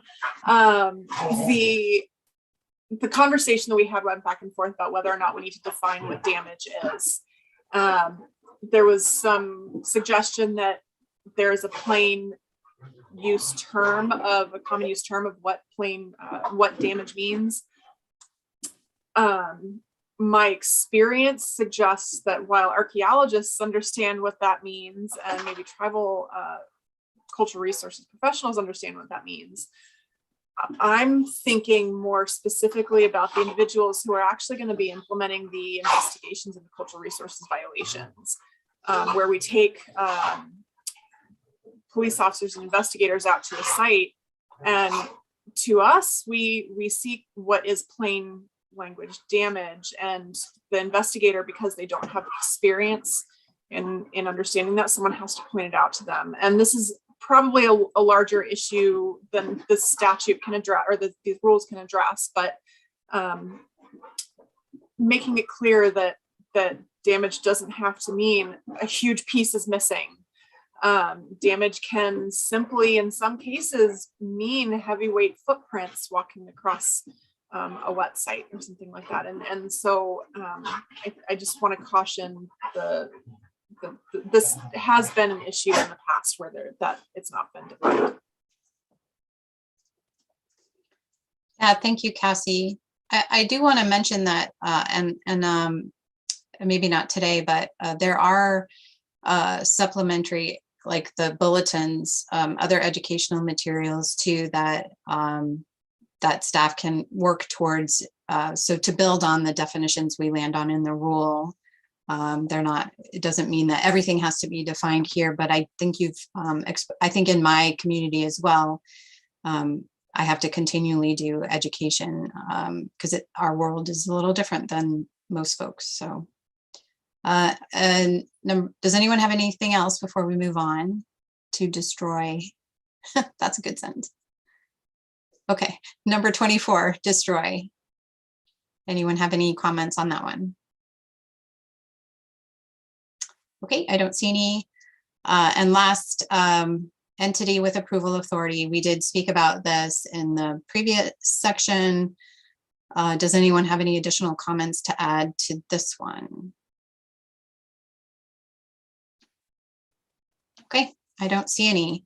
So let us now move to a discussion of qualified archaeologists. Now, this definition is in the previous section, but I think I would prefer, if you guys are okay with it, to, well, again, I kind of agree with Shelby in that we should have one. The one in this section is a lot more substantive, but I think, so what I would propose that we do is go through the one in this section, number 18, and then we can follow up with the shorter one in the other section if anyone has anything to add on there, if that's okay with everyone. Tobin. And sorry, maybe I'm off base here, but this whole time I've been going through the commented on version of this. And so there's been many comments made by staff. And then actually at the end of this one, there's 27, 28, 29 added to that list. Do we want to address some of these suggested added definitions? And Ian had said that maybe we put these into qualifications below instead of definitions. So I don't know if we wanted to touch on that before we wrap this part of it up, or if we're going to handle this separately. Yeah, I'll let staff speak to that. I've been going off of the clean version, but yeah. John or Jamie, do you want to? Yeah, it's just more of the process. So we created a clean version based on the track changes, and then we started on a lot of this, started thinking about other things when I was going through it. And so I made changes to the clean version. And I was like, because of time and all that, I'm like, I'm not also going to now add this to the previous track changes version. I was going to mention that. I wasn't sure if we were going to send out that track changes version anyway. I'm glad we did. But that's just kind of how it came out. So like, I think I mentioned to you earlier, Kimberly, at the beginning of the day, that there is not a penalty section. That was one of the things that we were talking about is, because that's part of the reason why we're doing this, in addition to all the changes we need, is there's got to be some accountability. And that has since been added into the dispute resolution process. It is now grounds to object to a permit if there has been a penalty from a previous permit. That's where it lives now. And that also has to do a little bit with some of the letters that we have a handful of letters that we've received over the years from DOJ on, can we do this or not, would be a question we would ask them, and then they would respond and say, yeah, you could. And so it was going back and looking at those and realizing this would make more sense to put it here because it fits with that guidance, if that makes sense. Tobin, did that answer your question? Yeah, I just wanted to kind of confirm protocol here, so thanks. Okay, Brad. I was just going to say that I think per a lot of our previous recommendations, I would recommend that we just refer to statute here, and then with those expanded definitions below that have been added, consider anything else that might need to be added there. That would be consistent with what we've done previously. Because I mean, all that's really that I see in the track changes here are some clarifications and inclusions of some different examples, which is fine. But then again, there's a statute that says what it says. Mm-hmm. So maybe you could deal, like for instance, maybe you could add one that defines archaeological studies, since you've included some more examples in what archaeological studies are. Maybe we could do it that way instead of here. Thank you, Brad. Shelby. Not that I disagree with that, but I think this is, if I understand right, the rules are meant to clarify and elaborate on the statute. And some of these terms, just coming at this from someone who works with people that are new in the field or is trying to give them the best advice on how to meet the requirements for qualified archaeologists that they want, they are not clear. So I think it's really good to have some of these additional examples and additional language, and that it is or that I am a little confused now about which version I'm supposed to be looking at. I mean, I have looked at them both, but defining what field research means in this context is actually critically important for students understanding whether or not their thesis project is going to meet the state requirement. And it's just not clear if you only look at the statute. So, that's my take on it.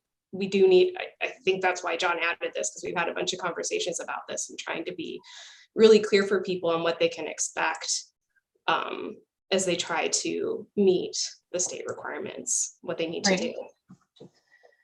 Thank you, Shelby. Well, I'm going to say what I think we're doing, and then staff, please correct me if I'm wrong.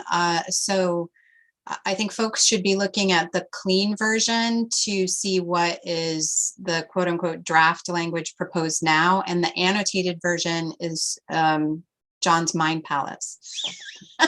They're about a week apart. Is what they Your are. Mind Palace got closed early. Well, I was under the assumption that I was just to provide the RAC with a clean copy.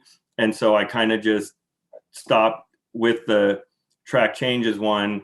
I made a clean copy out of that. And then as I was rethinking things, which I know that you guys are kind of experiencing a little of this now, that what we deal with, I've been looking at this rule for 11 years almost, and I always see stuff that I'm like, oh, I didn't know that was in there, and there's all this stuff. So it was the same when I was trying to do revisions. I eventually just went with the clean version, and I kept thinking, oh my God, I gotta address this, or I gotta do that. So I apologize for the confusion in that, but yeah, the clean draft is like where we landed when we were ready to give you guys stuff. But the other things, including the comment matrix and all that, is kind of a window into what got us there. And just to clarify my comment, I was looking at the track changes version, not the finished version. So I see that you have incorporated those other definitions in this, so that's better. So now everyone understands. Yeah. Does anyone else have any questions just on process stuff before I kind of want to go through the sections like we have before. Okay. So just the main section, qualified archaeologist 18. Does anyone have any comments, questions? I think Brad, you mentioned referring to statute. Any other comments on this? Cassie? Oh, sure. I'll start. So, as we get through this and talk about it, I think that there's this, one of the things that has come up in our conversations is that it's not outlined in this anywhere who actually has review authority or responsibility for these permits, what that process looks like, who houses the list of qualified archaeologists. And I know that for many years, SHPO housed a list that was publicly available of qualified archaeologists that are interested in contracting. Now that list is shifted over to AOA, but SHPO maintains their own internal list of qualified archaeologists who are eligible to apply for permits, which may or may not be the same as the list of contractors that is currently housed at AOA. So I think that I would recommend some clarity about who is approving this and just what that review and approval authority looks like. Some of the conversations I'll also share that we've had with the tribes, and I think, John, you were part of that conversation, was a possibility of potentially changing how those applications are reviewed and not putting the sole onus on SHPO only, but potentially creating a panel of individuals to do that review. And so that's just a kind of general overview of some of the thoughts that we had that just kind of apply to that one spot.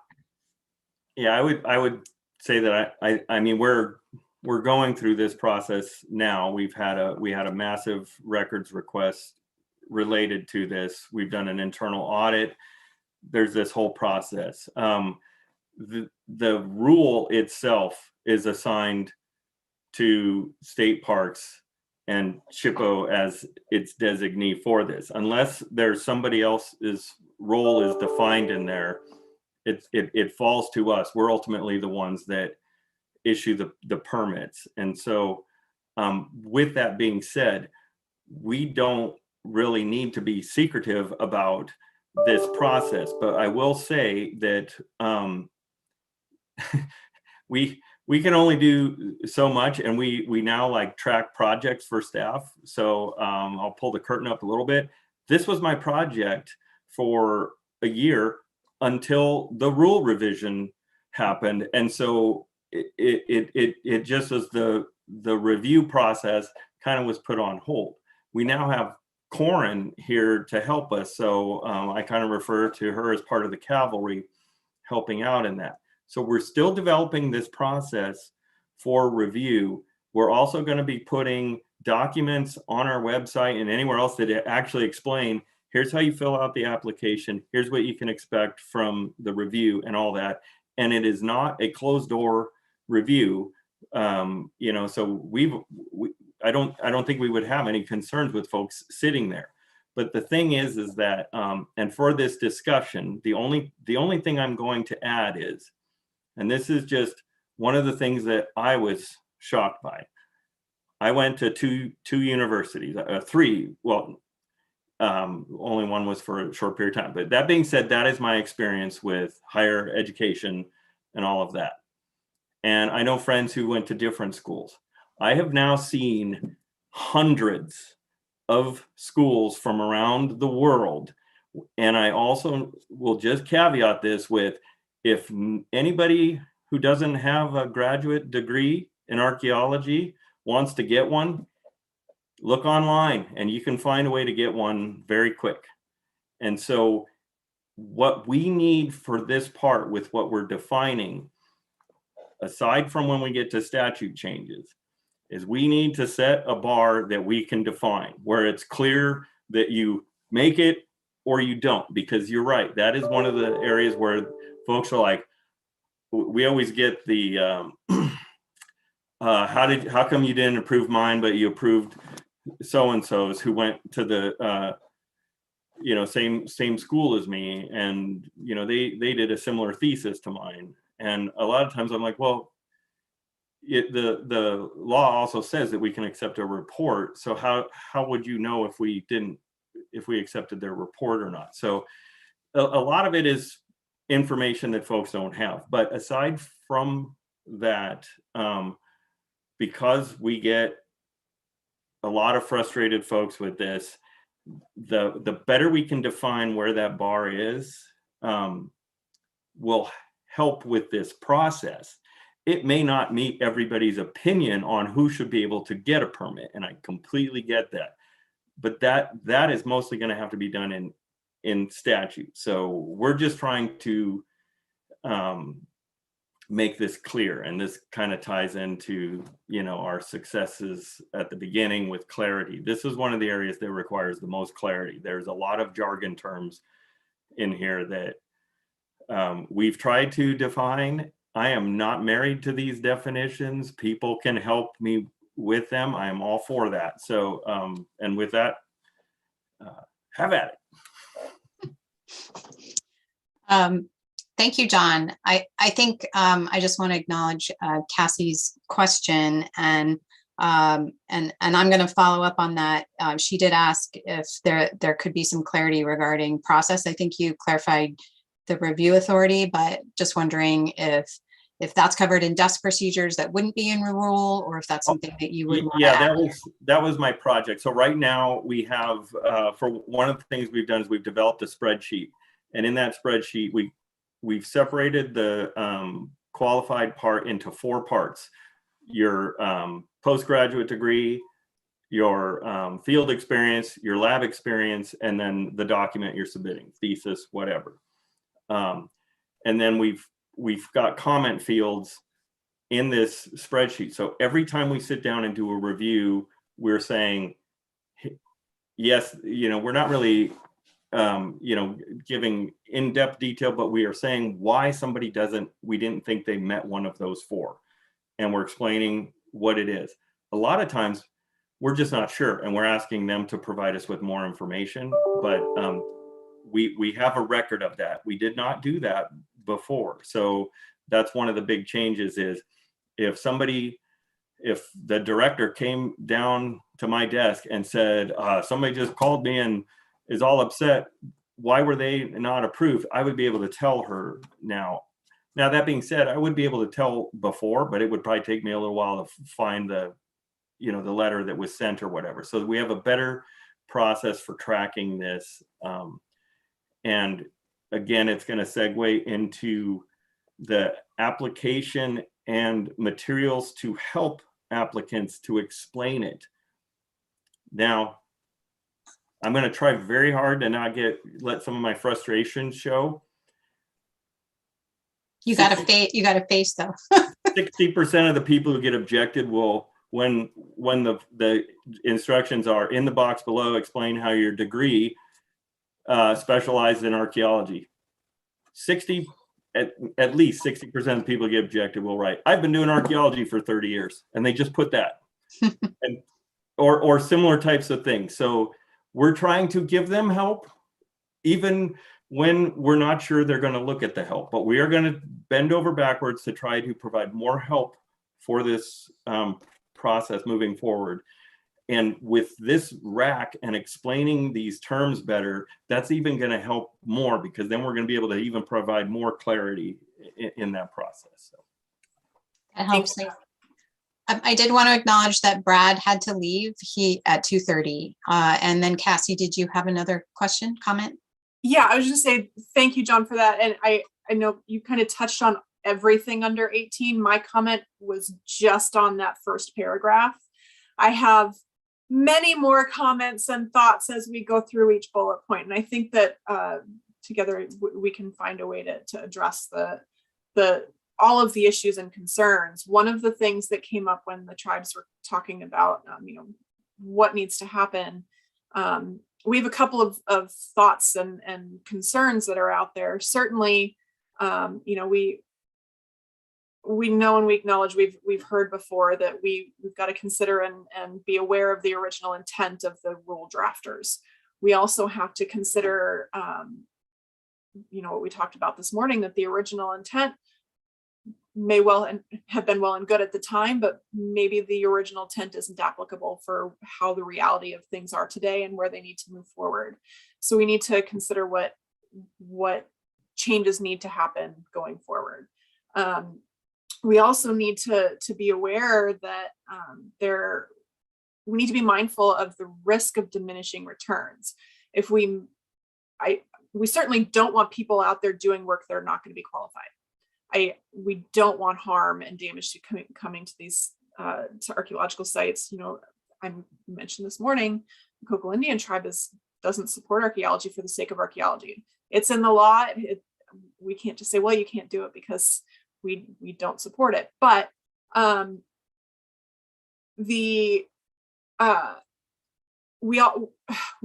don't want to create a situation where people can't become qualified, period, because we're too narrow in the way we're talking about it. So we need to find a way to really clarify what the language that we're talking about is. I know you and I have the same goals here. We've talked about this many times. And sometimes we just have different ways of talking about it that maybe sometimes sounds like we're not trying to get to the same place, but I think we are. We are certainly trying to make sure that we're doing right by the resource, and the people that are working in these places have the training and the know-how to do it well and respectfully and with care. We just need to make sure that we are giving, especially those early career researchers and students, the opportunities to get there. And consider and be mindful of equivalencies. It's in Part A, possess a postgraduate degree in archaeology, anthropology, history, classics, or other germane discipline with a specialization in archaeology, or a documented equivalency of such a degree. And so let's get into that Part A. What is that equivalency? I have not ever seen that applied from the students that I've talked to, and from other folks that have reached out to me for support on getting their qualified archaeologist piece. So that's as we start moving down the list, that's the first thing that I would ask is, okay, here's somewhere we need clarification. Yeah, and I don't think I did put that clarification in here, but we can. And I know Catherine has a question, but I'll just address that point real quick, Cassie, is that most of the degrees that we see are in anthropology or archaeology. Then there are some that are in other fields. There's geoarchaeologists, that's in geology. But the equivalent document or of the degree, oftentimes I see that as like foreign institutions where they don't use the same types of degrees as we use or things like that. So, but that is just kind of what we've seen. To be honest, I don't know what the intent was when that was first put in there. That is one that I'm not clear of. So we can come up with a definition for that, but I know that Catherine's had her hand up for a while, so I'll stop. Thank you, John. Thank you, Cassie. Catherine. Yeah, I just wanted to sort of, in the interest of moving things forward, clarify that 18A, B, and C are actually from the statute. And so it's these subheadings where you're trying to clarify what is meant by various terms in the statute that's new and that we're seeking to rewrite. Is that correct? That is correct. There is one part that we added, which is the hourly equivalency in B, just because weeks don't necessarily work with archaeology.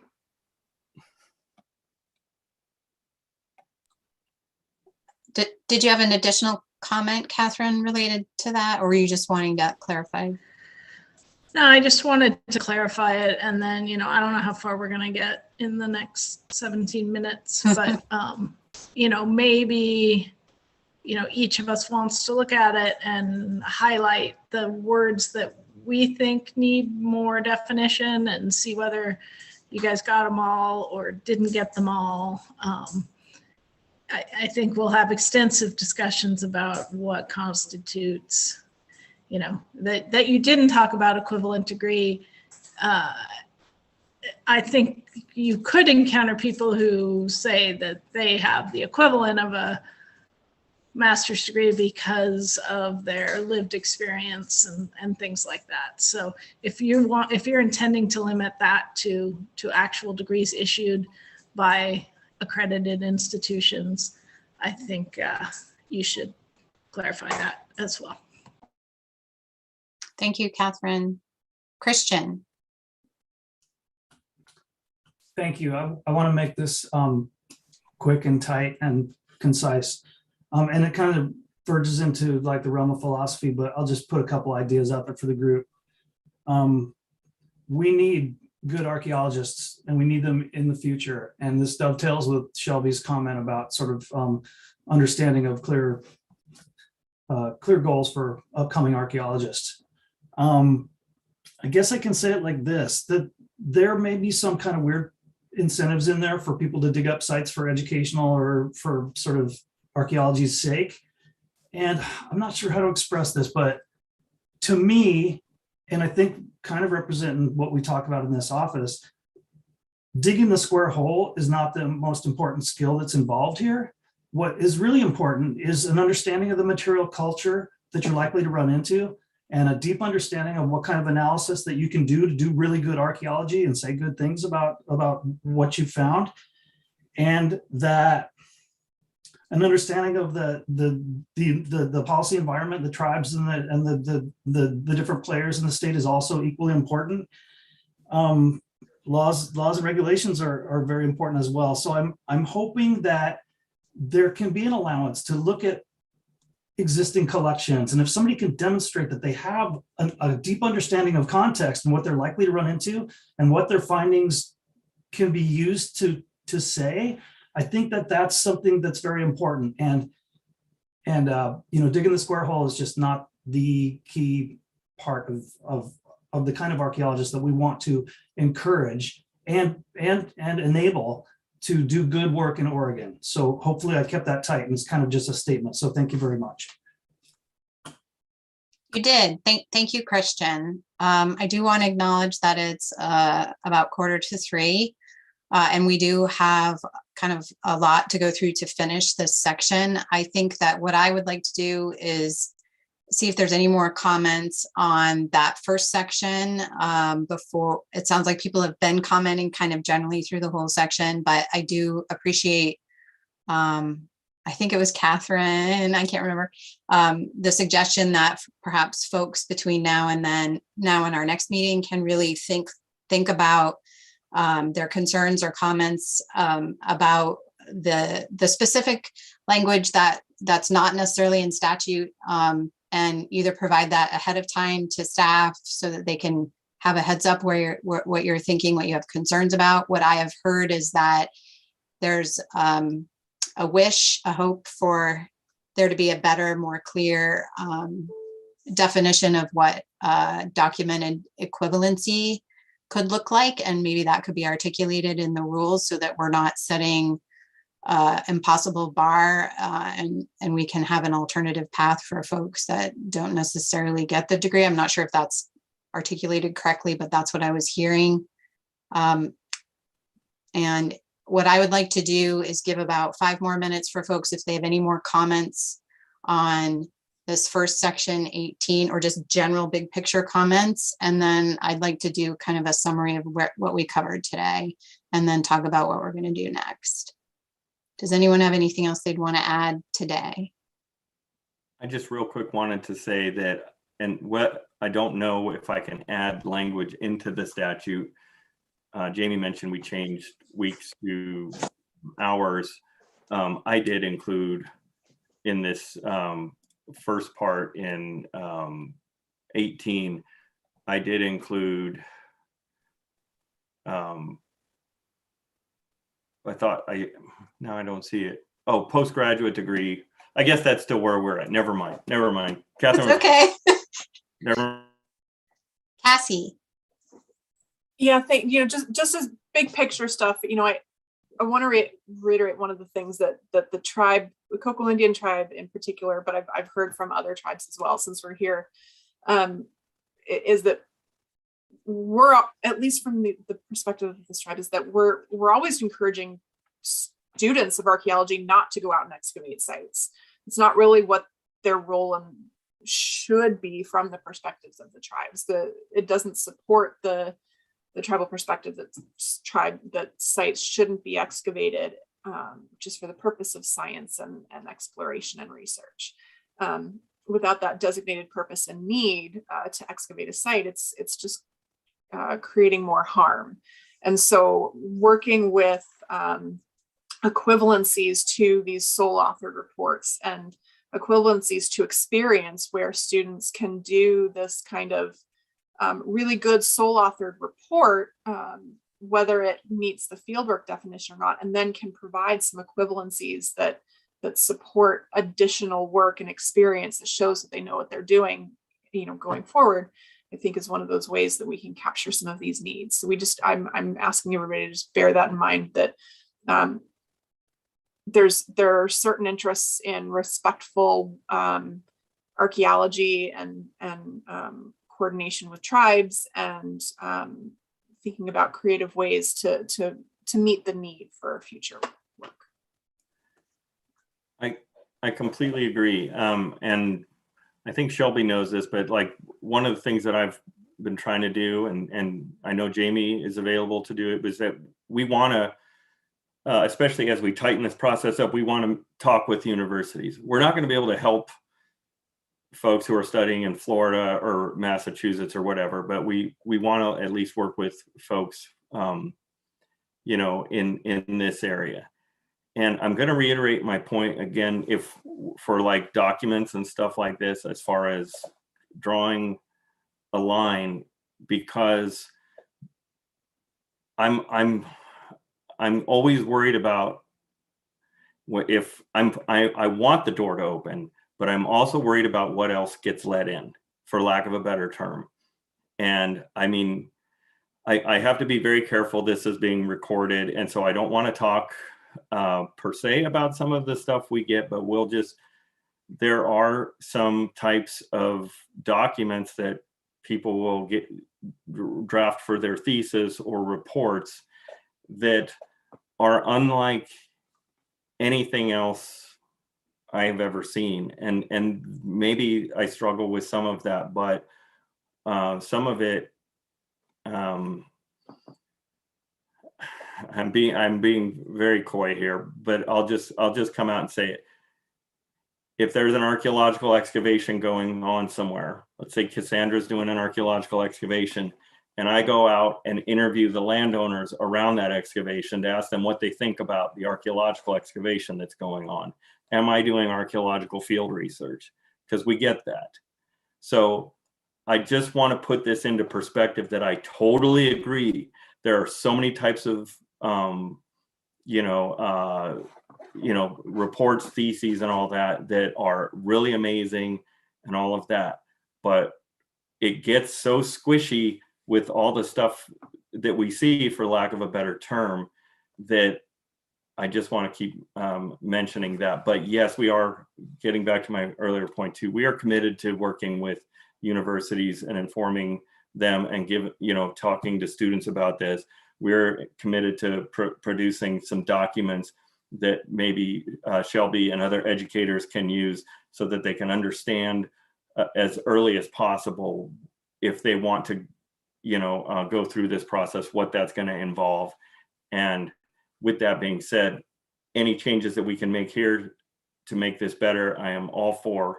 And then I think that obviously there are a lot of folks who would really like to make some statute changes as well, but I'm taking too much time. And I also want to we all know some of the most amazing archaeologists I've ever worked with, ever met, do not meet this qualification. And so, I have opinions about it as well.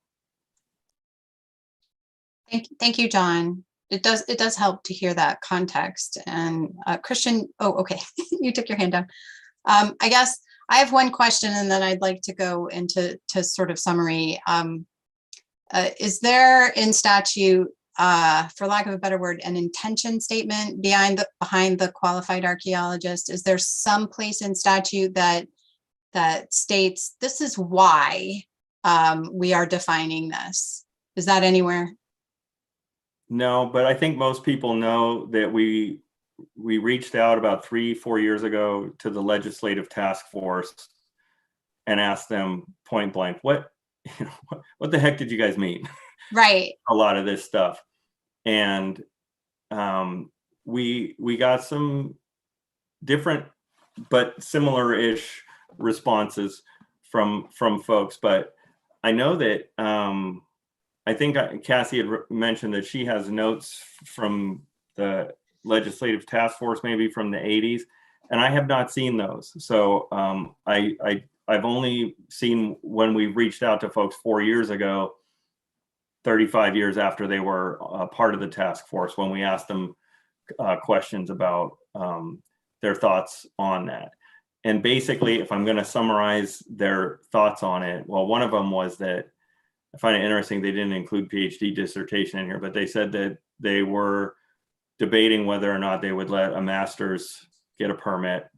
And then all the 4 of the criteria, which is why they're in the permit statute, are meant to demonstrate somebody's ability to get a permit and fulfill a permit. So we get a lot of confusion with folks, not anybody here on this rack, but we get a lot of confusion from folks who think that this is the criteria to be an archaeologist in Oregon or to do things like that. And it's just for doing the permits or to be able to apply for a permit. But yeah, I would love to be able to let some of those amazing folks I talked about earlier in the door.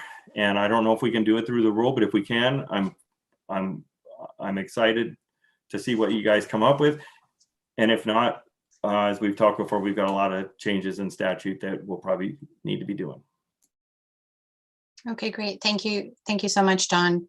Does anyone else have anything to offer before I try to take a stab at summarizing the good work we've done today?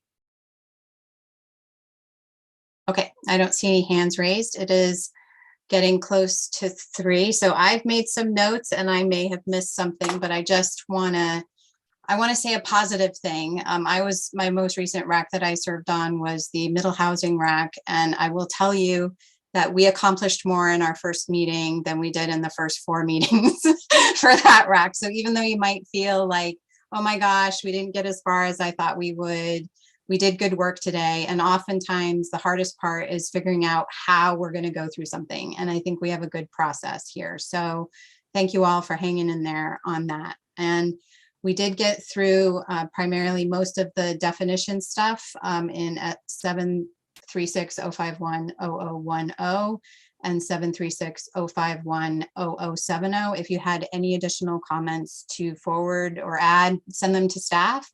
I do have here just some general, I know staff has asked us to generally provide consensus to give you guys feedback. I did hear that alphabetizing, I said it, would be helpful, the definitions. There was sort of a mixed perspective about combining the definitions. I feel like I heard that it would be a good idea if it makes sense and is supported by DOJ, but there was no super duper strong feelings that I recorded on that. I did define some homework for staff. The biggest one seemed to be for John to work with Pam on some of the stuff and language regarding state designated curatorial facility. I did note there was a lot for staff to do on the alternate curatorial facility, curational facility. For staff to craft something and give it back to us before the next meeting. Additional homework I noted was for staff to work with poor Patrick and perhaps Cassie. I'm not sure how you guys want to sort that out, or maybe Catherine, on some of the definitions relating to the tribes. And I think I'm checking to see if I have anything else. I think, in terms of, that's all I had noted. If anyone else has anything big that I missed, please feel free to jump in now. I don't see any hands. Hopefully that's helpful to you, John and Jamie. And then next time, I know that I was overly ambitious, hoping to get through all things permits today, but that's okay. I think that we will start next meeting with finishing out our discussion about qualified archaeologists. And I want to then circle back to if going over the revised definition for curational facility, anything around that. And then we can jump into talking about permits. And then if we are able to get through that, then get through the dispute resolution process. But we do have that backup meeting. Is there anything else that I've missed, John or Jamie, in my summary? Oh, I think it's good. I think John's intention is to, in between now and the next meeting, as soon as possible, get you guys a new draft based on the work that was done today, so that you will have that going into the next meeting. So if there are any additional items that need to be gone back to, just take a note as you look through it, and we'll swing back to those at the next meeting. When John has that ready, I will go ahead and send out the agenda, which will be the same time frame, 9 to 3 on February 28th. Oh, no. The 25th. 25th, thank you. I was It's a Friday. Yeah. Don't freak us out. Yeah, February 25th, same time frame. I'll make sure you guys all get the Zoom link, and hopefully we'll have less technical difficulty than this time, along with those documents and the new agenda. Great, thank you. I just want to quick piggyback. I see Patrick has his hands up, but I just wanted to say, since there was indifference on the definitions, just in the, due for time's sake, I'm probably going to leave them separate as they are, because that'd just be easier. And then if folks can just kind of tell me during the next rack if they've landed somewhere. Maybe you could think about it for the next couple of weeks, and then we can make those final changes after that meeting. But for now, I feel like I'm going to have my hands full with the stuff we've already covered. Okay, yeah, so folks, please share your feelings if you have strong feelings. Patrick. Yeah, thank you. And again, my apologies for joining in late, but since I wasn't in on the conversation for really 90% of the day, but certainly the point at which I got volunteered for some work. Voluntold. Who is there somebody who's been designated or appointed that's going to be taking the lead on that conversation? We don't have a lot of time between now and the next meeting, and I just want to make sure it doesn't fall through the cracks and we get done whatever we need to get done before then.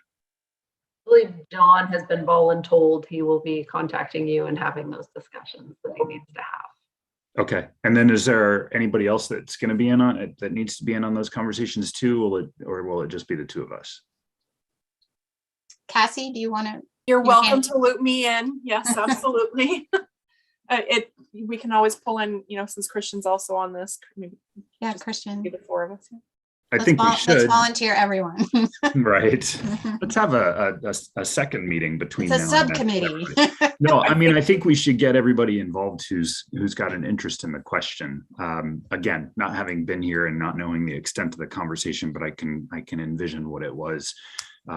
There are legitimate points and concerns that are brought up, but they're brought up within the constraints of certain statutes and whatnot. And I think that we might as well get everybody in the room that has a concern or a question in that area and try to get the best resolution we can. So I don't want to leave people out of the conversation.